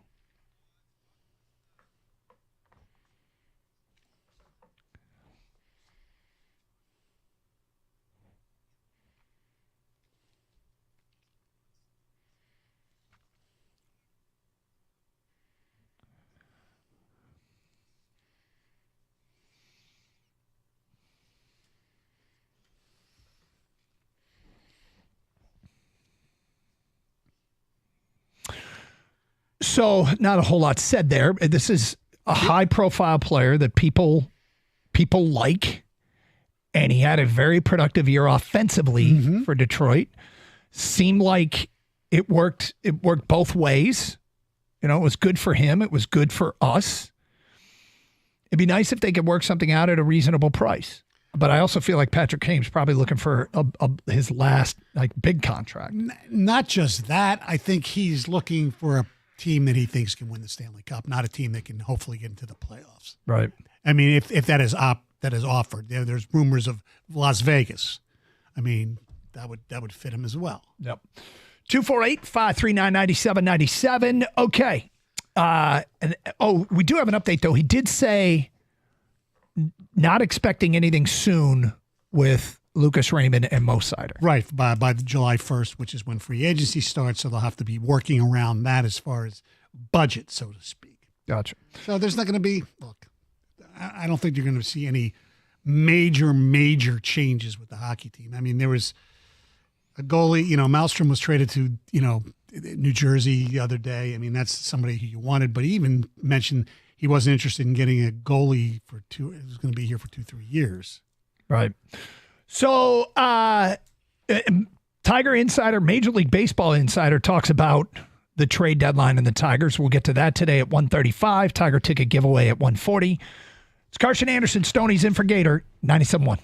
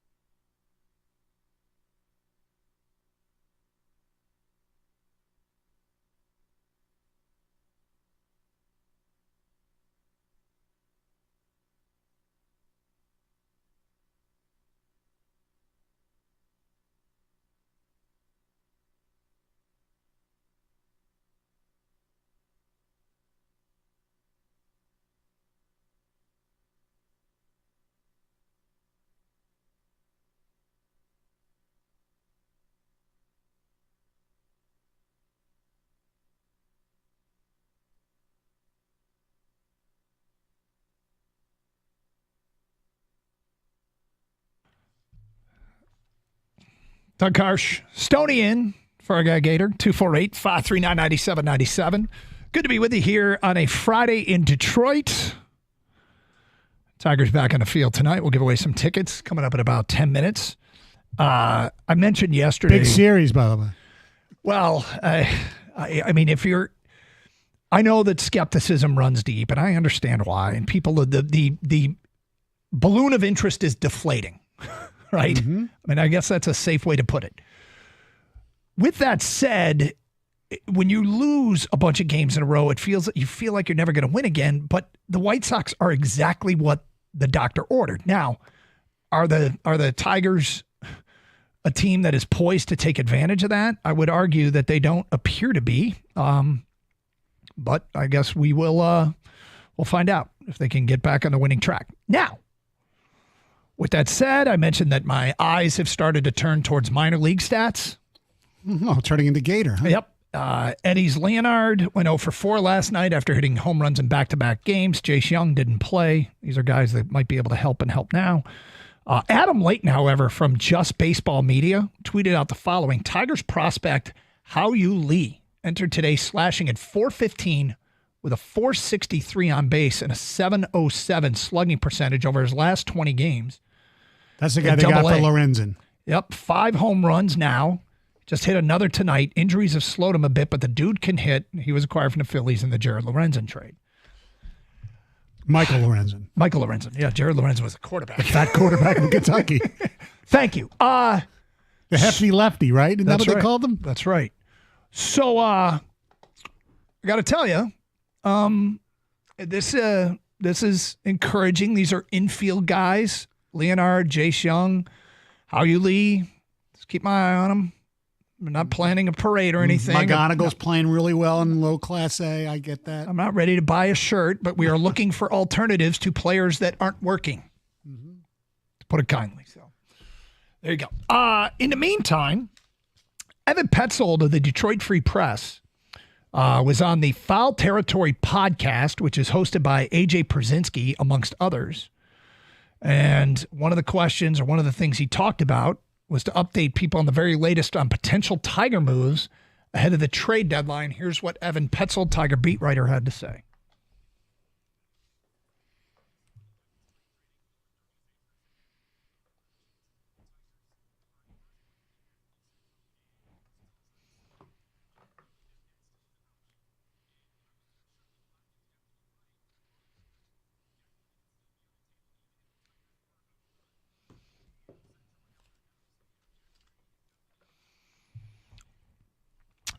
Definitely going to be on the move.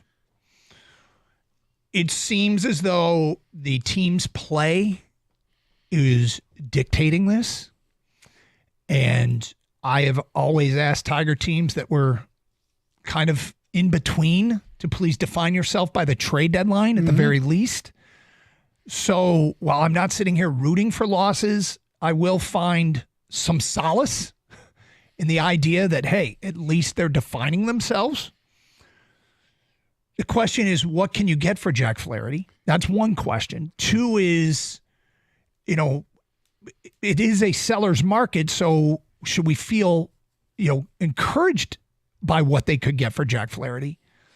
And then I guess the other option is, do you try and make him a long-term part of the staff, the pitching rotation? Are there others that disagree with the idea of moving on from him?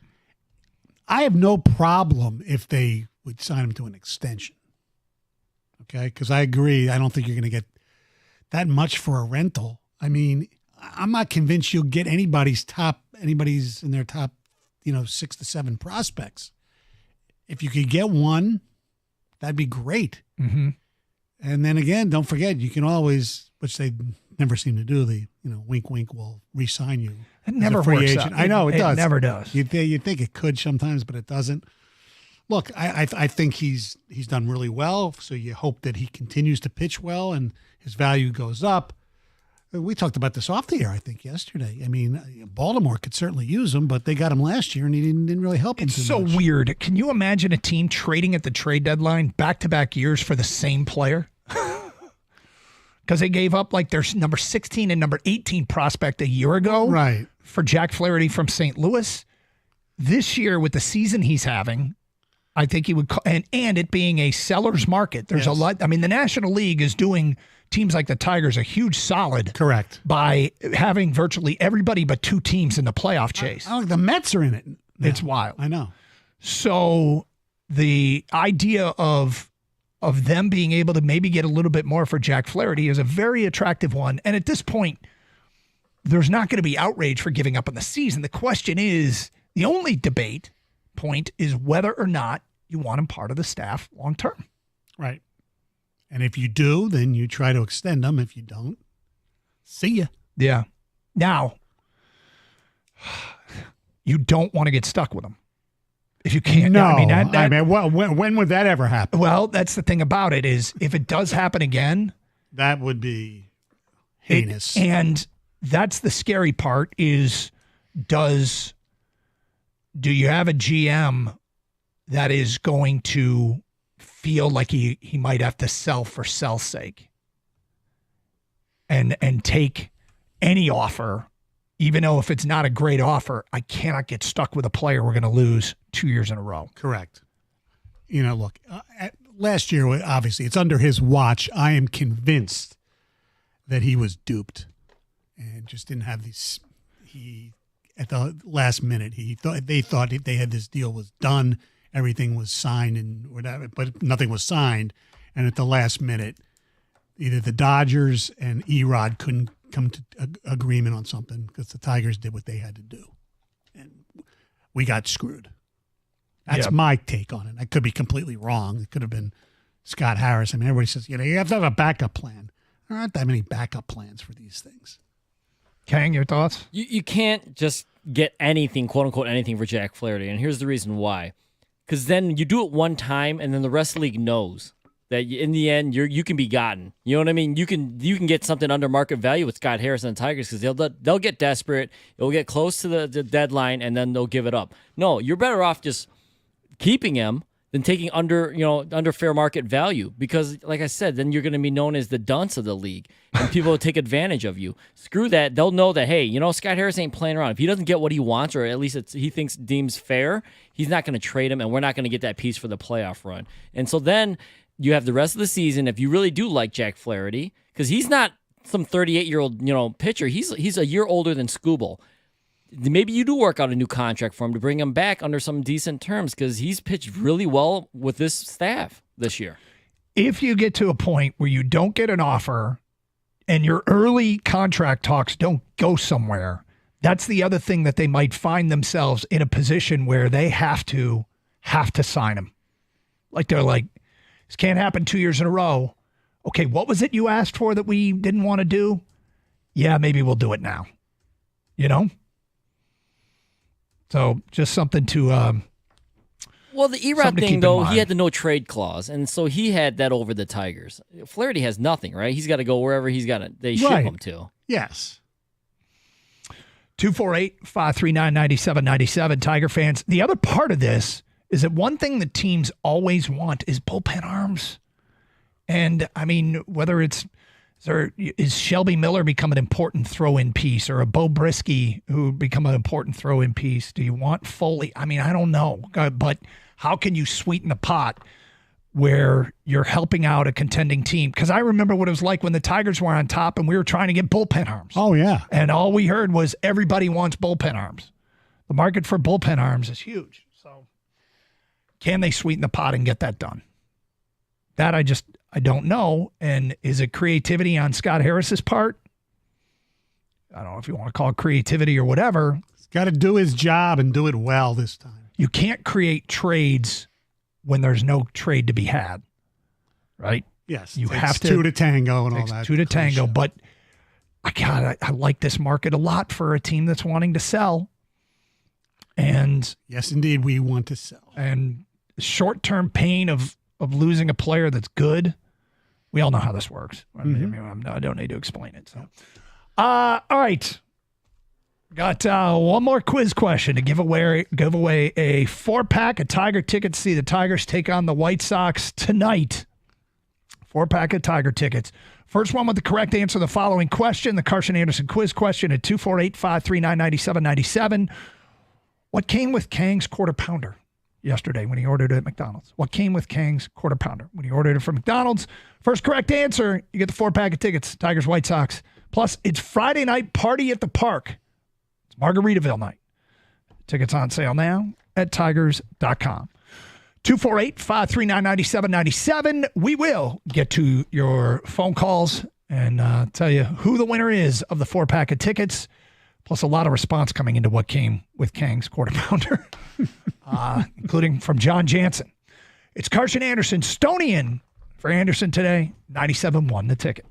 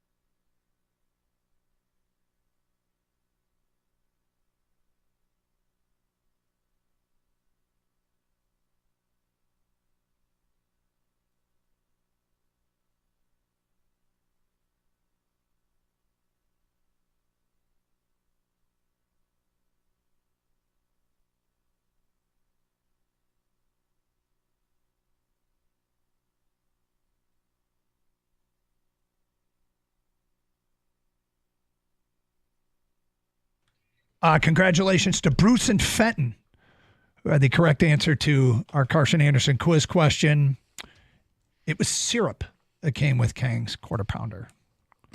Syrup. So that led to some feedback. What's the skeptical look on your face? It just, I mean, I would try it if I had to, but it just doesn't make sense to me. For people who are just joining us, Kang said of a Quarter Pounder, and that's it. Now, sometimes on those drive-through speakers, they aren't always the highest of quality. No, they're not. And it happens sometimes.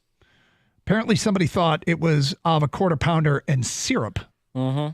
So, anyway, suffice to say, you did not dip your Quarter Pounder in syrup. No, I didn't. But now we're getting text on it, and you'll read them. Yep. I feel like I might have missed an opportunity here. Is this how great food inventions happen? Yep. You know, by accident. By the poor quality of a speaker at a drive-thru. Yes. Obviously, that's kind of how, like my butter, cream cheese, and horseradish on a bagel, because they were just in the refrigerator. I put them all together. Well, that's when I was a definitely kid. that's definitely interesting. Ben in Roseville says, when I was a kid, I accidentally spilled Kool-Aid into my spaghetti. Then he writes, it was good. For the next couple of years after that, anytime we had spaghetti, I would mix in some Kool-Aid. Eventually, we grew out the Kool-Aid pasta. That's from Ben. We outgrew the Kool-Aid with pasta. Now, here's a question I had for Ben, but he's not going to answer it, obviously. Do you take, like, is the Kool-Aid, the pouches that had the granules, do you put that in the water while the pasta is boiling, or do you just put it on top? I mean, I have all kinds of questions. Is it that you boil the spaghetti in Kool-Aid? Right. Do you pour actual mixed Kool-Aid onto the spaghetti? See, that to me would be awful. Or is it just the powder, the Kool-Aid powder, like you sprinkle on top Right. as if it were Parmesan? Right. Yeah, like a dusting of it. Yes. Well, first of all, I mean, if he's going to stick to the original, I assume that he had made Kool-Aid, right? And it was next to his bowl of spaghetti and actually spilled onto it. So if he wants that same experience every time, that's how you do it. You don't change the formula. Now, if he was trying to figure out what is the perfect formula for Kool-Aid spaghetti, yeah, he might have done all those things that you guys suggested. But I'm assuming he just makes Kool-Aid on the side and then pours it into his spaghetti. Well, it's one way to do it. Doug, are you going to eat that? No. All right. No, I'm not. Fine. Stoney will. He'll take one for the team. Yeah. All right, so more here coming in. First, sweet items like chocolate or honey are good with a burger. Sweet and savory work well together. So syrup in a Quarter Pounder could work. As for the mix-up, God, this person really needs some punctuation. As for the mix-up, I find competency in drive-through can be lacking, and I feel like random condiments get added from my experience. You think? Really? Competence at a drive-through? How many times at the drive-through, though, do you not have any idea what the person on the other end said? Not that often. It happens to me I feel like it happens quite a bit. That's how Canadians eat their burgers. That's from an unnamed texter. Is that true? Whoa. Doug, you got Canadian relatives. I got Canadian relatives. I don't ever remember this. No wonder they haven't won a cup in 30 years. We got a text from Jansen regarding this. Oh, yeah. Jansen I think he would probably me. like it. So he texts me right away. He goes, I'm telling you, syrup on a burger is amazing. That's how you maintain 300 plus pounds. Oh. So he's tried this. It sounds like it, yeah, and it sounds like it's amazing from his experience. Well, I've had a burger that has peanut butter, bacon, and sriracha on it. It was unbelievable. We've done that show with the peanut butter burger thing. Yeah, that's really good. Yep. The syrup's next, Stoney. Try that. Syrup on a burger. More feedback. Was it Heinz syrup? Only for Stoney. Only for Stoney. That's right. Another one here. Chicken nuggets and syrup are good. I can see that because you have chicken and waffles, and if you have waffles for the syrup, sometimes that I think that's somewhat, believe it or not, normal. No, have you tried drizzling like a little bit of honey on your fried chicken? Like that's good. No, I haven't, but yes, that's like it's similar as to syrup, you know. Yeah, I think. I know Doug's not going to do it. Probably not. But it's chicken. I'm trying to participate, but poultry. Yeah, I'm just perfectly happy with my barbecue sauce. Or that hot Chinese mustard. Oh, yes. Wow, did I touch a nerve there? Oh, hot. Here's, You jarred something loose, though. I'm an East Coast pizza snob and an East Coast bagel snob and also an East Coast Chinese food snob. Yeah. It's amazing to me sometimes you order Chinese food carry out and they don't automatically put the mustard in there. Is that right? You have to order, because a spicy Chinese mustard is just essential it's so for good. egg rolls, for everything. Even General Sal does not, he smiles. General Sal smiles when you pour mustard on him. I mean, that's just the way it is. Stoney is fired up. I'm telling you, jarred something loose, though. I love spicy mustard. Really do. Yeah, and if it's not Chinese, it's got to be Golden's Deli, brown mustard, spicy. Love it. Yeah. Regarding make or break Lions, John Kaminsky. That's the interesting one. It's the kind of thing where we are expecting production. Yeah. He did sign a contract, a pretty sizable contract, right? But then he took a pay cut, I believe. They restructured it. Yeah, he was not as good this past season as he was in 2022. Yeah, he's a free agent after this year. I go back to the last call we took on this from, I think it was DJ. I agree with him 100%. My guy was James Houston, because all the signs honestly point to that being a fluke year. He's undersized. He was a late round pick. He's a specialist. I mean, what else? I mean, if he doesn't have 9 to 10 sacks or at least bring a ton of pressures on passing situations, this might be it for James Houston. He was hurt all of last year. Yep. It would be a shame. And I'm not giving up, and I don't think you are No, either. I'm not giving up, but it's one of those, if he doesn't do it again, that might be it. Yeah. No, it's one that I don't want to even, kind of hoping for him to be the guy. But the funny thing is, I love when people use the criticism that he's a one-trick pony. It's like the most valuable trick that a defensive man can exactly. have. Yeah. Jamison Williams is the ultimate now or never guy. Does anyone actually think, does anyone think he's actually on track to get any kind of extension? Maybe not. Not yet. No. But if I had to bet right now, is Jamison Williams going to be a huge asset to this team this year? I would bet yes. Yeah. The question is, as far as the extension question, can you afford to have 2 wide receivers with that much money invested? Right. And who knows? It's J-Mo, hands down. If he doesn't step up this year, especially with the new kickoff, it's trade time. That's from Scott and Carlton. I'm stunned at how much I didn't expect that name to come up. I know. Jamison Williams is now or never this season, as well as Levi Onwuzurike. That's from Mark in Rochester. Houston is another guy that needs to produce. It's not time to trade him, if not time to trade him. I mean, if he's not producing, there's no trade market for him. I mean, right? If you aren't impressed with him, why do you think an NFL team, you'd be lucky to get a 7th-round pick? Yeah. Because, I mean, you're talking about a 6th-round pick that a team has given up on. What are you going to get for him? If you get a 7th-round pick, I'd be stunned. This is too easy. It's now or never for Levi Onwuzurike on defense and J-Mo on offense. That's from Isaac in Southfield. I didn't realize that people feel like the clock is ticking on J-Mo. I think this feels to me like his first real chance to make a But it's year 3. That's the problem. I know, but we know why he was even available. A, because of the injury. Then you get into, his suspension last year. I just think of this as his first full season and not a year 3 guy who hasn't really clicked yet. There's been hiccups for sure, but it's some of it his fault, right? Yeah.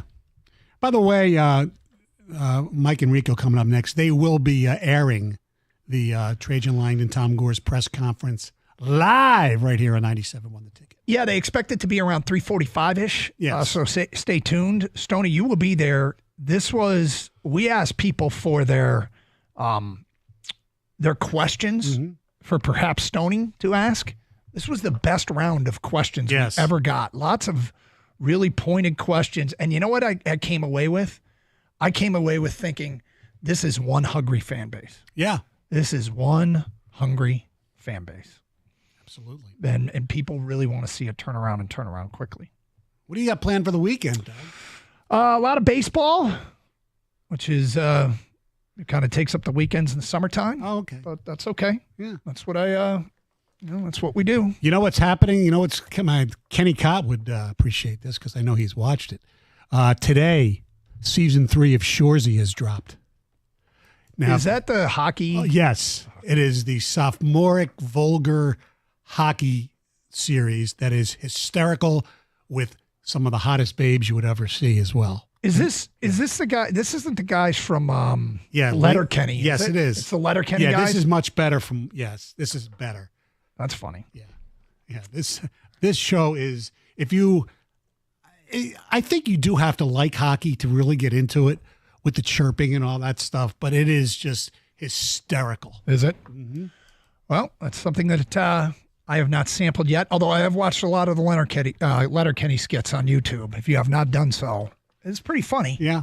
You could probably find yourself offended, too, if you so choose. Well, you'll definitely find yourself offended in Shoresy.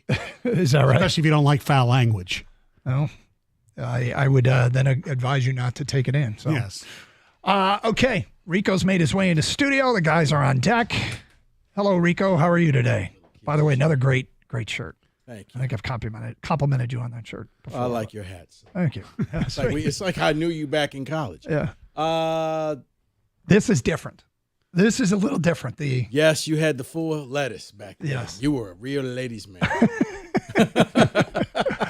What do you got planned coming up next? Of course, we got the Pistons press conference coming up. And then some Steve Eiserman talk. We're going to kind of start the show off with that. Some things that he said concerning, not concerning. And, and like I said, Piston stuff. Yeah. Can I ask you a question? Now, Mike, because he's closer to the Celtics, might know this better. But I want to ask you, why, and it's not just here, it was in L.A. and it was in Cleveland as well, the other two job openings. Why is Sam Cassell's name not mentioned? To me, he's the perfect candidate, or one of them. I think it's just one of those things because he may end up on the Lakers assistant staff. I think, Stoney, once you fall into coaching purgatory, you don't come out. Ask Mark Jackson. There's certain people that I'm assuming it's things behind the scenes of why you don't see them out there coaching. But yeah, you're right. There's a lot of people. But I mean, Mark Jackson had the Warriors on the precipice of a dynasty and fell off and never coached again. Well, have a great show. Doug, thank you for It's been great to have you in with you for the last 2 days. Enjoy your ham, everybody. Stay safe and treat each other with respect. 97.1.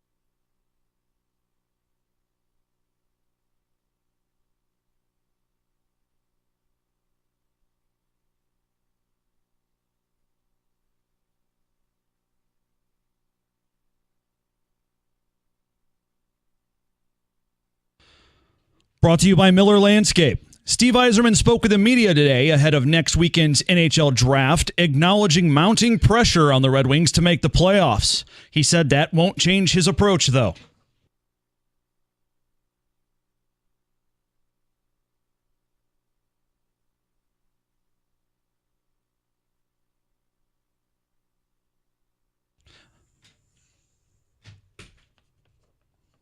Yzerman said he's actively working on long-term extensions for restricted free agents Lucas Raymond and Moritz Seider, both of whom he expects to re-sign, but not before free agency begins on July 1st. There will be another important press conference in Detroit sports today when Pistons president of basketball operations Trajan Langdon speaks with the media for the first time. That's at 3:30. Stay with 97.1 for coverage. Elsewhere with the Pistons, Yahoo reporting Detroit is actively shopping Isaiah Stewart. And the Tigers open up a 6-game homestand tonight with the first of 3 against the worst team in baseball, the White Sox. Here on The Ticket. Coverage starts at 6:15. From the Corewell Health Sports Desk, I'm Beanie Howell. For more, go to 97.1 The Ticket and Odyssey.com.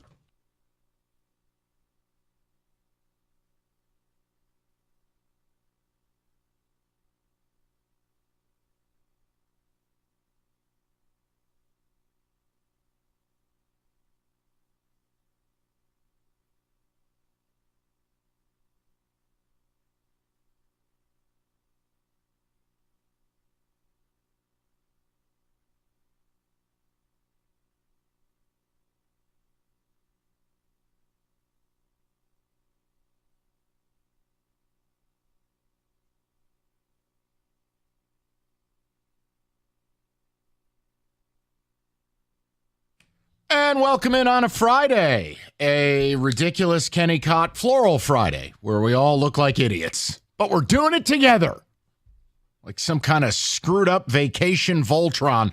All right, we are going to jump right in, Ricardo. Are you ready?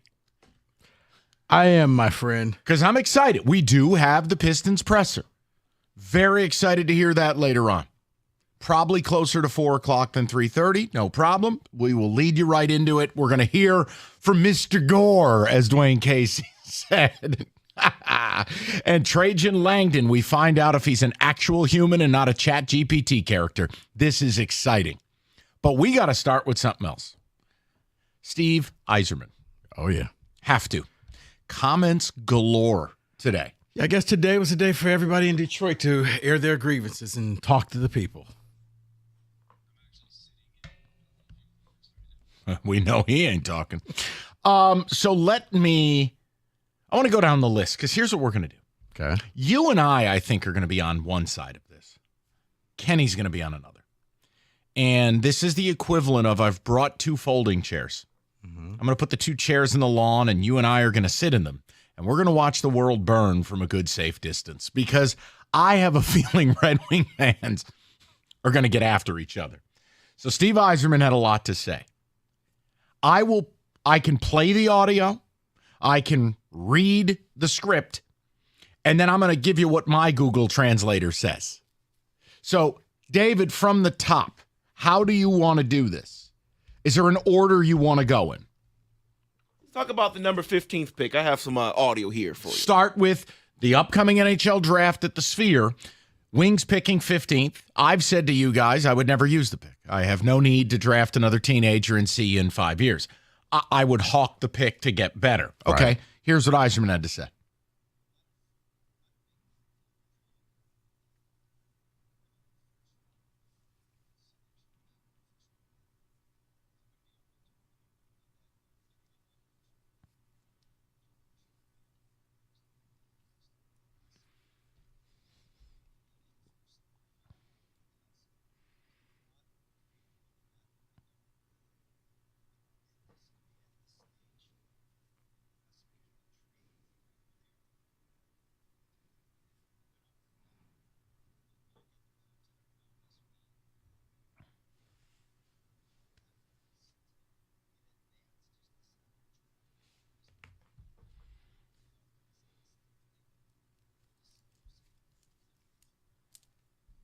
Okay, so I'm reserving all comment.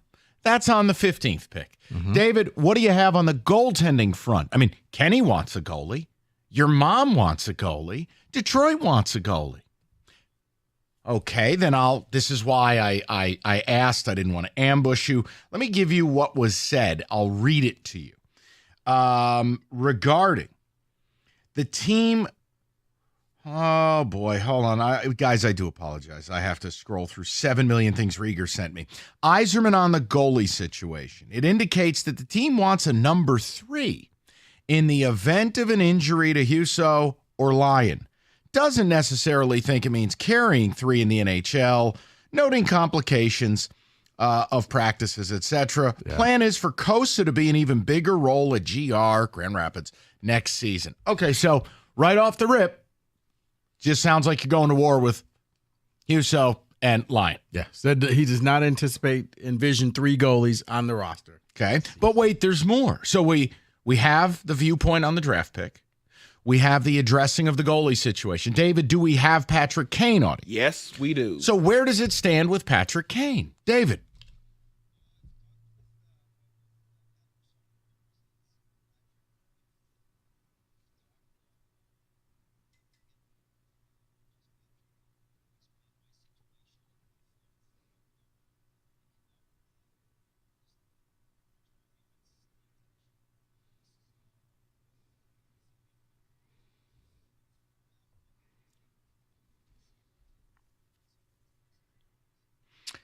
Okay, now, we'll keep in touch is basically what that is. So I'll offer you how my Google Translator works, and then we're going to go to our very own Pierre LeBrun, Kenny Cott, and just get a sense, and I want to see where people are, because all I can do is take Yzerman right here, right now. I can't predict the future. I can only go by what he says. Is he lying? Is he telling the truth? Well, I hope he's lying. Because if he's not, here's what my Google Translator says. We're not going to get a goalie. I haven't gotten either Seider or Raymond signed yet. I haven't secured Patrick Kane, and he's going to the wilderness into free agency. And basically, if he doesn't get any good offers, maybe I got a shot. And you're right. The number 15 pick, I don't see any blockbuster moves with that. So we'll take another player you might see in 2028. Yeah, he said. Yeah, as far as he said, he didn't think at this point. He could have been being coy, but he didn't expect anything getting done before July 1st at this point with either Raymond or Seider. Okay, so that's how I look at things. Doesn't make it right. And he could be lying through his teeth. But if he's not, I really don't see the point in what we're doing here. But Kenny, I want your feedback. You are not a bot. You're a well-reasoned man. You do have a soft spot for Yzerman, who doesn't. But I wanted your takeaways from this. You seemed very arrogant when I walked in the door today. Oh, it's going to be overreaction theater. People's pets' heads are falling off. No. Now that's an overreaction. What is you hate that drop. What is your takeaway from all of Yzerman's comments today? So I think your Chat GPT device may be a little broken or malfunctioning. Oftentimes when he speaks, he says nothing. That's what I kind of viewed this as. Primarily, I know David, he's going to make me mad today, and that's fine. The way I look at it is with the goaltending stuff, I view that as an outright lie. With the Seider and Raymond thing, that's not atypical for Stars not to be signed by, the first of the next month. That's not atypical, so I'm not worried about it. Can we go back? Why is the goaltending stuff a lie? Because I think he will do his due diligence. And by the way, if you want confirmation that the man openly lies to you, he has done it in the past. I think a month before he brought in DeBrincat, he said, "We're not going to make a move like that." And then he went and made a move like that. He made that exact move. This isn't something that he doesn't do. He's not above lying right to your face. Okay. And I think that's more of a non-factor than you do. So the goalie thing, you don't think this is, hey, we're just going to wait for Kosa 2026? I think there's some of that in there for sure. But if you look at it, I think there's a couple of goaltending, not free agents, but pending free agents that you could trade for. There's like Linus Hallmark, for example. I don't think Boston wants to carry 2 great goalies. Swayman's a stud. They're going to hang on to him. But I think he also said later on in that presser that I'm going to look through trade options. I'm going to look through free agency. He didn't just say, I'm giving up. I'm throwing my hands in the air and giving up. No, he didn't. No, it didn't sound like he was giving up. It just sounded as if, you know what? I'm okay with what I have right now. I think there's a future here. Maybe not right now, but there's a future. I also think that if you were to outright say, yeah, we're hunting the trade markets and we're desperate and all this stuff, all of his leverage would have been gone in this market. He wants to sound like, oh, we might be fine. We'll do what we have to do. Yeah, he was very ho-hum, just like he always is with this stuff. And he's lying to your face half the time. And we've seen him lie to your face half the time. Let me give you another comment. And then I want your thoughts, Kenny. Yzerman acknowledging expectations will be higher next year, though he says of free agency, we're trying to build a team that's not just going to make the playoffs one year and maybe not the next. They're going to try to, quote, be selective. Can I ask just a question? Aren't you tired of hearing that, whether it's the Tigers or the Red Wings, the quote, we're building something for long-term success, when the CBAs of these sports don't really allow for that?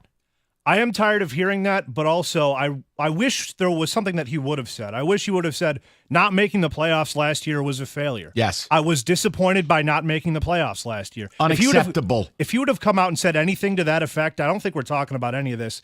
And I just think half of it was lies and half of it was the ho-hum nature of Steve Yzerman. Can you meet me in the middle before David's head explodes? Meet me in the middle. If these aren't lies and Kane's walking out the door, they're just going to sit there and take somebody at 15 that we won't see for 4 years. They're not going to get a goalie, and we're in the eternal wait for Kosa. And if it's not him, wait for Augustine. Kenny, would you at least agree with me if he's not lying? That doesn't work. If your chat GPT is correct, Mike, I hate this offseason, and I'm very upset with him. All right? If he's not lying. If all of this turns out to be exactly what you're describing, I would call this offseason an absolute failure. Okay, so here's what I'd like to do. Okay. People, Hockey Elite, we can put the bat signal out there. It probably doesn't work in daylight hours, but work with me. 248-539-9797. Is Yzerman lying? What is your takeaway from the comments? If he's not lying, are you as disturbed as we would be if that's how the offseason actually plays out? Because I will tell you the part that Kenny and I, Rico, are in total agreement on. Mm-hmm. Steve Yzerman has the cachet to go out. You don't need to be tepid about it. Last year, that collapse, totally unacceptable. Not making the playoffs was unacceptable. Yeah. And we must make the playoffs this season. Right. Period. Like that, well, I would like to hear that. Well, does this qualify for something in that area? We're not trying to build a team that's just going to make the playoffs 1 year and maybe not the next year. They're trying to be selective in free agency and addressing needs. That's a part of the long-term success thing that both the Tigers and Red Wings have used. It's almost like they went to Kinko's and picked up like corporate business cards, and it says that. Maybe they walk past each other in the headquarters. Probably. 248-539-9797. What do you make of the Yzerman kickoff to the offseason comments?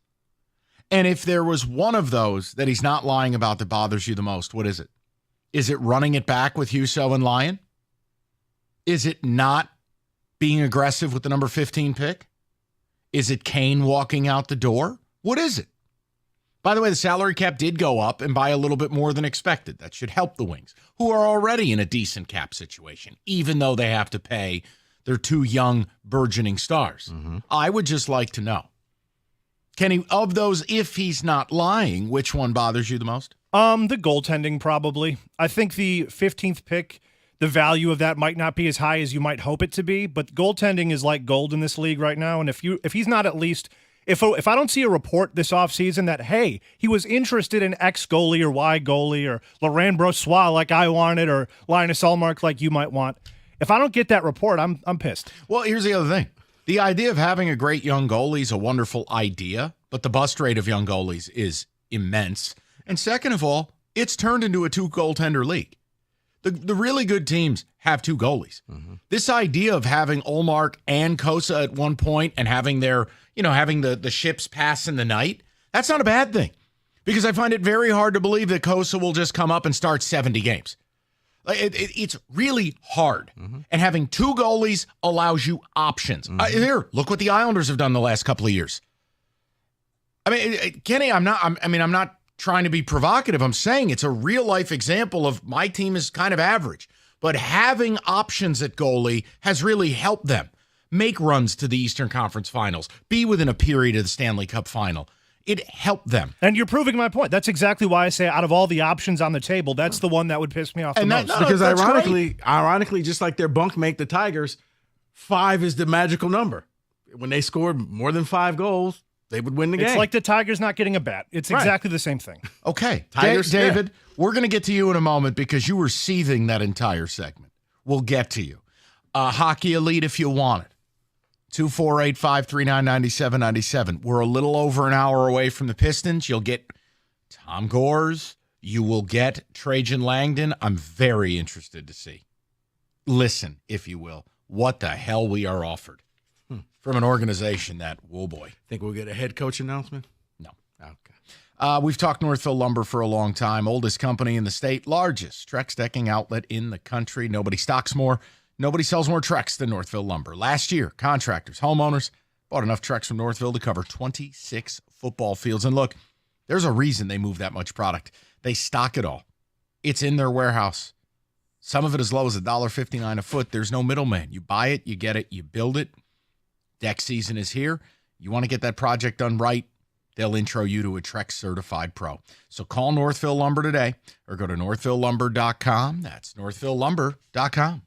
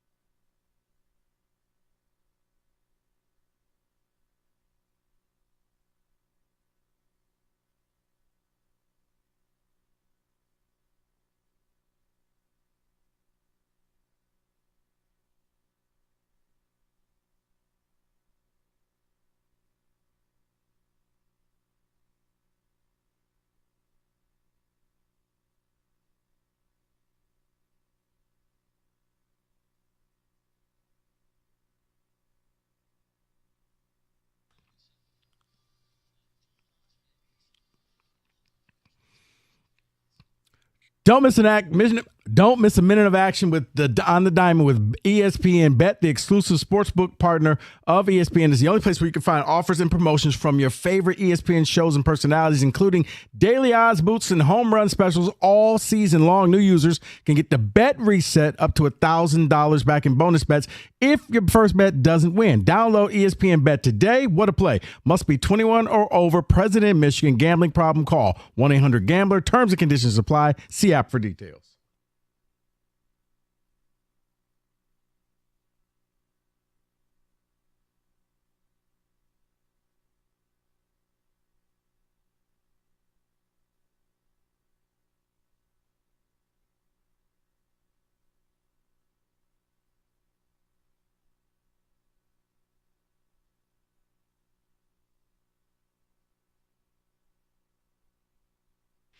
That's Steve Yzerman today. And before we go to David, I think that's the one problem I have with all this is eventually you have to push the button.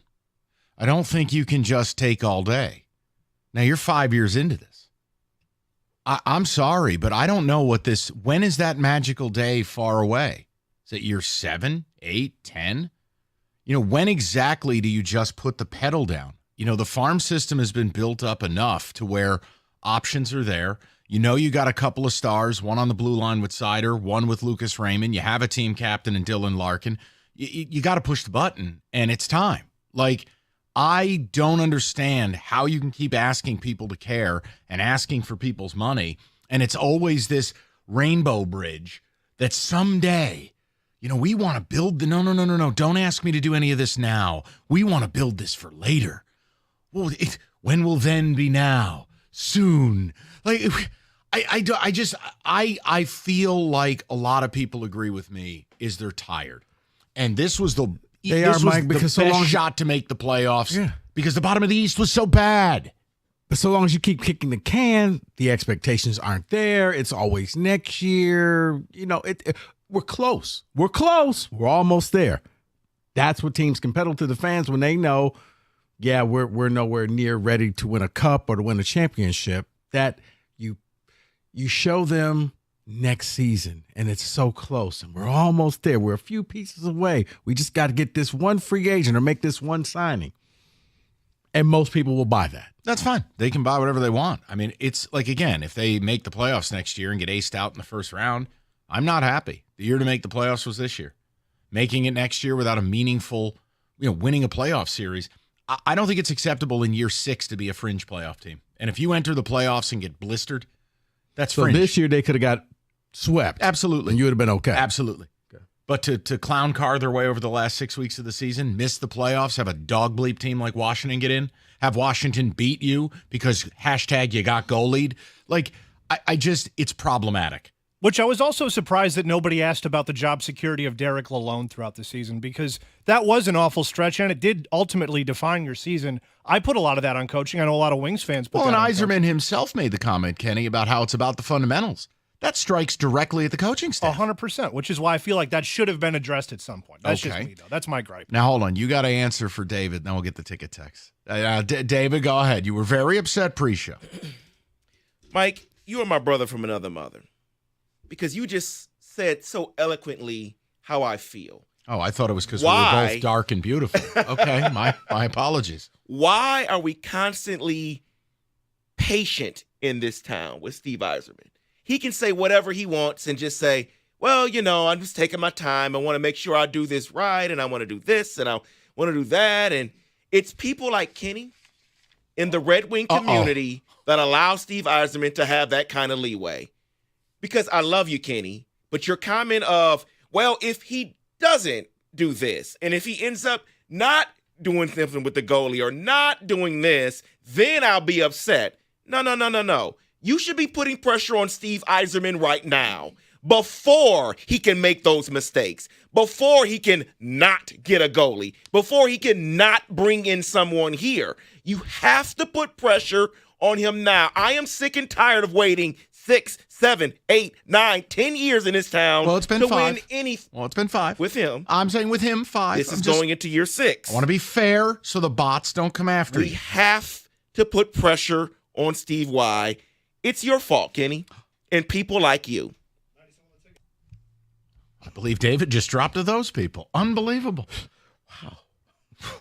Okay, David chose violence on a Floral Friday. 248-539-9797. David, the ticket text while Kenny screens a couple of calls.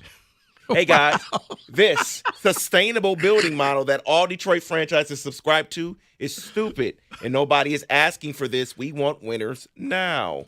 I think you wake up wondering how to complain about the Red Wings or anything for that matter. You all need to calm down. Okay, time out. Let's examine that for a minute. So, the city's in its longest championship drought in history. 16 years, and let's face it, make it 17. The basketball team that's going to have a press conference has not won a singular playoff game since 2008. The Detroit Red Wings, under Steve Yzerman, have not made the playoffs and finished last season collapsing to miss it. Yep. The Detroit Baseball Tigers have not made the playoffs in a decade and are right now careening off a cliff.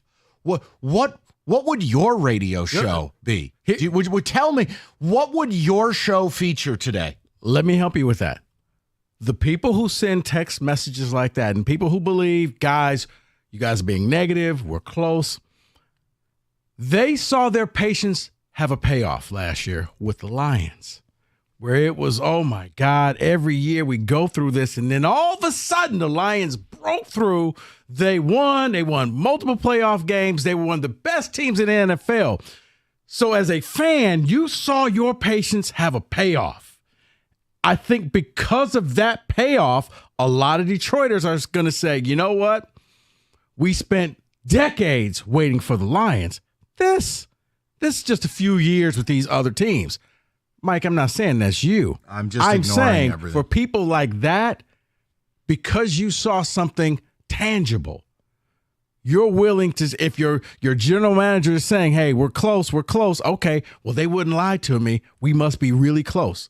So that's why you have some people like that. David, go ahead. Or Kenny, please. I would like to address David basically calling me a bitch. Jeez, come on, man. I thought he called you like a bleach blonde. Never mind. You know, it kind of feels that way, Rico, after that comment. But the way I look at it is, I'm not going to get mad at these comments by Steve Yzerman. David wants me to freak out. No, you're going to wait and let it play out, dare I say? This offseason, yeah, I'll let it play out. But Why? at the end of the summer, if these comments are the truth, you've already said you will be very upset. Hellfire and brimstone. Okay, then 100%. David wants it from me now, but no, the reason why I take issue with that is because he's lied to us before. He basically has lied to us almost every single year. Can I state for the record, I haven't raised my voice. I'm not angry. I'm saying, okay, hope he's lying.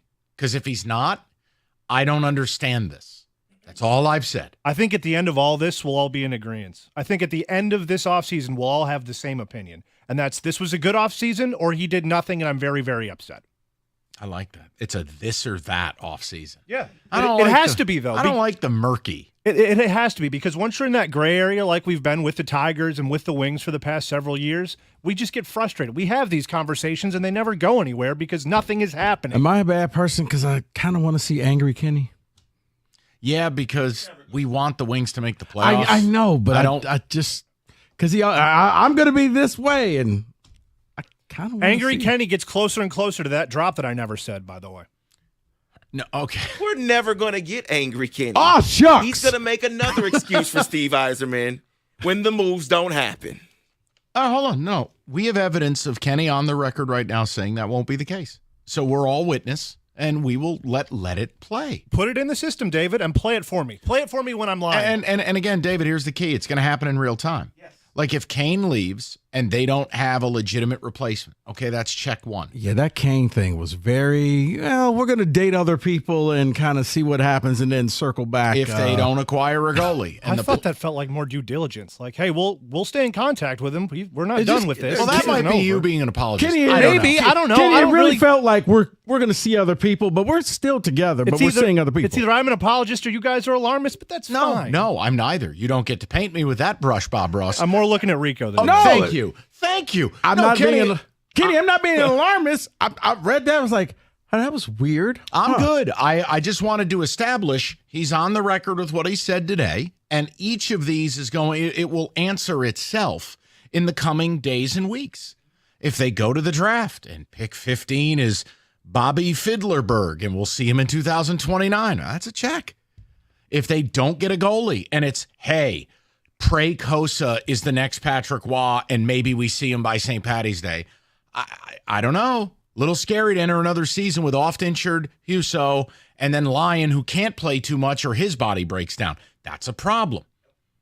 And then obviously the Kane thing. I am going to wait. I'm with Kenny, but I hope he's lying. 248-539-9797. We'll get some calls. I also, just a brief note, because I know we're going to turn our attention to the Pistons press conference. I have a Stanley Cup final question for Kenny and you guys with tonight's game. I know no one's going to watch, but they should. We'll discuss. Just bear with me. America's favorite place to watch sports, Stadium Swim, located Circa Resort and Casino. All the biggest games. Best viewing experience built for you, the fans. 6 pools, 3 levels. Perfect view of the big screen at Circa Resort and Casino right in the heart of Vegas. Stadium Swim. Book your spot today at circalasvegas.com.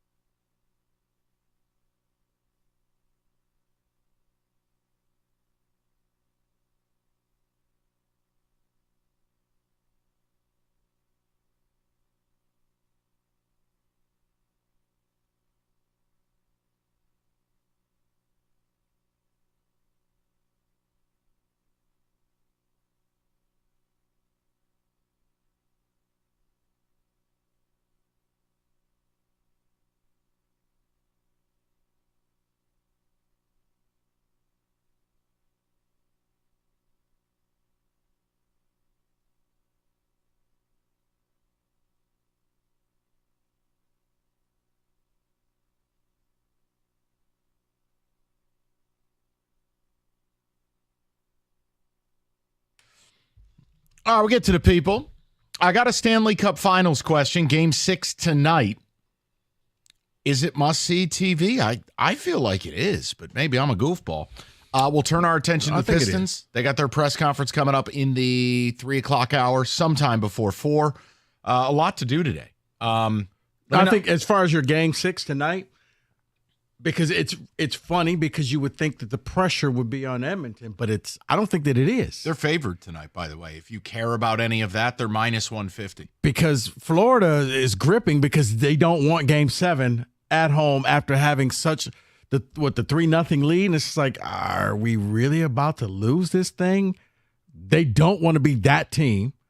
And they thought that they were going to finish it off. Kind of like your Celtics, they're going to finish it off in Game 5, except things happen. No, the question I had for Kenny, and we can get to it, is just the Connor McDavid issue. Obviously, hard to win the MVP when you lose. I think this is a rare time. If they win tonight but end up losing in 7, I mean, he's just Kenny.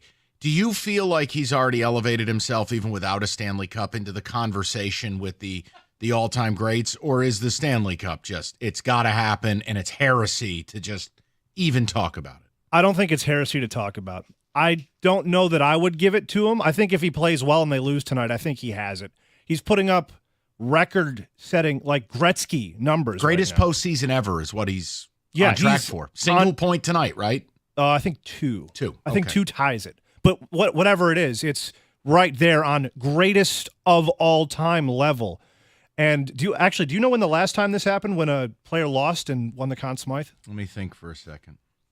Because it led to one of the funnier things looking back on it in the history of the league, in my opinion. Losing Stanley Cup final, but you were still the MVP. It was in my lifetime. So you're not guessing like 1957. No, yeah, I'm like, last time the Leafs won anything. No, who? It was J.S. Jaguar on the Ducks in, I think, 03. Wow. Against the Devils. There's a Red Wings nightmare fuel goalie. He swept us in the first round, I believe. And it led to the funniest thing. It's a picture of him holding the trophy with, like, tears coming down his face while the Devils are over there celebrating their cup win. He's like, I don't want this piece of metal. The meme before the meme. The participation trophy. He was the meme before a meme was. 100%. But yeah, I think Connor definitely is in that conversation. He could win it if they lose tonight. Yeah, and again, it's a Friday night. I don't know the wisdom in putting a finals game on a Friday night. Didn't understand when the NBA did it last week. Don't like that they waited. And if there's a Game 7, it's not over the weekend. It's going to be Monday. Exactly. So, like for me, Game 7 should have been Sunday afternoon matinee television. Because see, I thought for the NBA, they set it up for Game 7 to be either this Saturday or Sunday. Like if they would have played in Boston, if Boston would have lost, it would have went Thursday and then Sunday. There's a hell of a gap, though, for these two teams. And I know distance is a bit of a problem here. That's a long flight. It's the largest distance, I believe, in Stanley Cup history between cities. Okay. Let's go to Josh. Thank God for private flights. Josh, how you doing, buddy? Hey, Jets, how we doing? Good Friday afternoon. Same to you, buddy. What's on your mind? It's been a while. It's been a while since we talked, Mike. Last time, I think, was Stafford's deal in Detroit, and you shut me down talking hockey. So I heard you were talking it. Wanted to get my 2 cents here in on the Wings. Let's do it. Honestly, I agree with if we don't do anything as patient as we've been with Yzerman, we got to get better at goalie. I think this past season the East was weak, but we went in knowing that we had holes at goaltender. So if we would have made the playoffs, I think it would have just been sprinkles on kind of a melting Sunday. But when we look at the future of the NHL, we can't put all the eggs in the young goaltender basket. I've heard us poking at Gibson. I think we need a two-headed beast going into just this modern NHL era.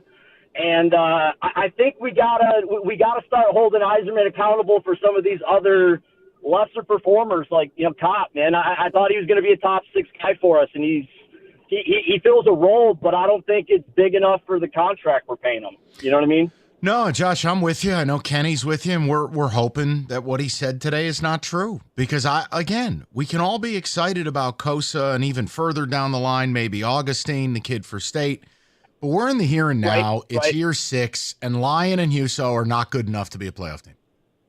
Yeah, and where's Burgers at? Why isn't he getting time up? Right? Where's the big bodies? Where's Soderbaum? Where are these guys that have just been? We keep winning and doing well in the AHL, and that's great. But it's kind of like you guys just talked about the Gerber baby winning the MVP. When his team didn't win the cup. What's winning the AHL cup if we're still not even making the playoffs at the NHL level? Yeah, they're in a weird space, Josh. I'm with you. They're just in a very weird spot where, yes, the incremental improvement is nice, but it hasn't yielded us anything.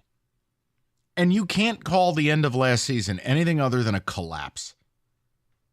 So this summer, Kenny, not me, Kenny has said this is a fork in the road summer for Yzerman and the Yzer plan and the rebuild. I don't think it's good to just get incrementally better and creep in. Here's the New Yorker in me. I want the Wings to be the team that takes a real step forward, and they're not a wild card. You want them to kick the door down. I want them to be a legitimate playoff team. Let all the poors battle for the last spot. I want the Wings in the top 3 in the division, and I want them to be a legitimate playoff team. Is that so wrong? No, absolutely not. This offseason has to be handled very carefully because you have to balance, all right, we're bringing up all these young guys. We must supplement that with veteran talent. If you can do that, that's very hard to do. This might be the hardest part of the rebuild for most GMs, and if Steve Yzerman is as sweet as he's been billed to be, you better get it right. What about Sophenstein? And you know what, Kenny? I do agree with you. It would have been nice if somebody would. So your coaching situation, is this the guy? Is this going to be the guy that leads your team? Or, were you what was your thought process during the season? I think it's blatantly obvious if they get off to a slow start. Newsy's gone. Which then says, how about you just. Well, what does that say about Yzerman? Oh, boy.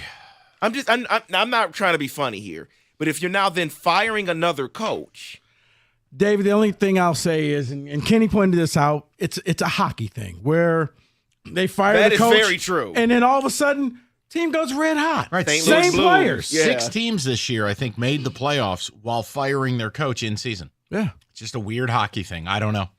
David, a few ticket texts. We'll turn our attention to football, and then kind of a countdown to Pistons press conference. You get to hear from Gores and Trajan Langdon. I'm eager to see what we get today. Go ahead.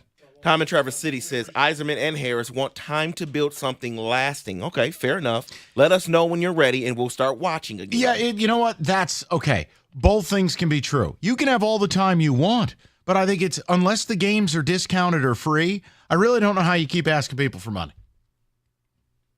By the time the Wings get their team together, they won't be able to give second contracts to their cornerstone pieces. That is from Keith. I don't want to go that far, but I'll tell you, your spending is going to greatly decrease once you give each a Seider and Raymond an 8x8. I mean, that's kind of the going rate, Kenny, right? Yeah, especially for Seider because of position of need. I mean, finding a quality defenseman is so hard to do. So yeah, he's going to get paid. Right, and it will limit some of your spending. And yes, you do have some young players that don't make a lot. And yes, some deals will fall off. But the reality is you had a couple of your best players dirt cheap for several years. You didn't make the playoffs once. That's problematic. And this was the time to do it, when they were young and cheap. Then you can add. Because you have all this cap room, he didn't do that. No. And look, big summer ahead. We hope for the best. I hope he was lying. Nope, that's slander. All right, companies out there advertising BOGO offers on AC and furnaces. Nothing is free. You want a fair deal? Mastercraft Heating, Cooling, Plumbing, and Electrical has you covered 24/7. Locally owned over 40 years, and they back their work with a 5-year warranty. Mastercraft, your one-stop shop for heating, AC, plumbing, and electrical. Will beat any price. You bundle a new high-efficiency AC and furnace, you save yourself up to $2,000. Fast installation and great same-day service. Just visit mastercraftheating.com.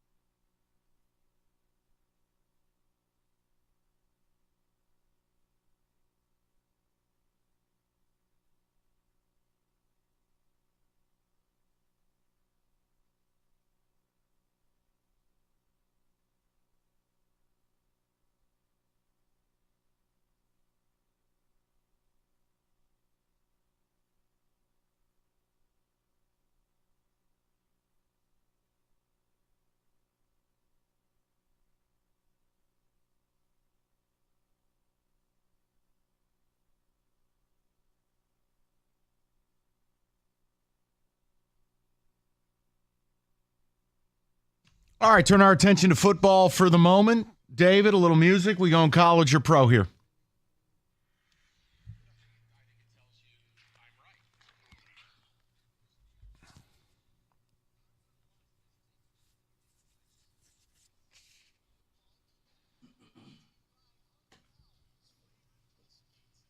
So we're going pro here, and what I'm going to do here is SI came out with 100 bold predictions for the 2024 season. So every other day, I'll go through a few of these here to figure out what you all think about them. We'll start with this one. There will be 7 head coaching vacancies at the end of the season. But what they say about it is it may not be the teams you think, because you have Bill Belichick out there, Mike Vrabel out there, and maybe teams that are competitive that fire their coach. I think both New York teams will have new coaches. I think Salah and Dayball are on thin ice at best. I think Dallas could have an opening. I also got to think, I don't know how long Andy Reid is going to be in Kansas City. If they go and win it again, is enough? I'm just going to good point. Go out into the sunset. So that's another team. And I think everybody will line up. If the Chiefs are there with Mahomes under contract, that becomes the best job around. But yeah, David, I could easily see if you're a mediocre team, a team just you made the playoffs, but you struggled or you lost some disappointing style with those big names out there. Yeah, I could easily see that. Next one, Jaden Daniels will win the Offensive Rookie of the Year. No, I still think it's Caleb. Look, I'll die on the sword. It's fine. I think Bear's going to be better than people here think. And I think Caleb's entering a really good situation. They've got a ton of weapons. Let's just assume USC was a total joke. The O-line was a joke, and the defense put them in horrible spots. I'll still go Caleb Williams. See, I'm thinking that I don't think any of the quarterbacks are really going to stand out the way C.J. Stroud did last year. I think it's going to be one of the receivers because they're going to be that main guy on their teams. Odunze. Right. Yeah. So, like, no matter where you are, it's like, okay, they're going to be throwing you the ball. I think one of those receivers will end up becoming the offensive player of the year because I don't think that the quarterbacks, they're all kind of the same. I don't think that there's one that's like, yeah, he's all that. Okay, then, Mike, well, you say Caleb Williams. Well, does this get him Rookie of the Year? Their prediction, he will throw the same number of touchdown passes as a former rookie that wore 18, which is Peyton Manning. He threw 26 touchdowns his rookie season. Yeah, I also think it's about the team. Look, if the Bears finish a surprising 9-8, are not in the basement of the NFC North, actually get a couple of nice wins that America sees, and he throws for 26, 27, 28 TDs. Yes, David. Because remember, part of this is bias. Like, people see highlights. Like, if Caleb makes a few of those wild, Mahomesian type plays, that goes a long way. Yes, David. Short answer, yes. But you got to win some games now, too. You can't go 3-14 and win it. Yeah, I mean, because they're set up that the Bears have some winnable games to start the season off. Tennessee, the Colts, and the Panthers, all within the first 5 weeks. They go 3-2. I think that means a lot for his confidence, especially getting the Panthers. Come on, man. That's at home. That's a confidence booster right there. The Houston Texans will not increase their win total, which was 10 from 2023, and they will miss the playoffs. The Texans? Texans, yes. Nah, I just disagree completely. That's the short answer for me. I get it. It's a bold predictions thing. Based off their schedule. They have a tough schedule. Yeah, you know what? Every schedule's tough. It's the NFL. I couldn't disagree. You know what? There you go. You're right. Every schedule is tough. This isn't college where you're playing Little Sisters of the Poor. But they also got better in the offseason as well. So it's not like they just sat back and said, we're good enough and we don't need to make improvements. They did. They went out and picked up some players. David, no, I think that they will end up winning their division again. Deshaun Watson will throw for 32 touchdowns, run for another 10, and the Browns will fight for the number 1 seed in the AFC. I'm out. I've waited long enough for Deshaun Watson. I'm out. I don't see those numbers. No, I was going to say this is it. This is the year. Last you had the whole, well, there was rust. Okay, well, maybe you're not quite ready. Now his shoulders hurt. Right. If you don't make it this year, and do something numbers similar to that, we'll just go ahead and say that the Cleveland Browns signed the worst contract ever in NFL history, and you got to live with that because, because the defense is good enough. If he could even put up, David, I was going to say, if he can go 24, 25 touchdowns, I think that they would be competing for the division. They win, but they win in spite of him. Yes. And look, they got better when Flacco took over. It's just, that's the reality. 3 receivers will top 1,800 yards. Their prediction, Puka Nacua, Amon-Ra St. Brown, and Tyreek Hill. Yeah, I totally agree because the NFL, as you're seeing, especially with the new tackling rule, what you can't do with the hip, what is it called, the hip toss or hip grab or whatever. Oh, the hip drop. I hip believe? drop. Yeah. It's a 7-on-7 league. So receivers, and you're seeing that with the amount of money that receivers are making. If you have somebody like that, it's set up for them not to be touched because that's interference. You can't tackle them. So I could easily see 3 or maybe even more, David, depending on the circumstance. The Jets will win the AFC East. I'll leave that one to Mike. I don't see it. I just don't. I mean, look what's going on with Rodgers now. I don't love the Bills. I don't love the Dolphins, but I think the Jets are really flawed. And you have a 40-year-old quarterback off a blown Achilles. And is his head really in the game? I don't see it. I'll say no. Yeah, I would say the Dolphins. The Bills, I think, are going to take a major step back, but the Dolphins should do enough that come December when they got to play those outdoor games, they could afford to lose some of them and still win the division.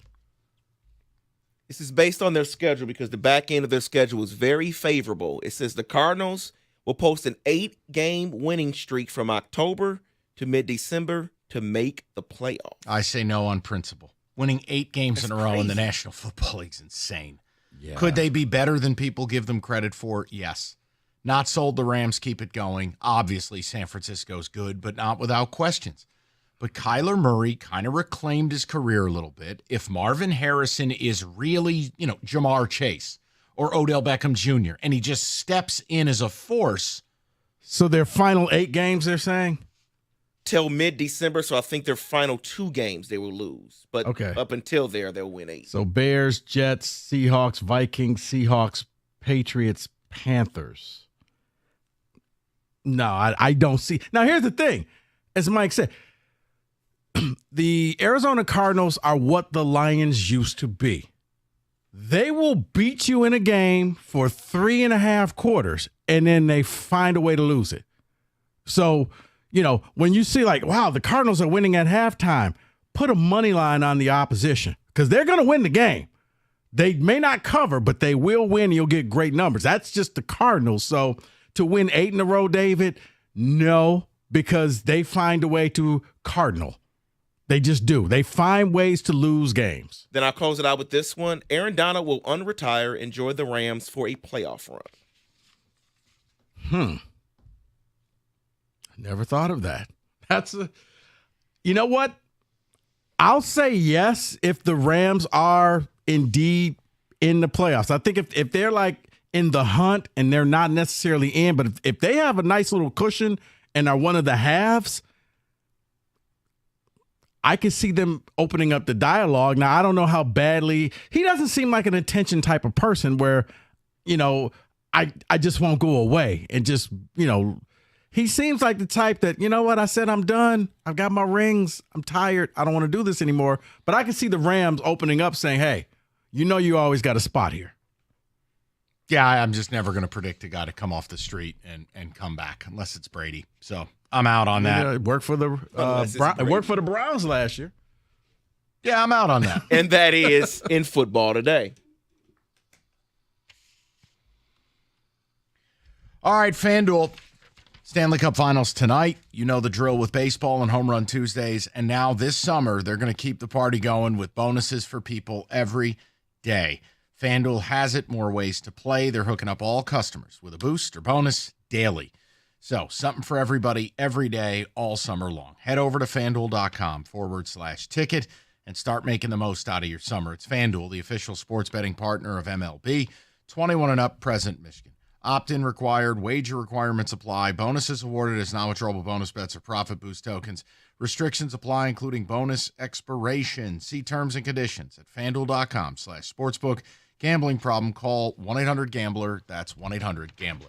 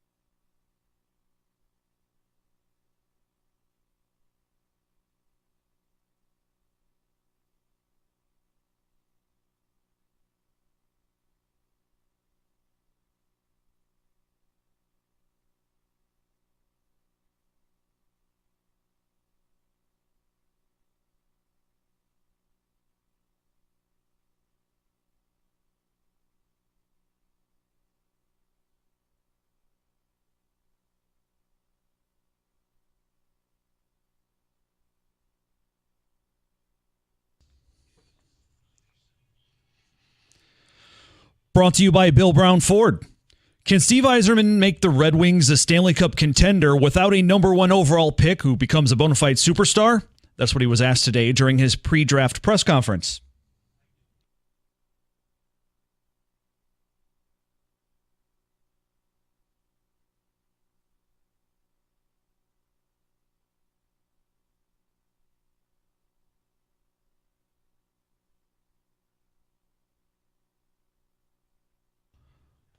Staying with hockey and Connor McDavid, the Oilers will try to push the Panthers to the brink in Game 6 of the Stanley Cup Finals tonight in Edmonton. NHL teams have overcome the dreaded 3-0 series deficit just 4 times ever, and only once in the finals. That was 1942 when the Leafs came back to beat the Red Wings. Vegas thinks this thing is going the distance. 71% of bets and 59% of the money on the Oilers tonight. New Pistons president Trajan Langdon holds his first press conference at 3:30. Stay with 97.1 for coverage. In Tigers and White Sox from Comerica Park tonight, you can hear that here on the ticket too. First pitch at 6:40. From the Corwell Health Sports Desk, I'm Beanie Howell. For more, go to 97.1 The Ticket and Odyssey.com.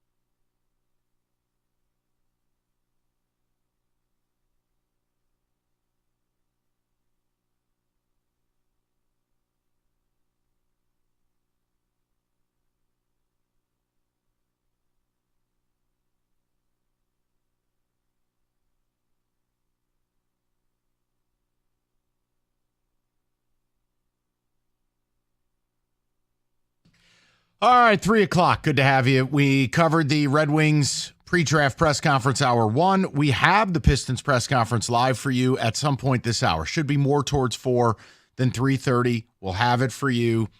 But Rico has a topic in the lead up to that, and this is all you. I am going to listen and attempt to answer this to the best of my abilities. No, Mike, it kind of goes to, I was listening this morning to our good friend Jim Costa, and it was an interesting topic of looking at the state of the teams right here, right now. We talk about the Pistons and how they've kind of hit rock bottom. Not kind of, they are. They had the worst record, a league, 14 wins last year. That was it. You fired the coach. You're kind of brooming out everything. You don't know if you even have a core to the team. And then you look at the Tigers, that we're still trying to figure out who the core is. We've talked about them ad nauseum this summer of, who's going to be the young guys that come up, because it seems like every guy has not panned out the way that they thought they were going to pan out. So it's just a very simple question. When you look at the state of the team, state of the Tigers, state of the Pistons. Tigers' last playoff win was 2013. Pistons' last playoff win, I believe, was 2008. Of the two teams, who gets out of their quagmire first? Who fixes the problem and actually becomes a legitimate playoff team first? Because the Tigers have the head start. The Pistons are starting over. The Tigers, in essence, have pieces in play.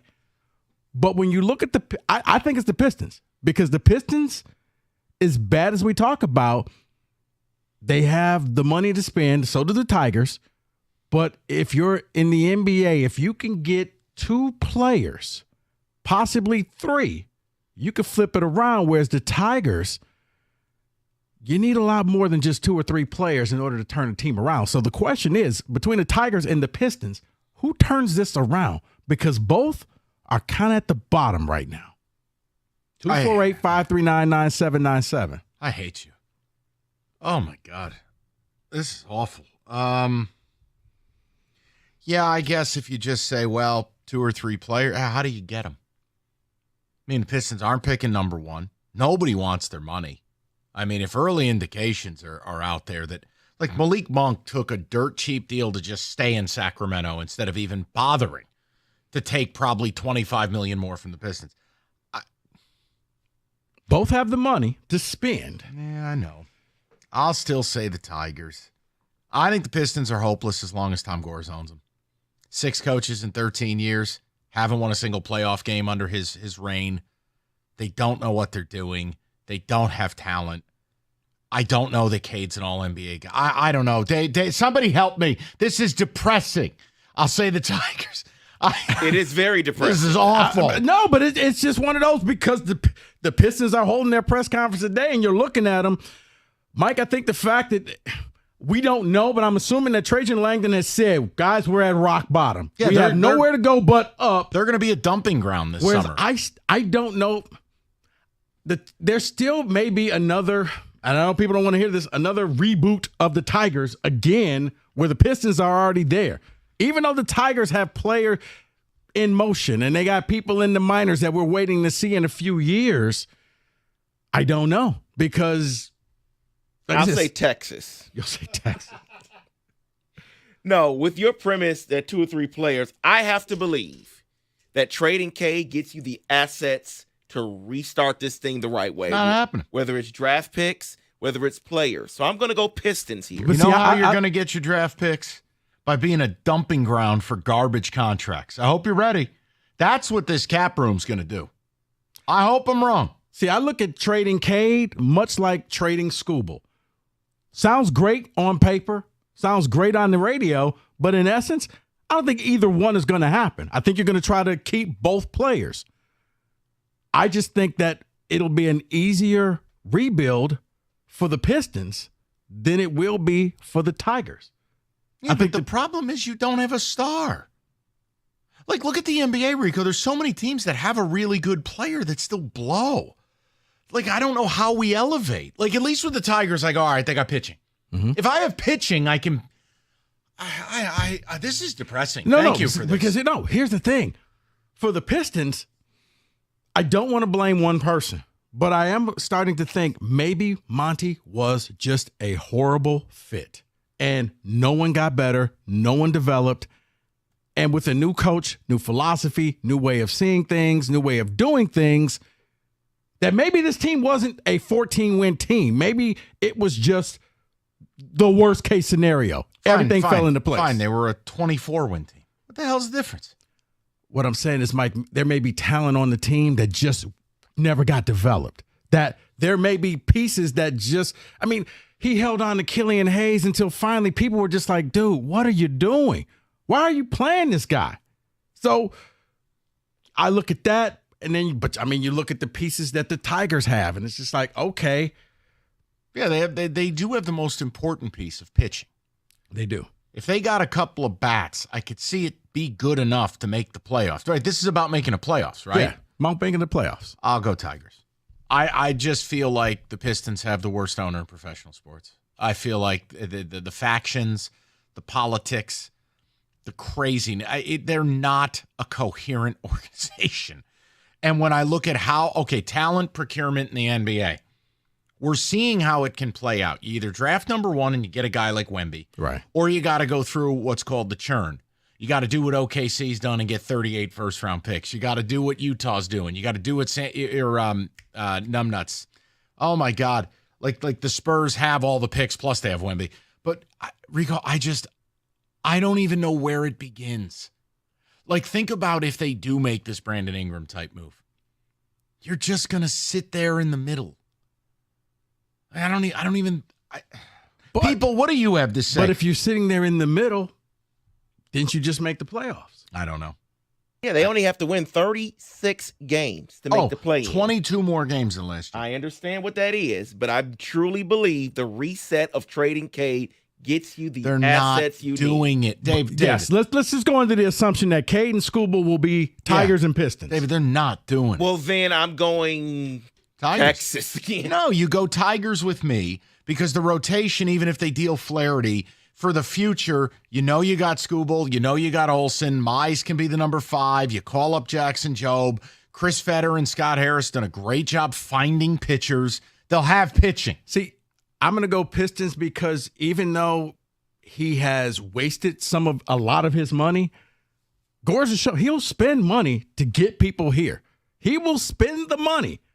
It may not be the best draft pick. I mean, it may not be the best free agent signings. It may not be the best coaching hires. But this man is not adverse to saying, you know what? Fine. I'll pay for that. I'll buy this. I'll get this. Whereas with the Tigers, they have the money, but they're saving it like it's, they're getting ready to buy a house and they don't want to ruin their credit. And it's just like, okay, you can go out there and spend. There's no salary cap in baseball, but they're acting as if there is. Whereas with the Pistons and Gore's, say what you want, he'll at least spend money. Now, it may be a bad signing, but he's not adverse to trying to improve the team. So, guy's clueless, but he'll spend to try to make up for his cluelessness. That's the sales pitch. He'll spend. And, Mike, at this point, that makes me want to hit myself. Nobody said this was a fun question, Mike. This is awful. I hate this. I didn't ask the question. This man attacked our Friday. I didn't attack the Friday. It's just the Pistons are getting ready to have their press conference. We'll have it here. I'm in the 1901 society. It just got me to thinking, between the two teams, which one gets out of the bad situation first? I heard Cookies talking about it driving this morning. I'm like, wow, that's really good topic. We need your help. 248-539-9797. We will carry the Pistons press conference live. Gores will speak. I can't wait for that. And yes, we'll get to hear from Trajan Langdon. And I would like to know, on a side note, as we walk up to the press conference, what is the one thing you want to hear from Gores or Langdon today? I can tell you one thing. If I ask for anything more than that, Rico will make fun of me like he did before the show. I'll ask for one thing. Brother, you were on a roll. 248. You were spicy today. When it involves the Pistons and Tom Gores, yes. Yes. No, okay, can you just take your personal feelings out of this and really just look at this? Tigers, Pistons. Nameless, faceless owner. Yeah. who gets out of this bad situation first, I do believe it's the Pistons because he'll spend money. Man, he keeps going back to that. So basically, it's Brewster's million. No, because Richard Pryor spent money. What do we talk about in the offseason? Hey, Tigers, will you at least go out and attempt to bring in some of these players? Nah, they we're promised good. me Chris will spend. And did he? I'm still waiting. One guy promises, the other guy does. Now, he's out there buying, crypto that doesn't exist, but he's at least trying. Monty Williams was actually an NFT coin, not a real person. 248-539-9797. We'll get with the people. Pistons presser in about 30 minutes. Live. We'll have it. Rieger's down there. And all jokes aside, eager to hear from Goris and Trajan Langdon. And I'm really hoping we can walk out of this going, okay, we have a direction. Or it's a clown car. And maybe I don't know. I may be giving Trajan the benefit of the doubt early. He's in a situation where he can hit the reboot. Want to save on some of the biggest names in streaming on the network that's made for streaming? X marks the spot now through June 30th. Get 150 megabit Xfinity internet for 12 months with 1-year contract. And for just $15 a month more, add the new Stream Saver. That includes Peacock, Apple TV Plus, and Netflix. That's Xfinity internet and Stream Saver for just $35 a month. All your favorites, all in one place, only with Xfinity. So go ahead and binge some shows. Clipped, David, because it's really good. Stream some movies and save money all at the same time. And for watching and spending less, X marks the spot. Switch to Xfinity, the network made for streaming, and bring on the good stuff. Go to Xfinity.com. Call 1-800-XFINITY or simply go to an Xfinity store today. Restrictions apply. Internet requires paperless billing and auto pay with a store bank account. Equipment taxes and fees extra. After promo, regular rates apply. Currently $56 a month. Actual speeds vary. Stream Saver requires Xfinity internet or TV and price subject to change.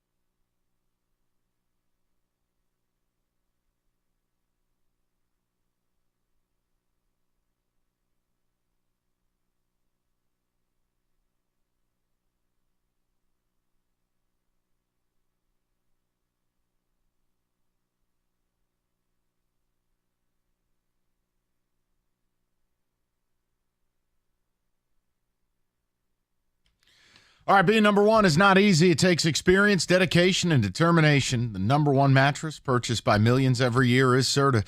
They got the experience with 111 years of making the world's best mattresses. They do it right here in the state of Michigan.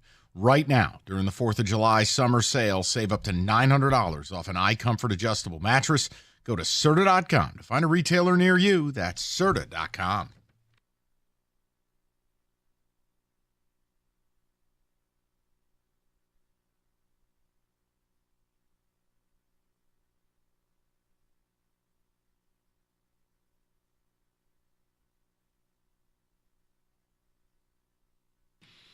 All right, later in the hour, Pistons press conference. Mr. Gore has shown up.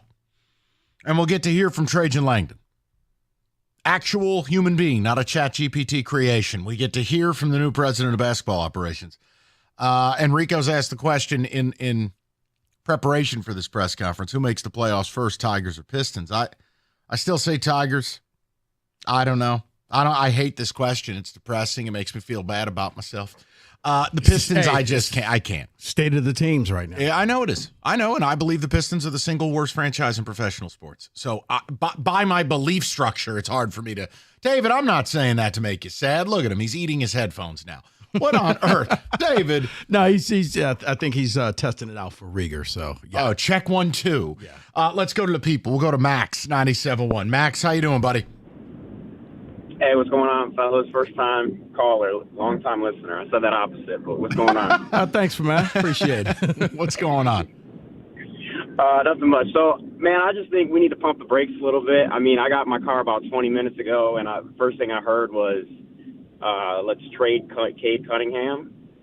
I think that's a little crazy. Yeah, no, I think that's definitely crazy. I mean, as crazy as it sounds, I mean, the Pistons obviously were terrible last year, but I think they have a good, solid core with Cade, Jalen Duren, and Asar Thompson, honestly. And, you know, with this new guy in here, hopefully we can, you know, draft a little better. I mean, we have a lot of money to spend in free agency, so, I mean, he already made one good decision in my book with firing Monty Williams. So yeah, but here's your problem. The money is only good if somebody wants it. So case in point, let me help you. Malik Monk? No, I mean, here's how it works. The trading Cade thing makes sense if you're going to retool this thing top down and build a war chest. Because by trading Cade, here's the other thing you would do. A, you would incur no less than 3 first-round picks from him. Second of all, you're going to be a dumping station this summer. You're going to take on players that other people don't want, and they're going to attach draft picks to it. Mm-hmm. You could acquire 6 or 7 first-round draft picks in one offseason if you played it right.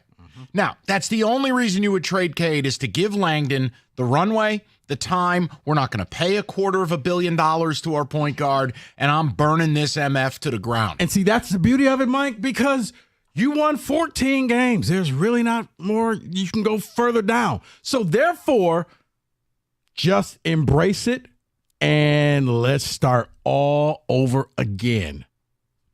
I don't think that, like I said, trading Cade is like trading Scooble. Sounds great. Never going to happen. But I just laugh at, like, you know, no offense to Max. I'm not singling you out and busting your chops. I love all these people who call up and talk about how good this core is. Asar Thompson came up and showed you that grade schoolers can shoot better than he can. You got a center in Jalen Duren who they tried to make the anchor of a switchable defense. He can't do it. He's not a modern center. What is this core I'm looking at? You have a core that can't shoot. You took fewer threes, made fewer threes, had a worse percentage than anybody else in basketball. What is this core exactly? Cade Cunningham's a career 33% three-point shooter. Guys, I'm sorry, but you won exactly 6 more games over a 3-year span than the trying to lose intentionally process Sixers. You got to stop with this core stuff. The problem is, I don't know if either team really has a core. Okay, yeah, but again, I'm just speaking I get, to Max. Mike, I get what you're saying. And others.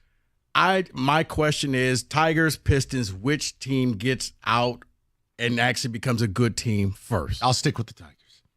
God help me. Chris, 97.1. Chris, what's going on, buddy? Hey, guys. How's it going? Good. I was calling in because one thing I saw this today that's kind of getting floated around is the piece they could move is Isaiah Stewart. And I think that kind of would be the piece that kind of settles both sides where you get to keep Cade, because I think he is a superstar. And you guys have said it. We're not drawing superstars here. We could offer them max beyond max, and the superstars aren't coming here. We got to cultivate our own. And Isaiah Stewart is the kind of player with a contract you could deal to a team like Boston. In fact, that's where I think he would end up because he would be a natural fit. We don't have the money. We're tax violators of the highest order. But that's what I would, I'm saying, Mike. I would love him, but we don't have the money. No, I'm saying by the CBA, I'm trying to explain to you, like the Celtics are in a weird spot where they have to have dollar for dollar exact on trades, and I don't know if they have the contracts because I don't know that they're moving Peyton Pritchard, and I don't know that you'd want to take that money. And then it gets into, okay, they got to extend Derek White. I'd love to take Beef Stew as a backup. I have no problem with that. I'm just saying your point is well taken, but here's your problem.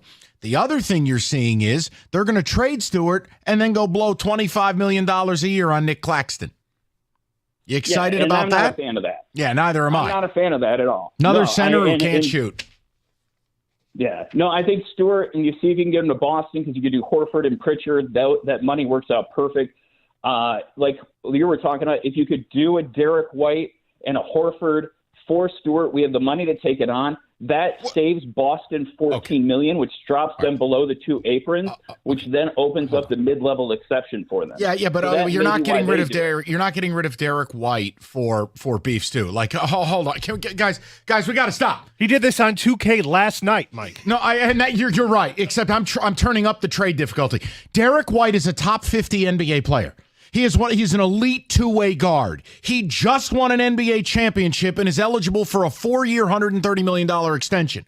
Why on earth would the Celtics trade him for Bernie Lomax?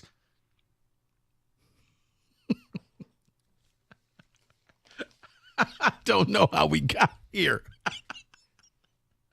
Like if Trajan Langdon called me and I were Brad Stevens and he goes, I want Derek White. First, I'd hang up the phone. Then if he called me back, I'd say, great. The number 5, Asir Thompson and Jalen Duren.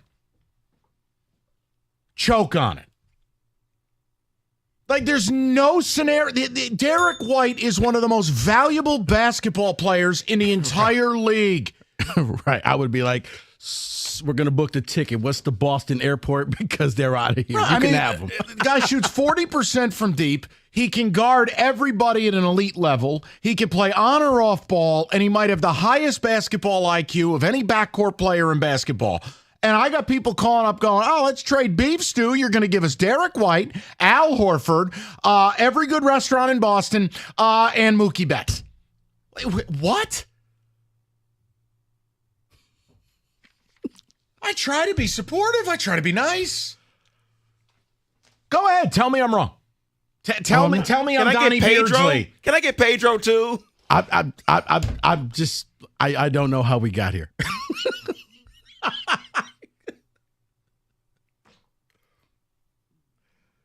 Two 4853997. Big Poppy coming to Detroit.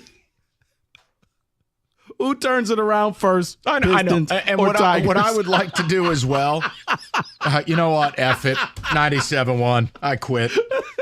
All right, let me tell you about Old Nation. I could use one after that call. The M43, it's one of the best beers in America, the IPA that launched them into space. And really, you don't even have to like IPAs to like it. That's why it's so successful. Now they have the summer version, the Grapefruit B43. A little more refreshing. No residual sugar. Just easy drinking all summer long. Old Nation, available anywhere good beer is sold. And you can always sample what they got going on up there in their family-run pub and brew house and restaurant in Williamston, I-96, exit 117. Great beer, great food, and an hour west of Detroit. Go have some fun with the best beer company in the country. It's Old Nation.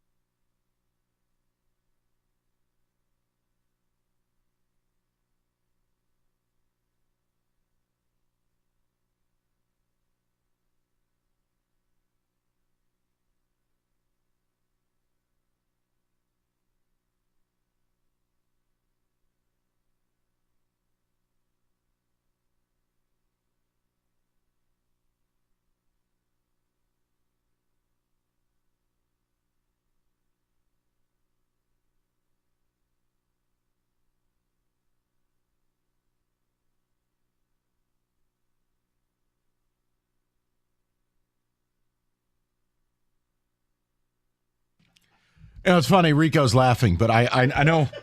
Hold on. Let me share with the audience. So I was talking to Rico about stuff we can't talk about on the air. I was like, man, I really like that move for OKC yesterday.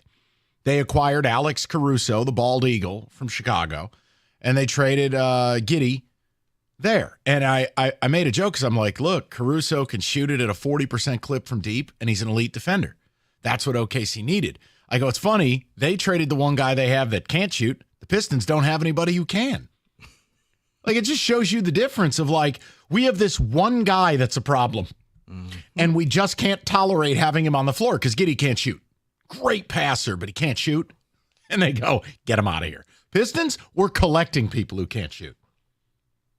And I swear to God, if they sign Nick Claxton to have another big who can't shoot, my head's going to explode. So that's why Rico was laughing. David, you want to go a few ticket texts? I know we're walking up. We will carry the press conference live. We don't get to hear from Gore as much. We obviously are yet to hear from Trajan Langdon. Eager to hear it. I want to walk away impressed, which probably means Gores doesn't talk much. Yeah, you did ask the question of what fans want to know, some questions they would ask. First one that came in was, I want to know what Arn Tellum's role is. Another one says, I want someone to ask Gores flat out if Langdon is running this operation and if Tom will give him a blank check to run this team into a winner, turn his team into a winner. I'm with Rico in this regard. Rico is right that I don't think the money's a concern. Now, obviously, the man is worth $11 billion, thereabouts. Money is no concern. That's where I'm not going to sponge bathe him because he paid $65 for Monty to go away. He could lose $65 million in his toilet. He'd never know. You got to start thinking billionaire scale. I mean, do you realize Platinum Equity manages almost $50 billion in assets? 50. The Pistons are 1.5 of that. Yep. I mean, I'm just giving people context. Right, that's what I'm saying. Mike, the money doesn't mean anything. He's willing to admit that he made a mistake. It's what we want another owner to do for a certain player. Dude, he's 2.5 times richer than Chris Ilitch. For every dollar Chris has, Tom Gores has $275. Okay. I mean, think that over. Maybe Chris can't afford that check then. Okay. Hey now. All right. David, go ahead. Regarding that call, someone says, why is this guy talking like Horford isn't going to retire? First of all, the minute you call Al Horford and try to trade him to Detroit, A, he hangs up the phone on you. B, you're vilified league-wide. And C, Al says, I quit. The only way is if Al says, I just always wanted to be a Piston. I'm from the state of Michigan. No, David, it's happened before where you got everything and now you're just living out a childhood dream. That's the only way. Al would have to facilitate. Come on, man. David, it's happened before. It ain't happening now. Like this, right. But it's like if all of a sudden, back in the day, Jerome Bettis wins. It's like, you know what? Let me be a Lion for a year, and then I go into the sunset. You know what I would like to hear from Gores? I'm being totally sincere. I'd like to hear Gores just flat out admit, I'm terrible at this. I got to be better. We got to get this fixed. Like, I am sorry to the city of Detroit for ruining your basketball team. That's what I'd like. And I think indirectly he did, Mike. No, I don't want indirect. Writing that check, because, yes, it would satisfy people like you to say, I failed. But I think when he scratched that check and said, you know what, after 1 year, I look like a buffoon. I'm giving this man $65 million to coach anywhere but Detroit. That's saying, yeah, I screwed this up. Yeah, say it.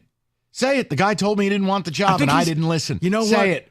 I've always been one to say, I'd rather see you walk the walk than talk the talk. He walked the walk by I want scratching the that talk. check.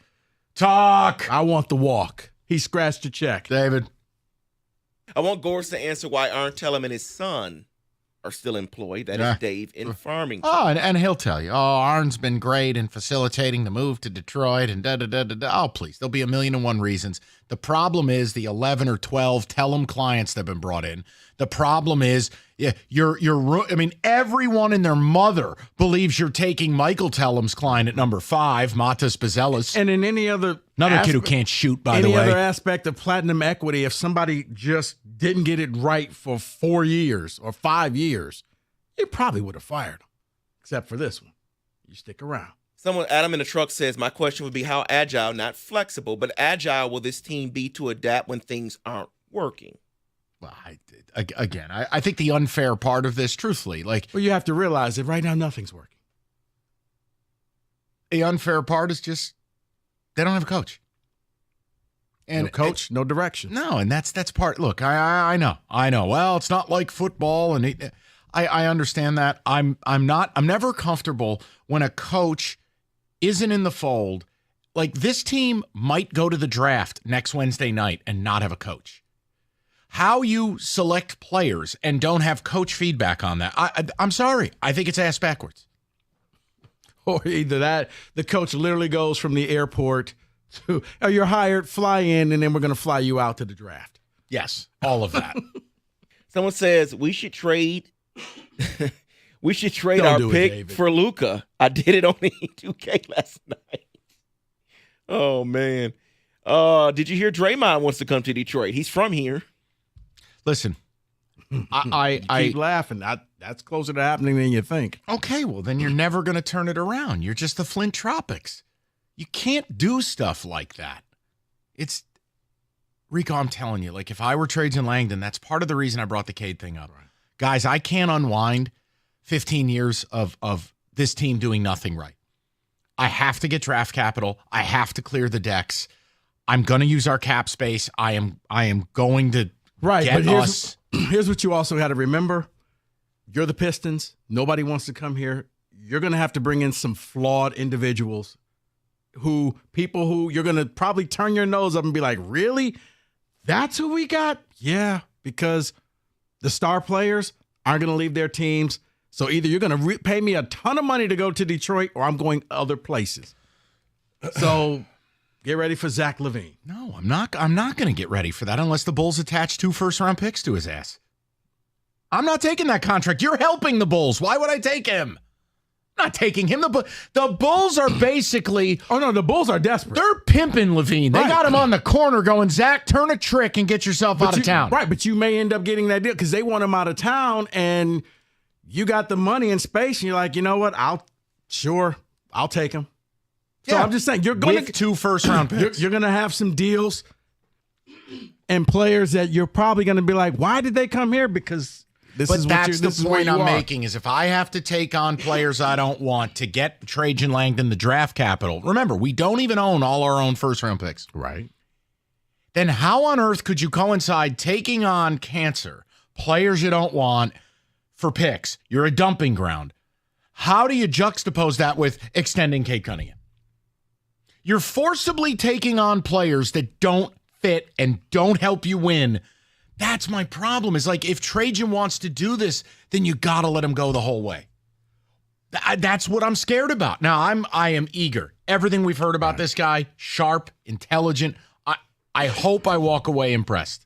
I do. Me too. I'm hoping I walk away. My biggest thing is I need to know a direction and a timetable for the new coach. Because if the coach is not here and the draft is around, you've thrown away a year.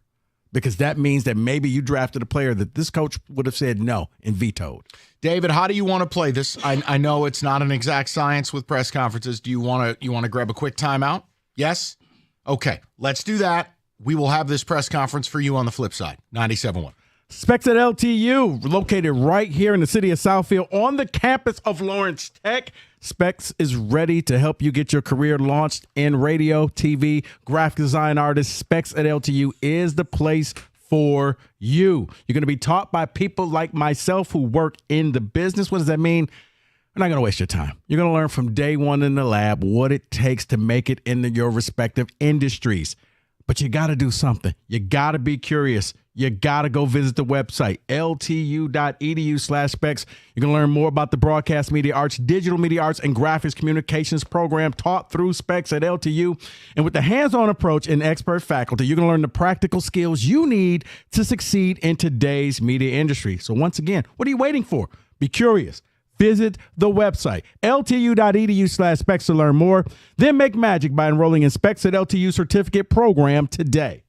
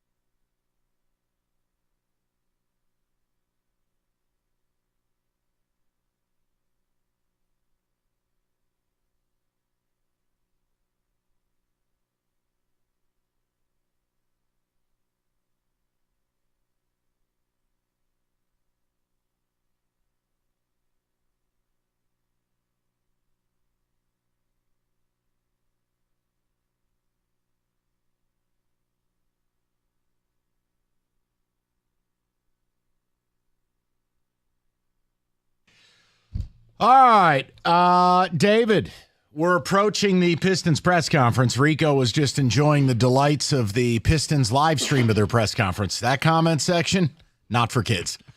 And we'll leave it there. Made the Tiger stuff look like a polite walk in the park.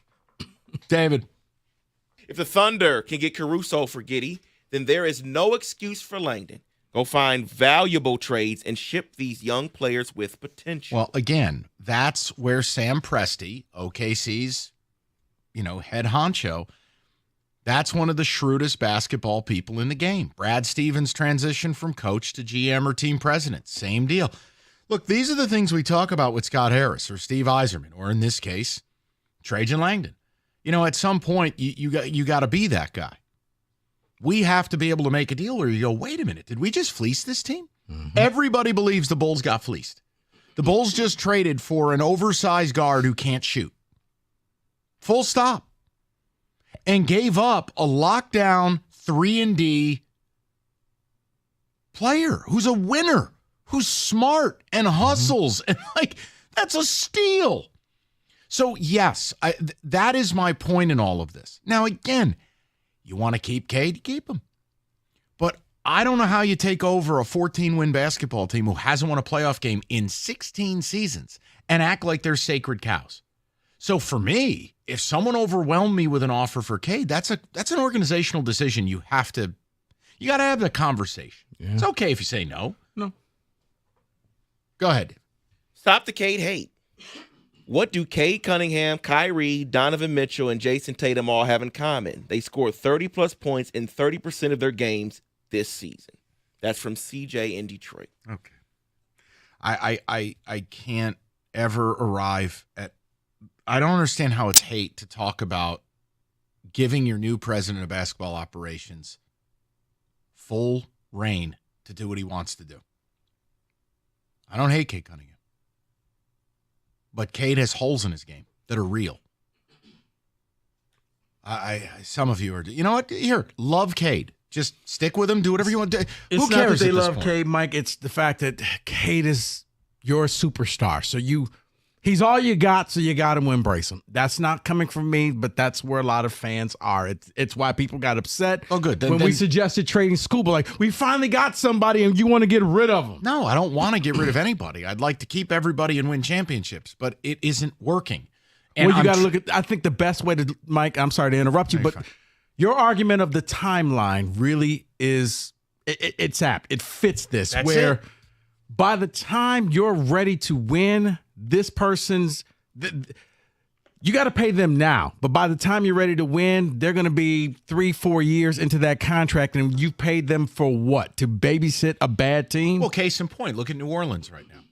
Brandon Ingram has one more year left, and then he's eligible for a 4-year, $203 million contract.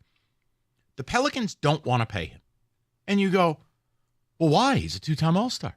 Because he has holes in his game. Because Brandon Ingram and Cade Cunningham are similar in this regard, both in play style and where they are in this sport. They're good. Right. They're not great. So the whole idea is New Orleans is going to shop Brandon Ingram. They're going to get rid of him. Mm-hmm. And they're going to, I'm just making. But New Orleans has Zion, so they have some piece where all we got is Cade. You get rid of Cade, and who's the star of this team? Exactly. Jaden Ivey. You still owe the Knicks a pick. You don't have draft picks. You don't have capital. These deals, look, eventually the idea would be the Pistons will get to a point where they get to make a Rasheed Wallace type trade, right? A big trade. Do you know what it takes in today's game? 3 first-round picks, or they don't let you in the club. Yeah. Like, you need picks. OKC's got like 17 firsts the next couple years. Yeah, they can't even use all their picks because they would have to blow out their entire roster. The Jazz, OKC. I mean, hell, the Celtics have a better war chest than you, and they just won the title. I'm pretty sure the Celtics got 2 first-round picks to take on Porzingis. I'll say it's kind of how they got to that title and got good. They had a ton of picks. It has, again, unless you're Miami, Houston, L.A., a destination city. Yeah, you're just not going to. Where, you know what? You could simply say, don't you want to play here for us? Right. Yeah. You know what? It's great. So I'm just trying to give Trajan Langdon the best shot at success. So, guys, you can do whatever you want to do. I'm not going to be mad if they keep Cade. But I worry because, okay, let's say you keep Cade. And you're going to be a dumping ground for bad deals this summer to get picks. All right, well, we're going to waste another year of Cade. Then we're going to go into next year. Maybe those deals fall off the books. Maybe I do go get a good player. All right, well, now I'm a fringy, low-end Eastern Conference playoff, dying on a bullet playoff team. Playing game. And I'm capped out. So where did it get me? Guys, you do understand everything I say. It's all in the belief of how do we win a championship? How do we get a parade again? Maybe it is with Cade, but I don't think it's blasphemous to talk about what if it's not? I mean, again, I brought it up yesterday. It was just this thing of like, look, the Spurs have so many picks. You go to the Spurs and get Keldon Johnson and 4 first-round picks. And you go, well, Keldon Johnson's not a good defensive player. No, he's not. But he's a wing, which you don't have any of. He's a little inconsistent from deep, but he's a better shooter than any of the wings you got. He's 24, and he's signed, and he's affordable. And then you have this war chest now where I get the Knicks to stop breathing down my neck, and I can give Langdon the ability to operate. I don't know another way around it. And we saw it in living color when Brad Holmes walked in the door and traded Matthew Stafford. Great example. You got to trust the people you hire, and you got to, I hate the phrase let him cook, but you got to let Trajan get in the kitchen and do what he wants to do. That's actually a pretty good example, Mike. And I know it's a little different because Matthew and his wife wanted out. But let's not talk about what we know now. But at the time, it was, so we got rid of Matthew Stafford for tiny little baby hands, Jared Goff, and some first-round picks. Right. Wow, this team is going to suck for a long time. I mean, it worked out. Right. By the way, I don't know if you saw this. The David, are we? No. Okay. No. I didn't want you to panic. I know it's inexact. No, Rico, I saw this earlier. It was, kind of a trade rumor. Brandon Ingram, obviously the New Orleans ties with the people you've brought here to run the Pistons. Apparently, they made an offer to Houston, and they asked Houston for Sengun, their young star center. Right. No shot. Kick rocks. No shot. You know what I mean? That's a centerpiece guy for the Rockets who's actually an offensive-minded center in today's game. No way. So it's just this idea of, okay, even if let's say you go, look, we're going to support Cade. What do you think New Orleans is asking for Brandon Ingram? They're going to ask the world. For picks you don't have. And or for your core that you don't want to give up. Yeah, like you were joking about the white thing of Boston. Yeah, I would. You want Thompson? You want all these? You can take them because your core, it's fugazi. It ain't real. I'd ship them all the way. David, all right, David's saying they're getting close downtown. Good. Quick TO, and I think this time we'll have the press conference momentarily. 97.1.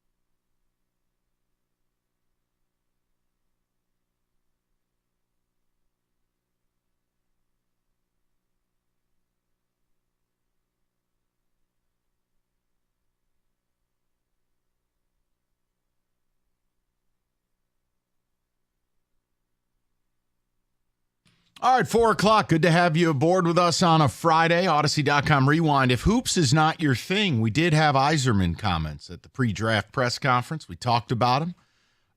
Kenny and I are in agreement on one thing. If he's not lying and that's the actual offseason, we're going to have some problems. But we think he's lying. We hope he's lying. And in the famous words of Jonathan Jansen, we're letting it play out. We're waiting on the Pistons press conference to start. You'll hear from Tom Gores. You'll hear from Trajan Langdon. And we've had a conversation leading up to it of just kind of, look, I think people, I have a different way of looking at sports. I don't have any loyalty to players. I don't have any, favorites. I'm not 12 years old. I want to win. And when a team hasn't won a playoff game in 16 years, and you've won a grand total, I think, of what? 57 games in 3 seasons. I'm sorry, but no, Cade Cunningham shouldn't be a sacred cow. It doesn't mean you give him away. But if somebody offered you a Celtics-Nets deal from 2012, yeah, you take it. Because you are at a position of such futility. You got to be willing to listen to any and everything. Somebody offers you something, you don't turn up your nose. You listen. I think the other thing is there's only a couple players in basketball that are untradeable. That's reality. Mm-hmm. Like right now, you can't trade Victor Wembanyama. No. No. Like LeBron when he was younger. There's a no shot I trade him. Yeah. Kevin Durant, there's a younger Durant. There's a no shot. But there's a handful of those guys. If you're not one of those guys, listen, a year ago, let's be fair about something. A year ago, major conversation of Jaylen Brown and Jason Tatum. Could they play together and should the Celtics trade one of them? Those guys had been to multiple Eastern Conference finals. Mike, there's trade talk for Karl Anthony Towns. And you would think like, oh, okay, they want to keep that team together. But they're like, you offer us the right deal. But I say it here, and you think I'm trying to trade Air Jordan. Also, I've said a million times, I'm fine keeping him, but just understand, it's okay. It's okay to have a conversation If you keep him, it's going to come with different problems down the line. If you keep him, one day he will walk in and say, I don't want to be here anymore. And you got to make a trade. I just don't want to do this. And now you got to find somebody to dance with. And now you're going to get taken advantage of because the other teams know, he wants out and you're desperate. And look, admittedly, maybe I've made a bad assumption that Trajan Langdon knows this isn't going to get turned around in a year or two, that it has to be a rebuild of what did Weaver call it? The reset, the retool, the restore. It's a rebuild of the restore that's back to being a rebuild. I just believe it's day zero for Langdon. And if that's the case, once again, and he's really running the show, you got to have a convo. Look, I hope you keep Cade and I hope he blossoms. But oh no. Rico is back to reading the YouTube comment section. I'm we are not going to go. I'm turning We're this not off. going on the air with You should turn it off right now. No, I thought I was just trying to check to see. Basically, it's the verbal Turn version it off of right now. Fans. Right. It's open mic night. Let's just put it like that. Fans have every right to be angry. They have every right to be angry. I'm not going to tell them not to, but I can't read that on the air. No. I mean, it's salacious. Put it this way. You hate to see it. It makes Tiger's receipts tame. David, a few ticket texts, you'd be so kind. You need to explore every option. What's more important to you, a player that can score 30 points a game or a team that only wins 14 games in a season? And here's the other thing. We don't have the answer to this. And I'm not, again, guys, he has no help around him. Understood. He's also the most inefficient scorer of any of the high-usage players. You don't believe me? Go look at the data. Now, if you want to tell me his efficiency will rise with better teammates, it's a credible argument, but I can't guarantee that. Then you have to factor in he's not a good three-point shooter, he's not a plus athlete, and he's not a plus defender. These are problems. He has a physical aspect to his game. He can be effective. I could see a pathway to him being very, very good in this league. But does it fit your timeline? That's the only reason we talk about stuff like that. Now, in the meantime, yes, Pistons are shopping beef stew. Tremendous. I don't think you're getting a whole lot for that. Trading Cade is a bad idea. Mike, I get your frustration. We're all frustrated. You have to build around him. Go ahead. Okay, so then here's the challenge. I challenge you to stop saying that same thing and tell me how you're going to do it. How do you procure the talent you need to put around Cade? If it's free agency, nobody wants your money. If it's a trade, you have to blow up your blessed core. Then it's Cade and a new friend and nothing else. So I ask you again to tell me. It's you have to really go out, do your research, and get lucky in the draft and find that other person. Well, luckily, there's a Tellem client for him at 5 who also can't shoot. He'll fit right in. The zealous. That is just saying this team is going back to the Stone Ages because he won't be ready. It's the Tigers drafting Max Clark. Yeah, he shot 25% from deep, by the way, last year. So, again, can't shoot. You found good defensive player. Yeah, you found Thompson's twin, and I'm not talking about Amen Thompson, but you actually found his twin. Who I would have rather had. You weren't getting Amen. But if you... No, you'll take a sewer. You have to go out and get somebody who can play right now. I already told you no. We have the Thompson twin who can't shoot. I'm sorry, but when you're only winning 14 games, no one is off limits. Trade anybody to get the assets that you need. I'm basically if I'm Langdon, the only way I'd take this gig is if I could burn it to the ground. Now we'll see. And that's why I think that you got rid of Monty, because that was a part of the burning it all to the ground. Like, he's not going to take us to that next level. For me, you got to come in this draft with somebody who can hit the ground running. I told you how I felt about Dalton Knecht. If you can't get that, and if you could somehow trade down, then I would go and get a guy like Terrence Shannon who can just score baskets for you. Because you can't have a developmental player. And before people freak out, and I apologize, I just don't want to see you besieged by ticket techs. He was fully acquitted, exonerated, whatever you want to call it. He's all in the clear. counts. Yes. So just, I know you were about to get crushed on that one. But yeah, he's another player who can walk in from day one and go out and get buckets for you, because that's what's the problem is you got Cade and really nobody else. And both of those guys can shoot the three. They would aid and they would become your best 3-point shooters their rookie year. Plain and simple. The only way you don't trade Cade is if he somehow won you 25 to 30 games this year. 14 games is not enough to keep him right now. No, the only way is if there's no offer that interests you. And that's totally your prerogative as an organization. I don't have an issue with it. We hear Hutch will be better with another end. So why not another shooter or another player for Cade? Well, that's what I'm saying. If you're not going to trade him, you got to go out and draft a real player who can come in from day one and play. You can't get anybody developmental. This person cannot see a moment on the Motor City Cruise at all. There's nobody in this draft that can do that, buddy. Maybe Knecht, maybe. But, look, the number one pick, whether it's Sarr or the French kid, Rashior, or whatever his name is, whether it's Topic, whether it's – none of these guys. Well, see, that's what I'm saying. I would go after the guys who were in college a little bit longer, the Knecht, the Shannons. Yeah, they're not the sexy picks at the top, but I think they can help you. But here's the other thing that Rico's saying, guys. It's going to take 3 years no matter who you draft. Yeah. Because these players are so behind the 8 ball. They're so behind the development curve. These players are entering the NBA, and they have no idea what they're doing. They're not in college enough, or if they are, they've played in 2 or 3 different systems in 2 or 3 different years. Some of these guys just said no to college, and they played at a community college in New Zealand, or they played in the G League. Mm-hmm. This is not, look, what it used to be is, wow, I have the number one pick in the draft. I'm getting Tim Duncan, who's played 10 years at Wake Forest. Mm-hmm. Hey, I'm getting Rasheed Wallace, who stayed 3 years at UNC. Yeah. Those days are gone. Yep. And it's all timeline for me. That's my problem. Yeah.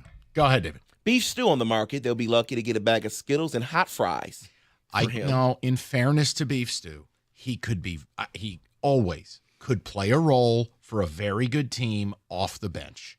You saw what Xavier Tillman did for the Celtics this year. That could be beef stew. Mm-hmm. The difference is Xavier Tillman makes $1 and they pay him in baby formula.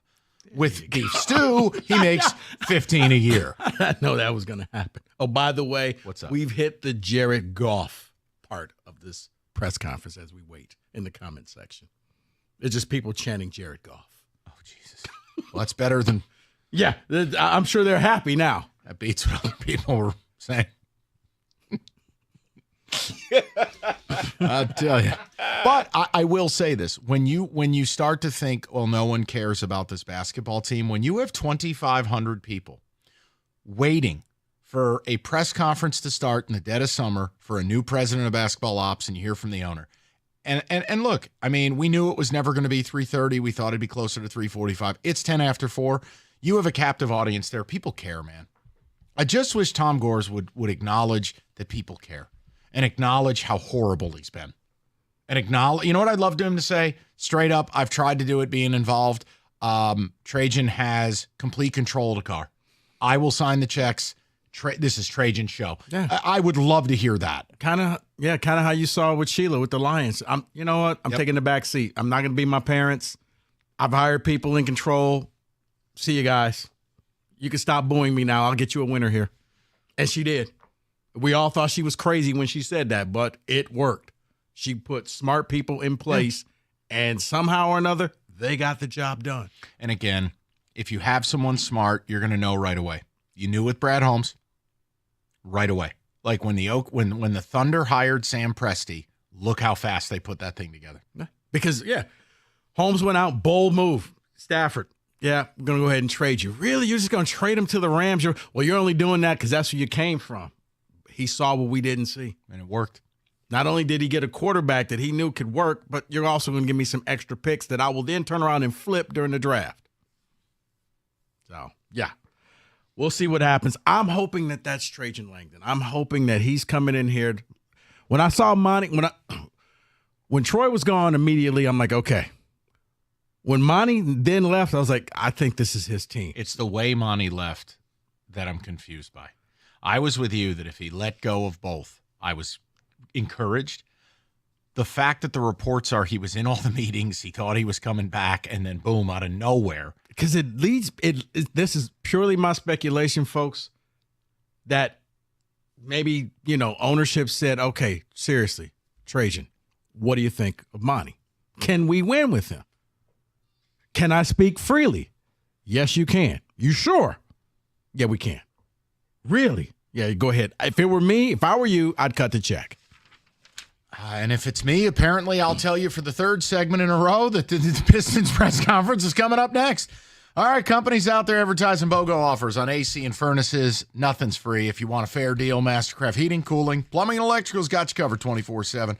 Locally owned over 40 years. They back their work with a 5-year warranty. Mastercraft, your one-stop shop for heating, AC, plumbing, and electrical. They'll beat any price, and if you bundle a new high-efficiency AC and furnace, you can save yourself up to $2,000. Fast installation and great same-day service. Just visit mastercraftheating.com.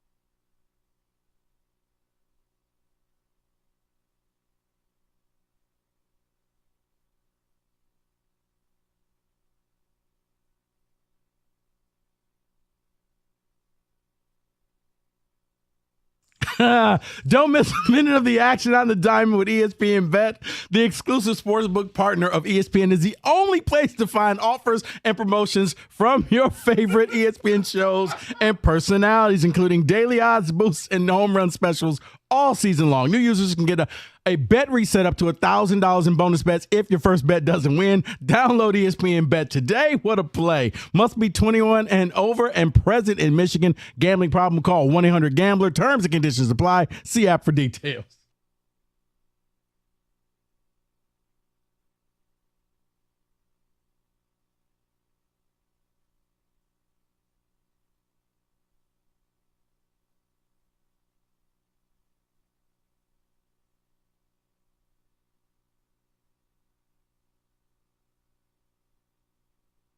Hi, everybody.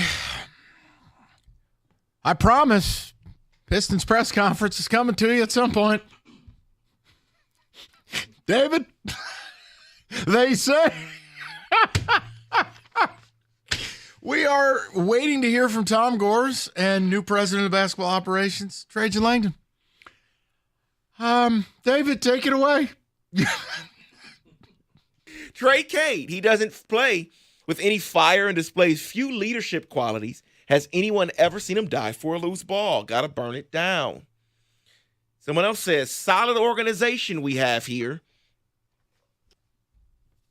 Another one says, I'm pissed. The Pistons have ruined my Friday by y'all not getting to Who Said It. I need that segment. That is from Glenn. We have time later. We have plenty left to do, but well, like I said, we'll bring you the Pistons press conference at some point. The Pistons are shouting, please listen, it's free.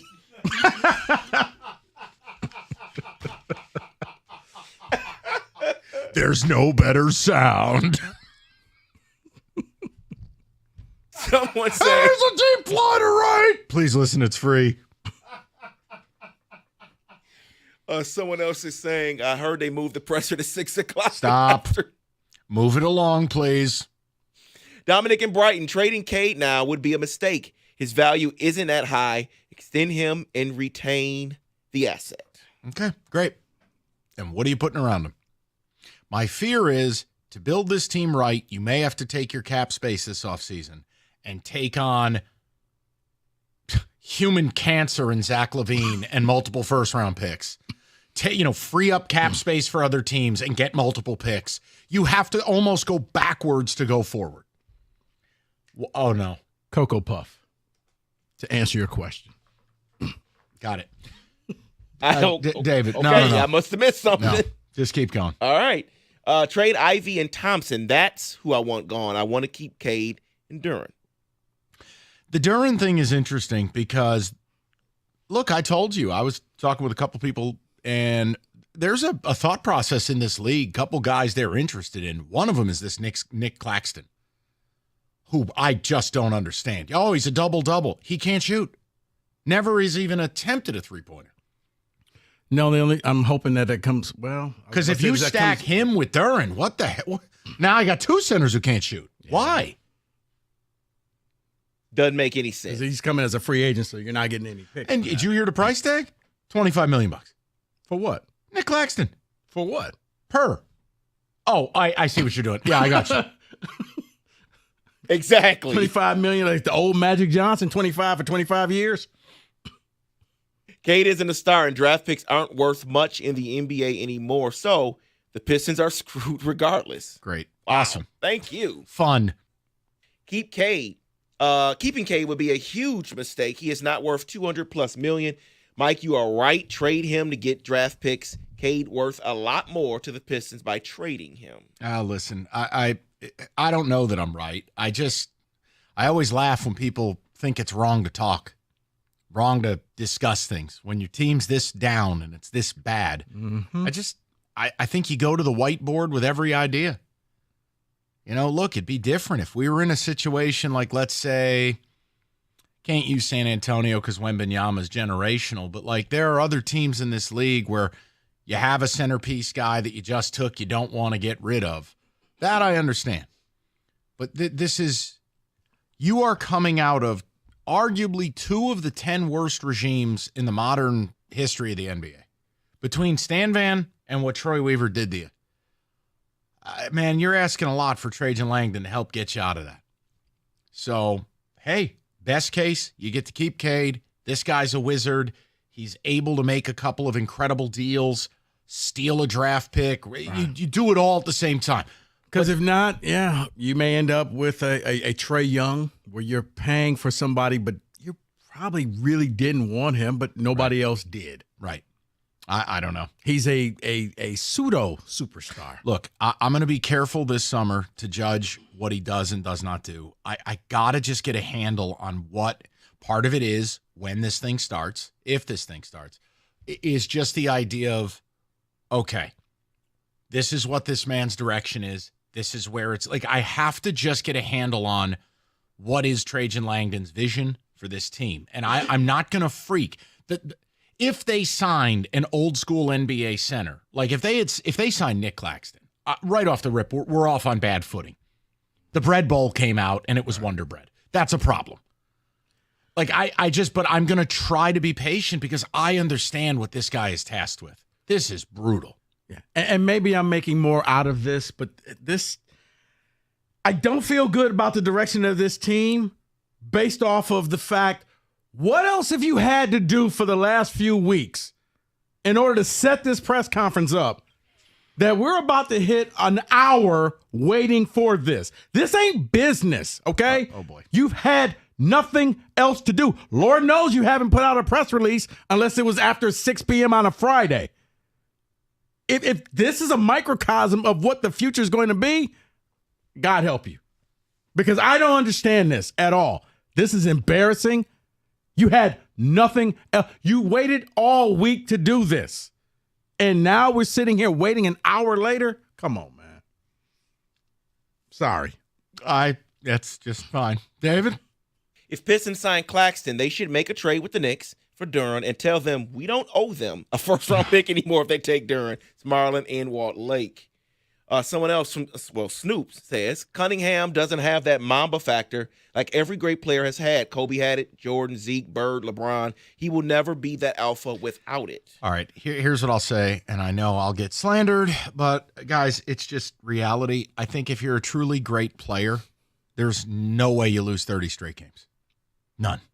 You're right. It's just none. Even if you got to walk into the locker room and just threaten the lives of the players' You pets. threaten to kill everybody. We're not I was losing going to say 30. their pets, not their kill them. But guys, this is not going to happen, okay? Right. Fluffy is being held hostage I for agree winning with this you. game tonight. David, can I take a call? I mean, we're in complete limbo here. So I'm just going to go to Pat, see what Pat's got to say. 97.1. What's up, Patty? Michael, how are you? I'm good, buddy. What's on your mind? Well, what's on my mind is this. Long-time listener, first-time caller. And I think that our Pistons owner is just doing damage control right now. That's all he's doing. He doesn't give a crap about what happens to the team. He brings on this new guy. The new guy controls everything that we'll hear, hopefully. Mm-hmm. But then again, do we hear from him? Have we heard from him? It was supposed to be at 3:30. Where is he? Look, and okay, and Pat, I'm going to be fair. We were told early in the day, hey, probably closer to 3:45. But your point is well taken. We're approaching 4:30. I know. I don't understand it.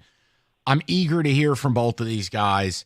And you're right. Look, I've said this. The Goris thing that bothers me, Pat, that this is a guy who private equity, $50 billion in assets. The Pistons represent just a small fraction of that. You're right. I do question the care factor. I do question a lot of things. I do. And you're not wrong to do so. But I look, all jokes aside, nearing Christmas when they were losing all the games in a row, and I tried to hire impoverished children to wear Sell the Team t-shirts from David's church. I did everything I could do. I really wanted that to happen. Me too. Kids night at LCA. And it's just, look, he's the owner of the team. I can't change that. Do I wish he would cash in his chips and we could try something else? Of course I do. Do I think that he's at least 5x'd his investment? Yes. But I can't, guys, what do you want me to do? No, I'm just as an owner of a team that won 14 games and you're an hour behind. Seriously. Look, I'm being polite and saying 45 because we were told it was going to be probably closer to 345 versus 330. I don't have an explanation for this. You don't. It's a bad look. How about that? Well, here's okay. It's a very bad look. It's Friday. I don't want to get in trouble. You know what? I'll just say this. All right, we're doing them a favor by carrying this. We could have just gone about our day and done our show. And we're trying to be a good partner here, carry the damn thing. A little help here. Right. A little help. It leads me to wonder, are they trying to milk this to 5:30? All righty. So we won't be able to say anything. Okay, David. Thank you. You're number one, too. Hey, listen. Want to get dinner on the table faster than the Pistons produce a press conference? Hungry Howie's can help you with that. The mix and match plan. I promise you'll have dinner on the table. The 1 hour or it's free? Under 45 minutes. $6.99, the mix and match. Howie bread. The medium one-topping pizza. Anything on the menu, basically. Starting at $6.99. You pair them up, match them up, and you got dinner. So start your weekend off right. Hey, start Game 6 in the Stanley Cup Finals off right tonight with Hungry Howie's Mix and Match deal. Don't settle for less than the best. Order off the Mix and Match menu tonight only at Hungry Howie's.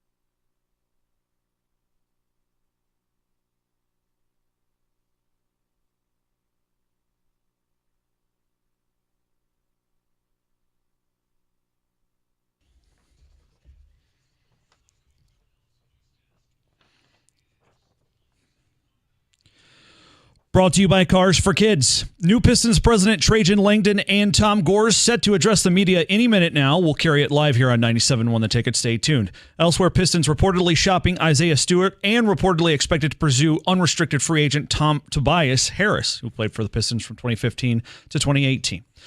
Tigers open a 6-game homestand tonight with the first of 3 against the White Sox. Here on The Ticket. Coverage starts at 6:15. From the Corwell Health Sports Desk, I'm Beanie Howell. More at 5 or at 97.1 The Ticket and Odyssey.com.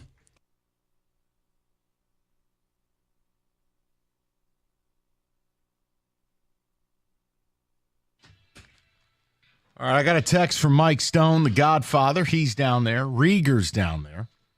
We've been told there's movement behind the curtain. I don't know what the hell's going on. We are awaiting Tom Gores and Trajan Langdon, a press conference that, in fairness to the organization, is supposed to start about 3:45. It's past 4:30. I got nothing for you. Can't explain it. Not even going to try. And I just really would like to hear from Trajan Langdon. David, Evan has just told me he thinks this is about to start. Yes? I'm not sure. I'm just seeing just waiting on my phone here. So maybe it could be any minute now. Okay, then. Well, then. Ticket text it is. I can't start a new topic, so yeah. It's don't look Trading at me. Scooble. No. Stop. Well, someone is answering your question about Pistons or Tigers. They say, thanks, Rico, for this great topic. I'm ready to go to bed on this Friday. But no, seriously, they say trading K to restart. When did they ever start? That's part of my problem is Trajan Langdon walks in the door. He may have very different opinions about your core than Troy Weaver had. I'm not speaking for the man. But when you want to know why I say some of the things I say, I don't do it flippantly. I don't want to get rid of our best player. I'm just saying, it's sometimes you have to. Yeah, but see, you're looking at this, Mike, pragmatically. Yes, through the long. You're playing the long game. A lot of people are just, you know what? I want to keep the star here, and I want to be happy. You see David with the one hand on the headset? Yeah. He looks like Eddie Murphy in Party All the Time, the music video. David, you can push that earpiece as far into your ear as you want. It doesn't make this press conference start. Right. I'm trying to hear something, man. Is that walking? No. That's exactly what I said. Right. Oh. I think I heard some paper shuffling. No. That's not it. Like I said, to me, yeah, I'm hoping that if you came out and said, oh, by the way, surprise, here's our new coach, okay, fine. That would be acceptable. Uh-oh, you know it's about to pop off now. Big Arn has entered the room. That's okay. Now they can start. Yeah. Someone says, take it. Had a little bit of a traffic issue coming from a different place today. Grozeal, despite having the retired fire chief in our entourage, still couldn't beat the traffic around. So apologize for the lateness here and appreciate everybody's patience. Let me get semi-organized here.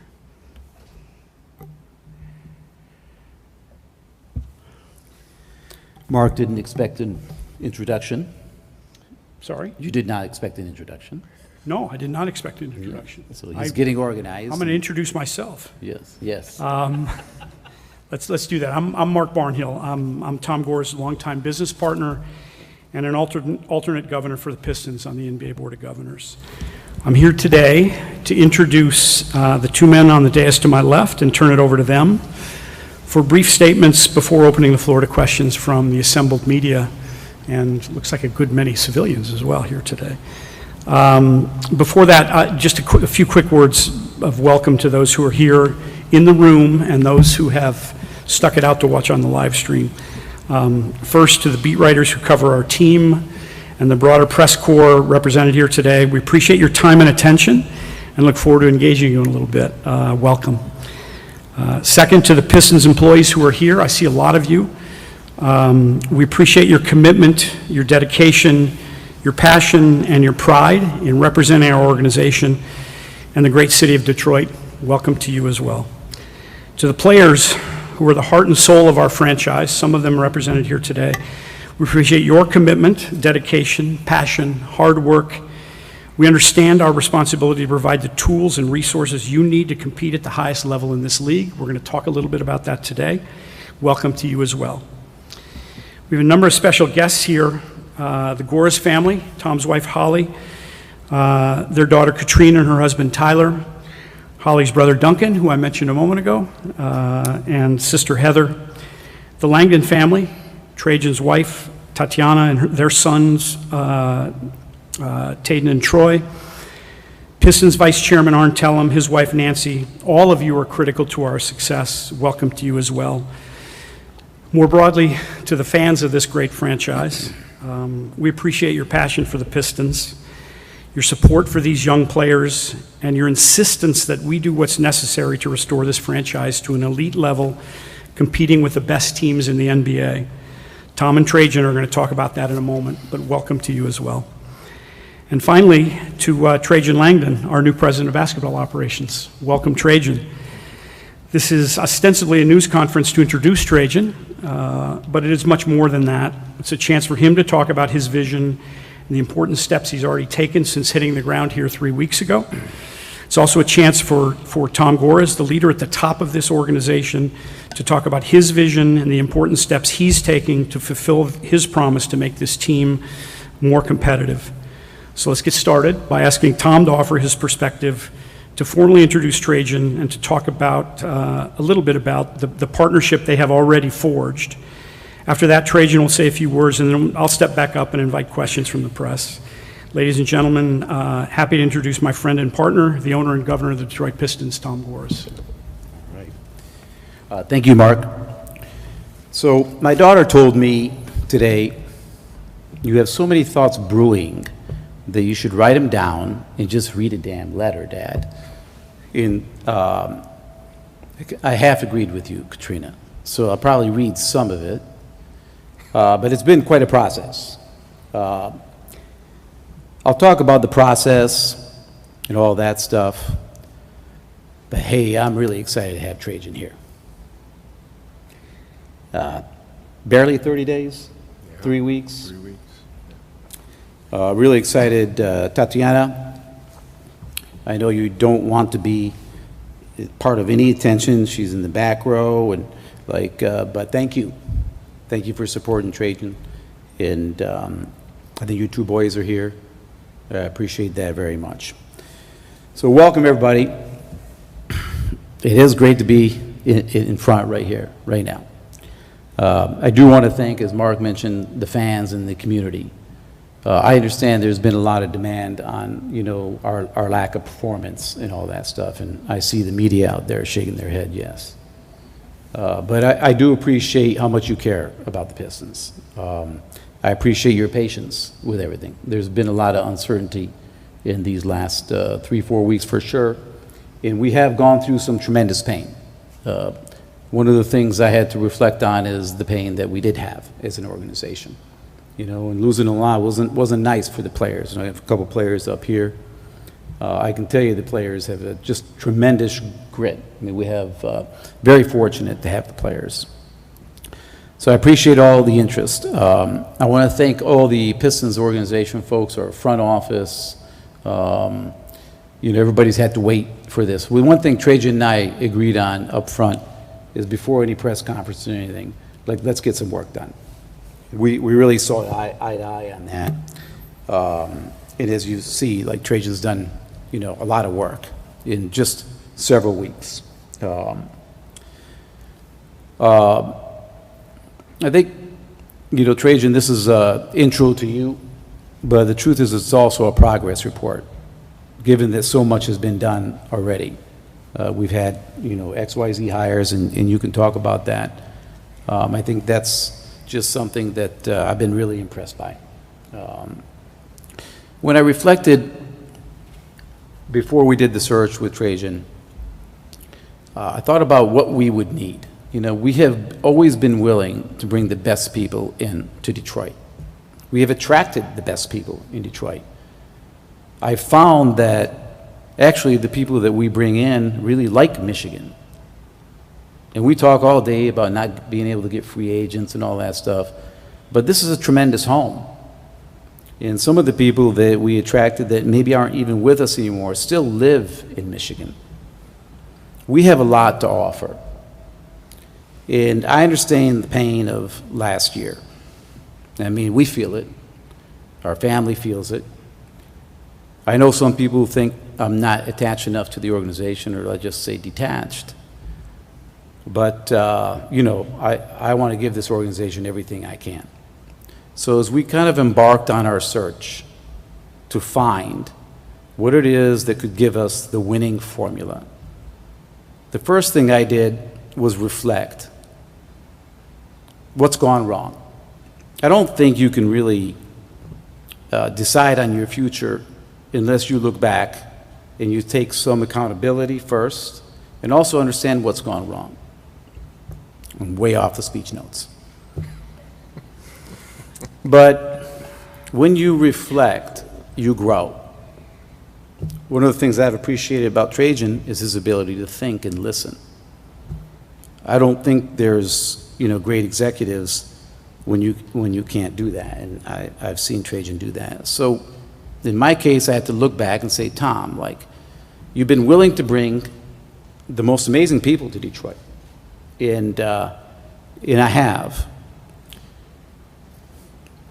At the same time, you know, we haven't won. So you have to look at yourself and question that. One of the things I think that we've really missed, and I take some responsibility for that, is a leader who can lead everyone. Not in pieces, not a part of the front office, not just the stadium, that can truly thread together and align people. And that's what I was impressed with Trajan about. Our first meeting, I think, was 6 hours, probably, maybe more. Maybe more. In the first 3 hours were about basketball. And that was pretty good. Trajan knows basketball. The next 3 hours or so was about a philosophy of business. So as I embarked, and Trajan didn't know that, I actually didn't tell, I tell Aaron a little bit, even our recruiter. I didn't want anything to be preempted with the kind of person I wanted. I realized what I wanted is what I've done my whole life, is a CEO. Platinum Equity is one of the premier private equity firms in the world. And when we look at leadership, we don't look at a piece of leadership. We look at leadership as a whole. Can they create action? Do they have, everybody's pretty smart in our world, in the basketball world, the business world, but do they have EQ? Do they have that emotional quotient? Because in a business, you have a vision, and then you have to figure out how to, execute on that vision. Then you have to understand people, and you have to inspire them. And then you have to thread together all the pieces at once. It's not that easy to be a CEO. I decided what I wanted is what I've done my whole life, is to recruit a CEO. Someone who had this quality, and they're not that available. And we interviewed many, many people. Aaron will tell you, Trajan will tell you, probably, well, some of those meetings you don't know about, but I've probably had 50 meetings in the last several weeks. And I decided all the things that got me here is what I'm going to do now. I've always brought the best people to Detroit because I believe in this city, in the state. I probably put too much value on basketball and too much value on experience. Trajan got this job not by his experience. He has tremendous experience. But the many number of people we interviewed had a lot of experience as well. I just didn't think any one of them could execute at the level Trajan could. He listens. He has enough confidence to bring in tremendous people. He made a move on me when we were supposed to do a Zoom and said, hey, I'll come see you. Thought that was pretty good, Trajan. Because our first round was Zooms. I thought, okay, well, I like somebody who just wants to come see me. I said, sure. So what we have here, ladies and gentlemen, is a CEO and a president of basketball. And one of the things I haven't done with this organization yet, and I think I need to do, is be right involved and mentor Trajan and collaborate with each other. I mean, we've always brought good people in. And I think the things that I have no problem reflecting. Again, the way you grow is how you lead. So that's a bit of the process.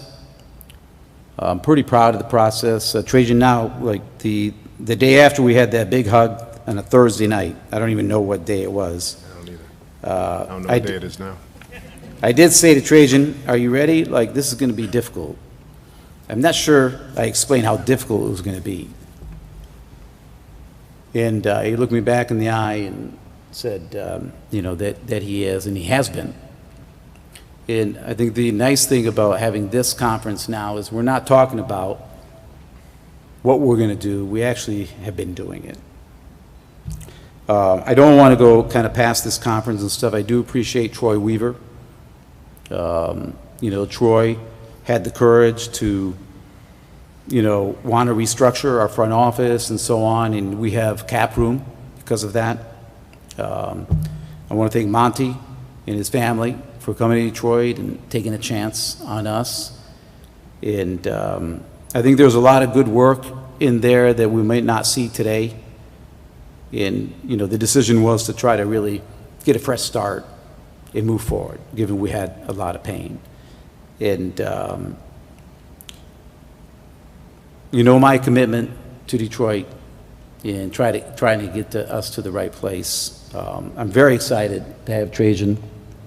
He has all the qualities that I look for, not in a basketball man, but as a leader. I think Trajan can do basketball, no problem. I think Trajan also has the skills to run a steel company. You don't have to. I don't want to. So Trajan, and ladies and gentlemen, I'm very, very proud to announce our president here, introduce our president. I know that's a hard word. I've said it to you 5 times. I look at your face. But the president of basketball and your family, Trajan, welcome. Thank you. Yeah. Thank you very much.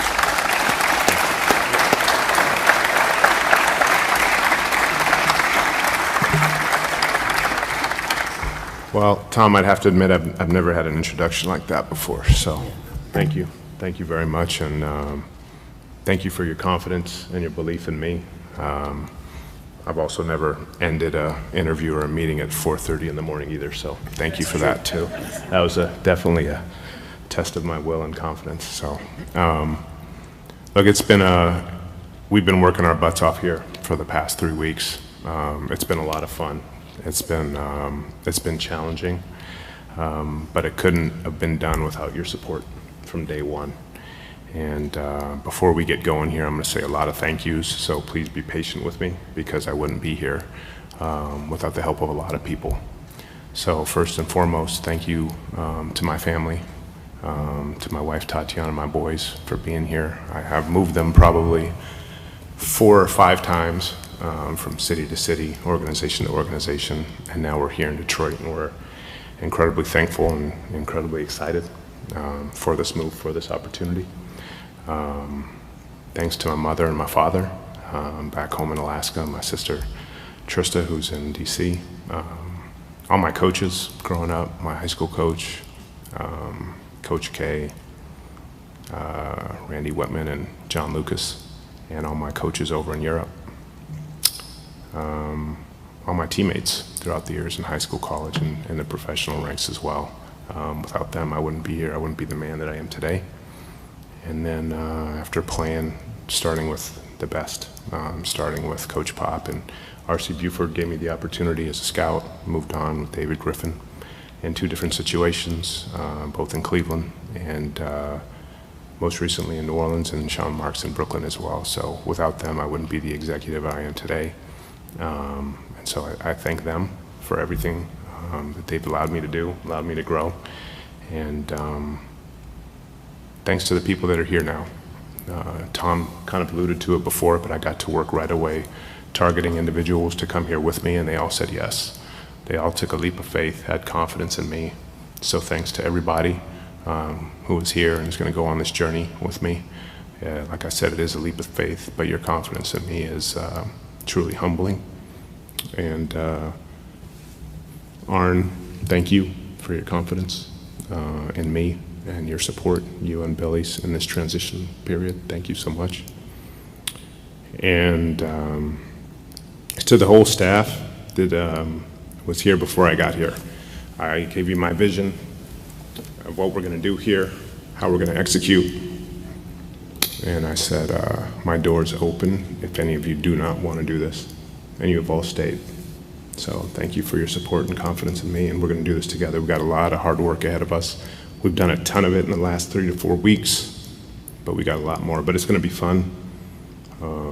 The one thing about my vision here is that I want us to do this together. I want to do it with high character, hardworking, competitive people with a Detroit Pistons mindset first. We have a lot of good people that have come in. We have a lot of good people that are here, and we're going to do this thing together. We're going to do this thing together through and through. We're going to collaborate. We're going to communicate. And when we win, we're going to feel joy. And I want everybody in this building, when we lose, to feel pain. That's what we're going to do. And that's what I'm about. I am no ego.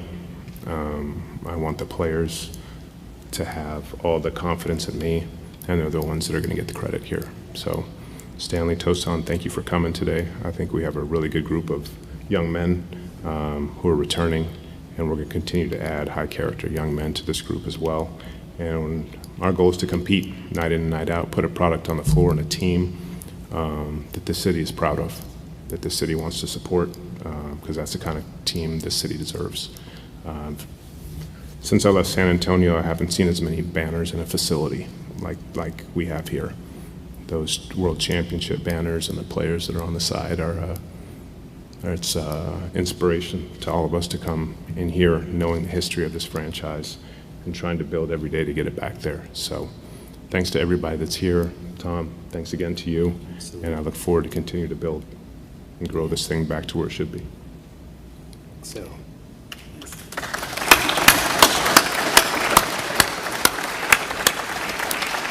Okay.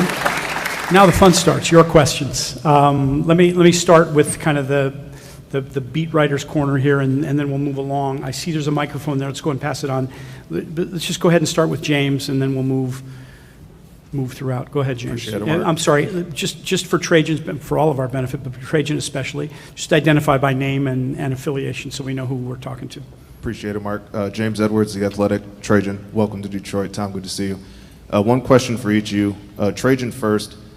Obviously, there's not many of these jobs in the world, but the organization obviously has struggled the last few years. As you were trying to sell yourself to Tom, were you looking for them to sell them to you as well in order to take that? And then for you, Tom, you mentioned having kind of one voice, one plan. In previous years, do you think that wasn't the case, and where do you think where do you think that went wrong, and how are you trying to rectify that in terms of this new structure too? Want me to go, or you want to Good question. Thanks, James. Pleasure to meet you. Like you said, there's only 30 of these, and it's been my my dream to run one of these one day. I knew, the time would come at some point when hopefully things would match up between myself and an owner that had trust and faith in me, in a situation that I thought I could really help in. I think that has to be the match for somebody to really succeed. And I thought the timing was great in this situation. I thought Tom and I really connected over, again, some late night meetings and some good phone calls. But I think the connection was there, and just understanding kind of where this franchise was and what this franchise needed at this given time. And I think some of those things that this organization needed, I'm able to provide. I'm pretty humble, I'm a pretty modest guy, but I think I stand for some things, and I'm pretty good at some things that this organization needs. So I think the fit and the timing at this present time for the Detroit Pistons organization and myself really aligned, and that's what attracted me to this opportunity. And James, I'll try to remember your question. I don't think we've had the caliber of leadership at the Pistons as we do with Trajan. So as I said, I looked at this the way I've looked at my whole life. 30 years, platinum equity. We built one of the best companies ever, world leader. I looked at this as Trajan as a CEO. So I don't think we've had a situation where somebody can thread all of those things together. And without taking anything away from Trajan on his basketball knowledge and being a basketball person and a basketball man, he's a CEO. Because we can all talk about what it takes to win in basketball, but there's so much to thread together.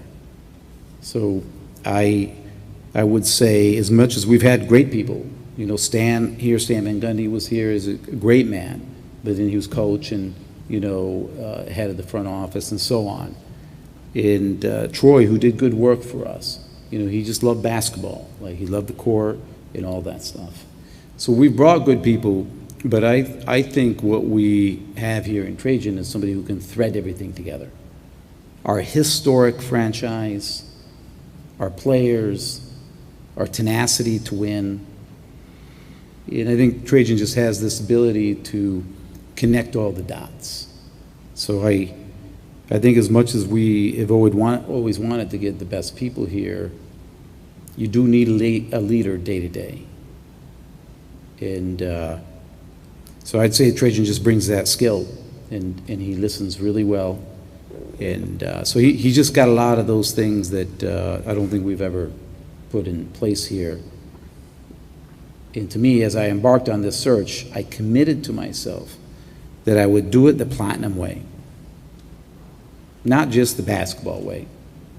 And Trajan, to me, is the platinum way. He embodies all those leadership skills that, to me, I look for. Okay, James, I started in the middle of the row. You want to move back to the beginning and move right to left? Oh, Mari's got it. Okay, we'll go that way. Go ahead. My name is Amari Sankofa II, and I'm the Pistons beat writer for the Detroit Free Press. Trajan, nice to meet you, and Tom, good to see you. Trajan, when you look at this roster, obviously they had a recent #1 pick in Cade Cunningham and some young guys. Just what's your initial assessment of just where this team is from a talent standpoint and where it needs help? And then, Tom, you mentioned the clean slate earlier, but what made it important to move forward this summer with a new coach and then also a new front office leader in place? Thanks for the question. Pleasure to meet you. Obviously, I've only been here for 3 weeks, and to be honest with you, we were in the West, which was a gauntlet, and so we saw the Detroit Pistons twice, and so I really wasn't heavily focused on this team last year, to be honest with you. But what I've seen in studying the team as I was going through the process with Tom, and what I've seen since I've been here are young men that love to be in the gym and they love to work. Obviously, we're a young team. I think our average age is between 22 and 23 years old. But these are good young men. They're passionate about the game. They're excited about the future. And they've been in here working. They've been in here working their tails off. I've got to meet individually with a lot of them. They've been very responsive. I've shared my vision with them about where this team is going, what I'd like to do with the team. Not from a roster standpoint, but from a cultural standpoint, and what my expectations are going to be from each and every one of them. And they've all been very, very excited about that. And so I think the vision is aligned there. I will continue to be having these conversations and expectations and hold these guys accountable. But they are willing to work. And I think there's a lot of talented guys. I don't think they're just good human beings or good basketball players.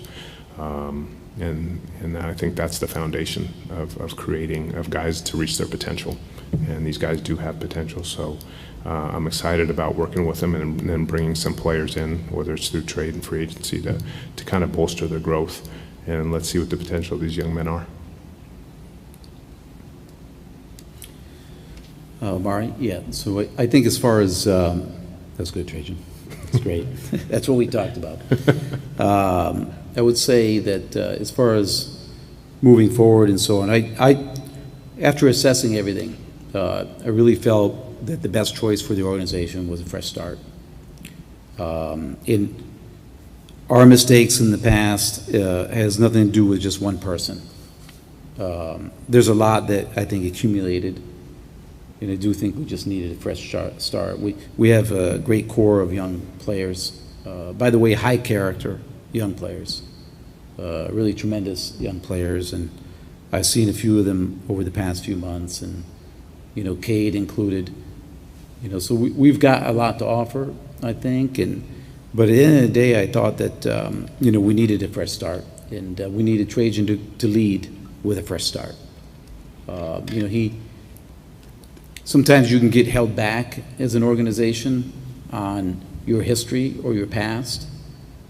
And I believe in Trajan so much as an executive, I didn't really think that we should be held back at all. And it's not to say that we didn't have tremendous people that contributed. End of the day, my full assessment, not just Trajan's, because Trajan's only been here 3 weeks, 4 weeks, 10 like weeks? 3 months. But 3 years. So, already, because we talk a lot, Trajan and I, before we even signed our deal on that Friday, we hugged on Thursday around 4:30 a.m. And when I asked him, do you have a stomach for this pain that's going to just come about you? And you should call Tatiana maybe.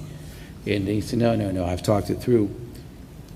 So he's ready. He was ready for anything, and I think we are too. So it's kind of the big decision we made. Yep. Okay, who'd you pass to, Omari? Okay, go ahead. Good afternoon. Welcome to Detroit Trajan. Good afternoon, Mr. Gores. My name is Corey Woods, Pistons beat writer for MLive. First for you, Trajan. Coming from an organization that's been to playoffs for the past couple of years, when you look at the Pistons, how far away do you think they are from turning this franchise around? What's the first step? And for Mr. Gores, we've seen your dedication and heard your dedication into turning the franchise around. How confident are you this time around that the organization will be closer towards reaching that success that you've been chasing? Corey, nice to meet you. Really good question. I think for us I don't think there's a time frame of when we want to get back to the playoffs. I think for us is creating a foundation for our young players, a foundation of winning, which means creating an environment of winning. And you have to do that first before you can actually win between the lines. You got to practice and compete at a certain level with a certain fiber of human beings in this facility every day. And that means not only the players, it means the coaching staff, it means front office, it means performance staff. We all have to help out in the development of our young players. So I think creating that foundation is paramount, that we do that first.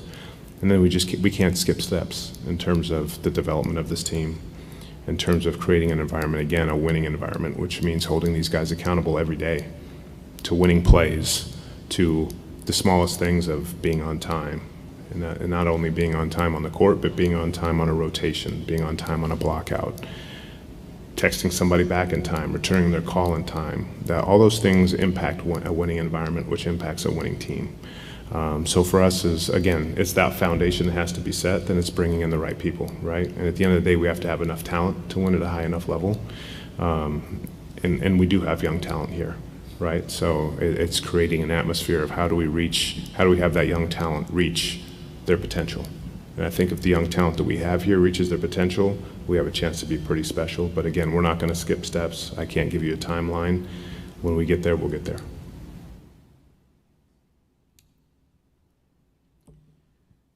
So, I mean, look, you've heard some things from me before that, where I'm confident. I'm extremely confident that this partnership with Trajan is going to work, that it is going to turn our franchise around. I think the mistakes of the past is thinking that a magic bullet will just handle things. As Trajan just said, it's about the details. It's about everyday leadership. It's not even just about one player. Bring the best player, who knows what happens. That's just one player. And the thing is, bring a team together is what it's all about. So I'm confident because I haven't looked at Trajan just as a basketball man. I really have looked at him as, a leader. And he has both, high intellectual skills in basketball, but also how to handle people and inspire people. We could be 100 or 200 people here, and if we don't thread together, we're not going to get momentum. And leaders are important to thread together momentum, and he's in the details. There's nothing high level about what Trajan does. Before, as I said, he texted me, I think he got his deal done on a Tuesday, we hugged on the Thursday before, but on Friday morning, he texted me what we talked about the night before, the 10 or 12 things to do. Greatness is built on the details, and you can't skip those. So I'm extremely confident, and I go back to everything that's ever got me in a place from a little boy from Flint here.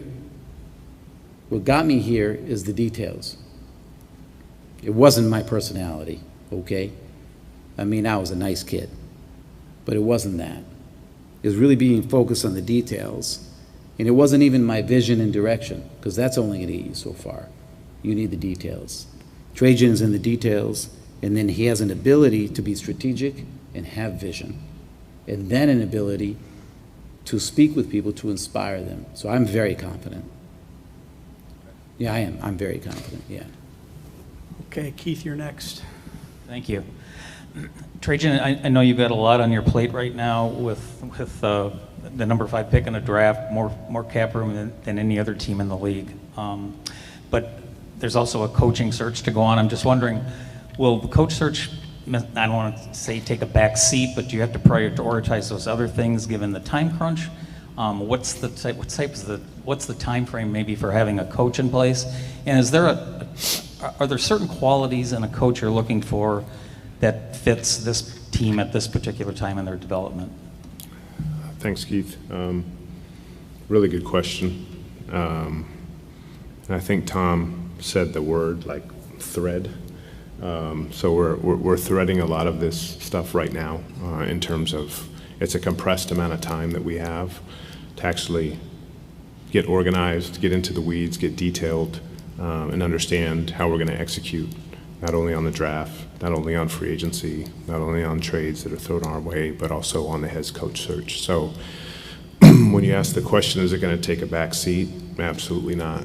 We have to find time to meet on these things every day, understand the time every day that makes it most efficient to discuss these things and execute on them. But believe me, we are doing it all day, every day right now with this group of human beings right here. They've been incredible. The amount of work that we've gotten done in the last 3 weeks has been amazing. If you look around this room, everybody's part of it. Everybody's going to have to continue to be part of it for us to get across the finish line, but we will. Whatever we do in the draft, we'll execute the way that we want, whether we pick at 5 or somewhere else. We'll execute in free agency, and we're going to find a good head coach. As to the timing of that, I have no idea. When that time comes, we'll know who that coach is. I think to answer your other question as to the characteristics, Tom has talked about leadership. That's incredibly important. Finding a man that can lead this team going forward and is aligned with us, is aligned with Tom, is aligned with myself and my front office on how we want to execute going forward and how we want to build this organization. I think somebody is a really good communicator is important. Somebody who is a good collaborator is important. And I don't mean just with the front office, I mean with performance team. I mean with our nutritionist, with our mental skills coach. I mean there has to be collaboration throughout this organization at all times, so we're aligned. And I think somebody who is really good into development and is passionate about it. We talked about our young players, our young core, and they are good young men, but they're talented. So we have to have somebody who has the patience, but also has the desire to develop these young players and not skip steps. So those are some of the qualities that we're looking for in a new head coach.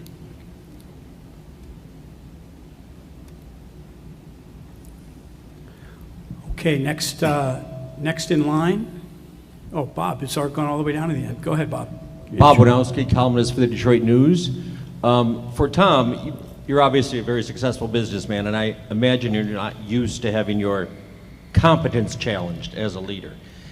You had to look inside yourself. Did you feel like you were listening to too many voices? You keep talking about one whole leadership. Did you listen to too many people or the wrong people, or you didn't know who to listen to? And do you think that's been resolved? Well, I'd say that, I like good voices. I like to collaborate. And then I think we needed some day-to-day leadership to thread that together. I'm not sure we've ever really had that. So we've had great people. I don't live a life of listening to voices and making the wrong decisions. But we need help threading it together. And I think it's resolved. We have a president of basketball here. It's resolved. And Bob, I am really confident about it. And again, as I reflected, as many good people as we've had here, every day this needs to get glued together. Every single day. It's not just a strategy. Your strategy and vision will never get executed if you're not in it day to day. And so I feel like, yes, it's resolved. We, in our however many weeks we've been together, we have handled more decisions than I've ever handled at the Pistons. I think we've always handled getting the right person on board, and then the execution. You would count on somebody for that, and those would be different pieces. But I think the way Trajan has already threaded the organization together, this building is thriving with the arrival of collaboration and alignment in terms of where we're headed. So I feel good about it. I don't know if that answered your question, Bob. Well, when you're talking about handling the day-to-day, you're talking about Trajan doing that, not necessarily you day-to-day. No, not me. I mean, unless you want me to, Bob. But No. no. I'm just wondering, you never know Not if an me. owner is leaning on somebody he hires too much, or you let him do his job. I always let them do their job. But a CEO has to exist to do the job, and it's not my job to thread it together. It's the person in the hallways that threads it together, which is Trajan in this case. And he talks to his leaders, and that gets thread together. And those leaders get thread together to the floor. That's how it works. And that's why I said, I'm looking for a CEO. Okay, terrific. Does that Let me answer it, Bob? pause. Can I use a prerogative? We have a student journalist here, Ethan Dorsett from the Jalen Rose Leadership Academy. Ethan, I'd like to give you a chance. Do you have a question for either Tom or Trajan? Thank you. I'm Ethan Dorsett, graduate from Jalen Rose Leadership Academy. Also, I'm a member of the Platinum Equity Mentor Group, Tom. Okay. I have a question for Trajan. Looking forward, what do you most look forward to doing or making happen first for this team and this organization? Thank you, Ethan, and congratulations. What do I look forward to doing first? Really good question. I think, again, establishing a foundation and an environment where these players come into every day and they feel like they can be the best versions of themselves. Not only every day, but for their whole career. Like they know coming in here, they're going to get the best from us. They're going to get the best from the coaching staff. They're going to get the best from performance. And all of that together is going to allow them to be the best possible versions of themselves, not only as a human being, but also as a basketball player. And they're going to feel like they're going to have the best possible chance to reach their potential in this building with this organization every day. So that's what I'm excited about, and that's what we're going to create here for our players. Okay, terrific. Who's next? Hi, Rachel Hotmeyer, CBS News Detroit. The question for Okay, I've had enough. We'll continue momentarily. That's enough. Once we've reached the random grade school questions, time for us to pull the Is plug. that chair drop time? David, we will unpack all of this momentarily. I'm like a tea kettle. That's one thing that we are looking for is with the cap space that we do have is bringing in contracts maybe from other teams and gathering assets as well. And hopefully with those players that come in, they can, as I've said before, they can bolster the growth of our youth. So if we can kind of interweave those two things, I think those would be things that would make our summer successful. Okay, next. Go ahead. Hey, Tom. Again, Trajan. We met earlier, but again, welcome to Detroit. You know, Tom and Trajan, you both mentioned talking about the whole building. I guess speak to the importance of synergy between front office, coaching staff, business operations, all the different functions that make the Pistons go on game nights and everything. So just speak to the importance of the synergy with all areas of the Detroit Pistons. Here we go. I can speak to it really quickly, and then I'll let Tom follow up. As you can see, there's a lot of people here that do great things, and we're going to continue to do better things in this organization that are incredibly important for the success of this organization. But for that to happen, we need to all be on the same page. We need to be walking down that same path all the time. We need to be talking to ourselves. It's a long season, and it's a lot of hard work. And during that season, we're seeing each other more than we're seeing our families. So we need to have fun when we come into this building. There needs to be joy. But we also need to hold ourselves accountable all the time to be the best versions of ourselves, right? So this organization is going to be about the 15 players at the end of the day. We have to talk to ourselves every day about what am I doing? And is this the best thing for our organization and our 15 players? Is this going to impact our 15 players to the highest ability that it can? And if the answer is no, then we need to think about it. If the answer is yes, then we keep going. But I think everybody in this building has to be thinking that way. And so the collaboration, the communication to make sure we're all on the same page is incredibly important. So we can't function in silos across our organization, which means there has to be communication all the time. So that synergy that you're talking about.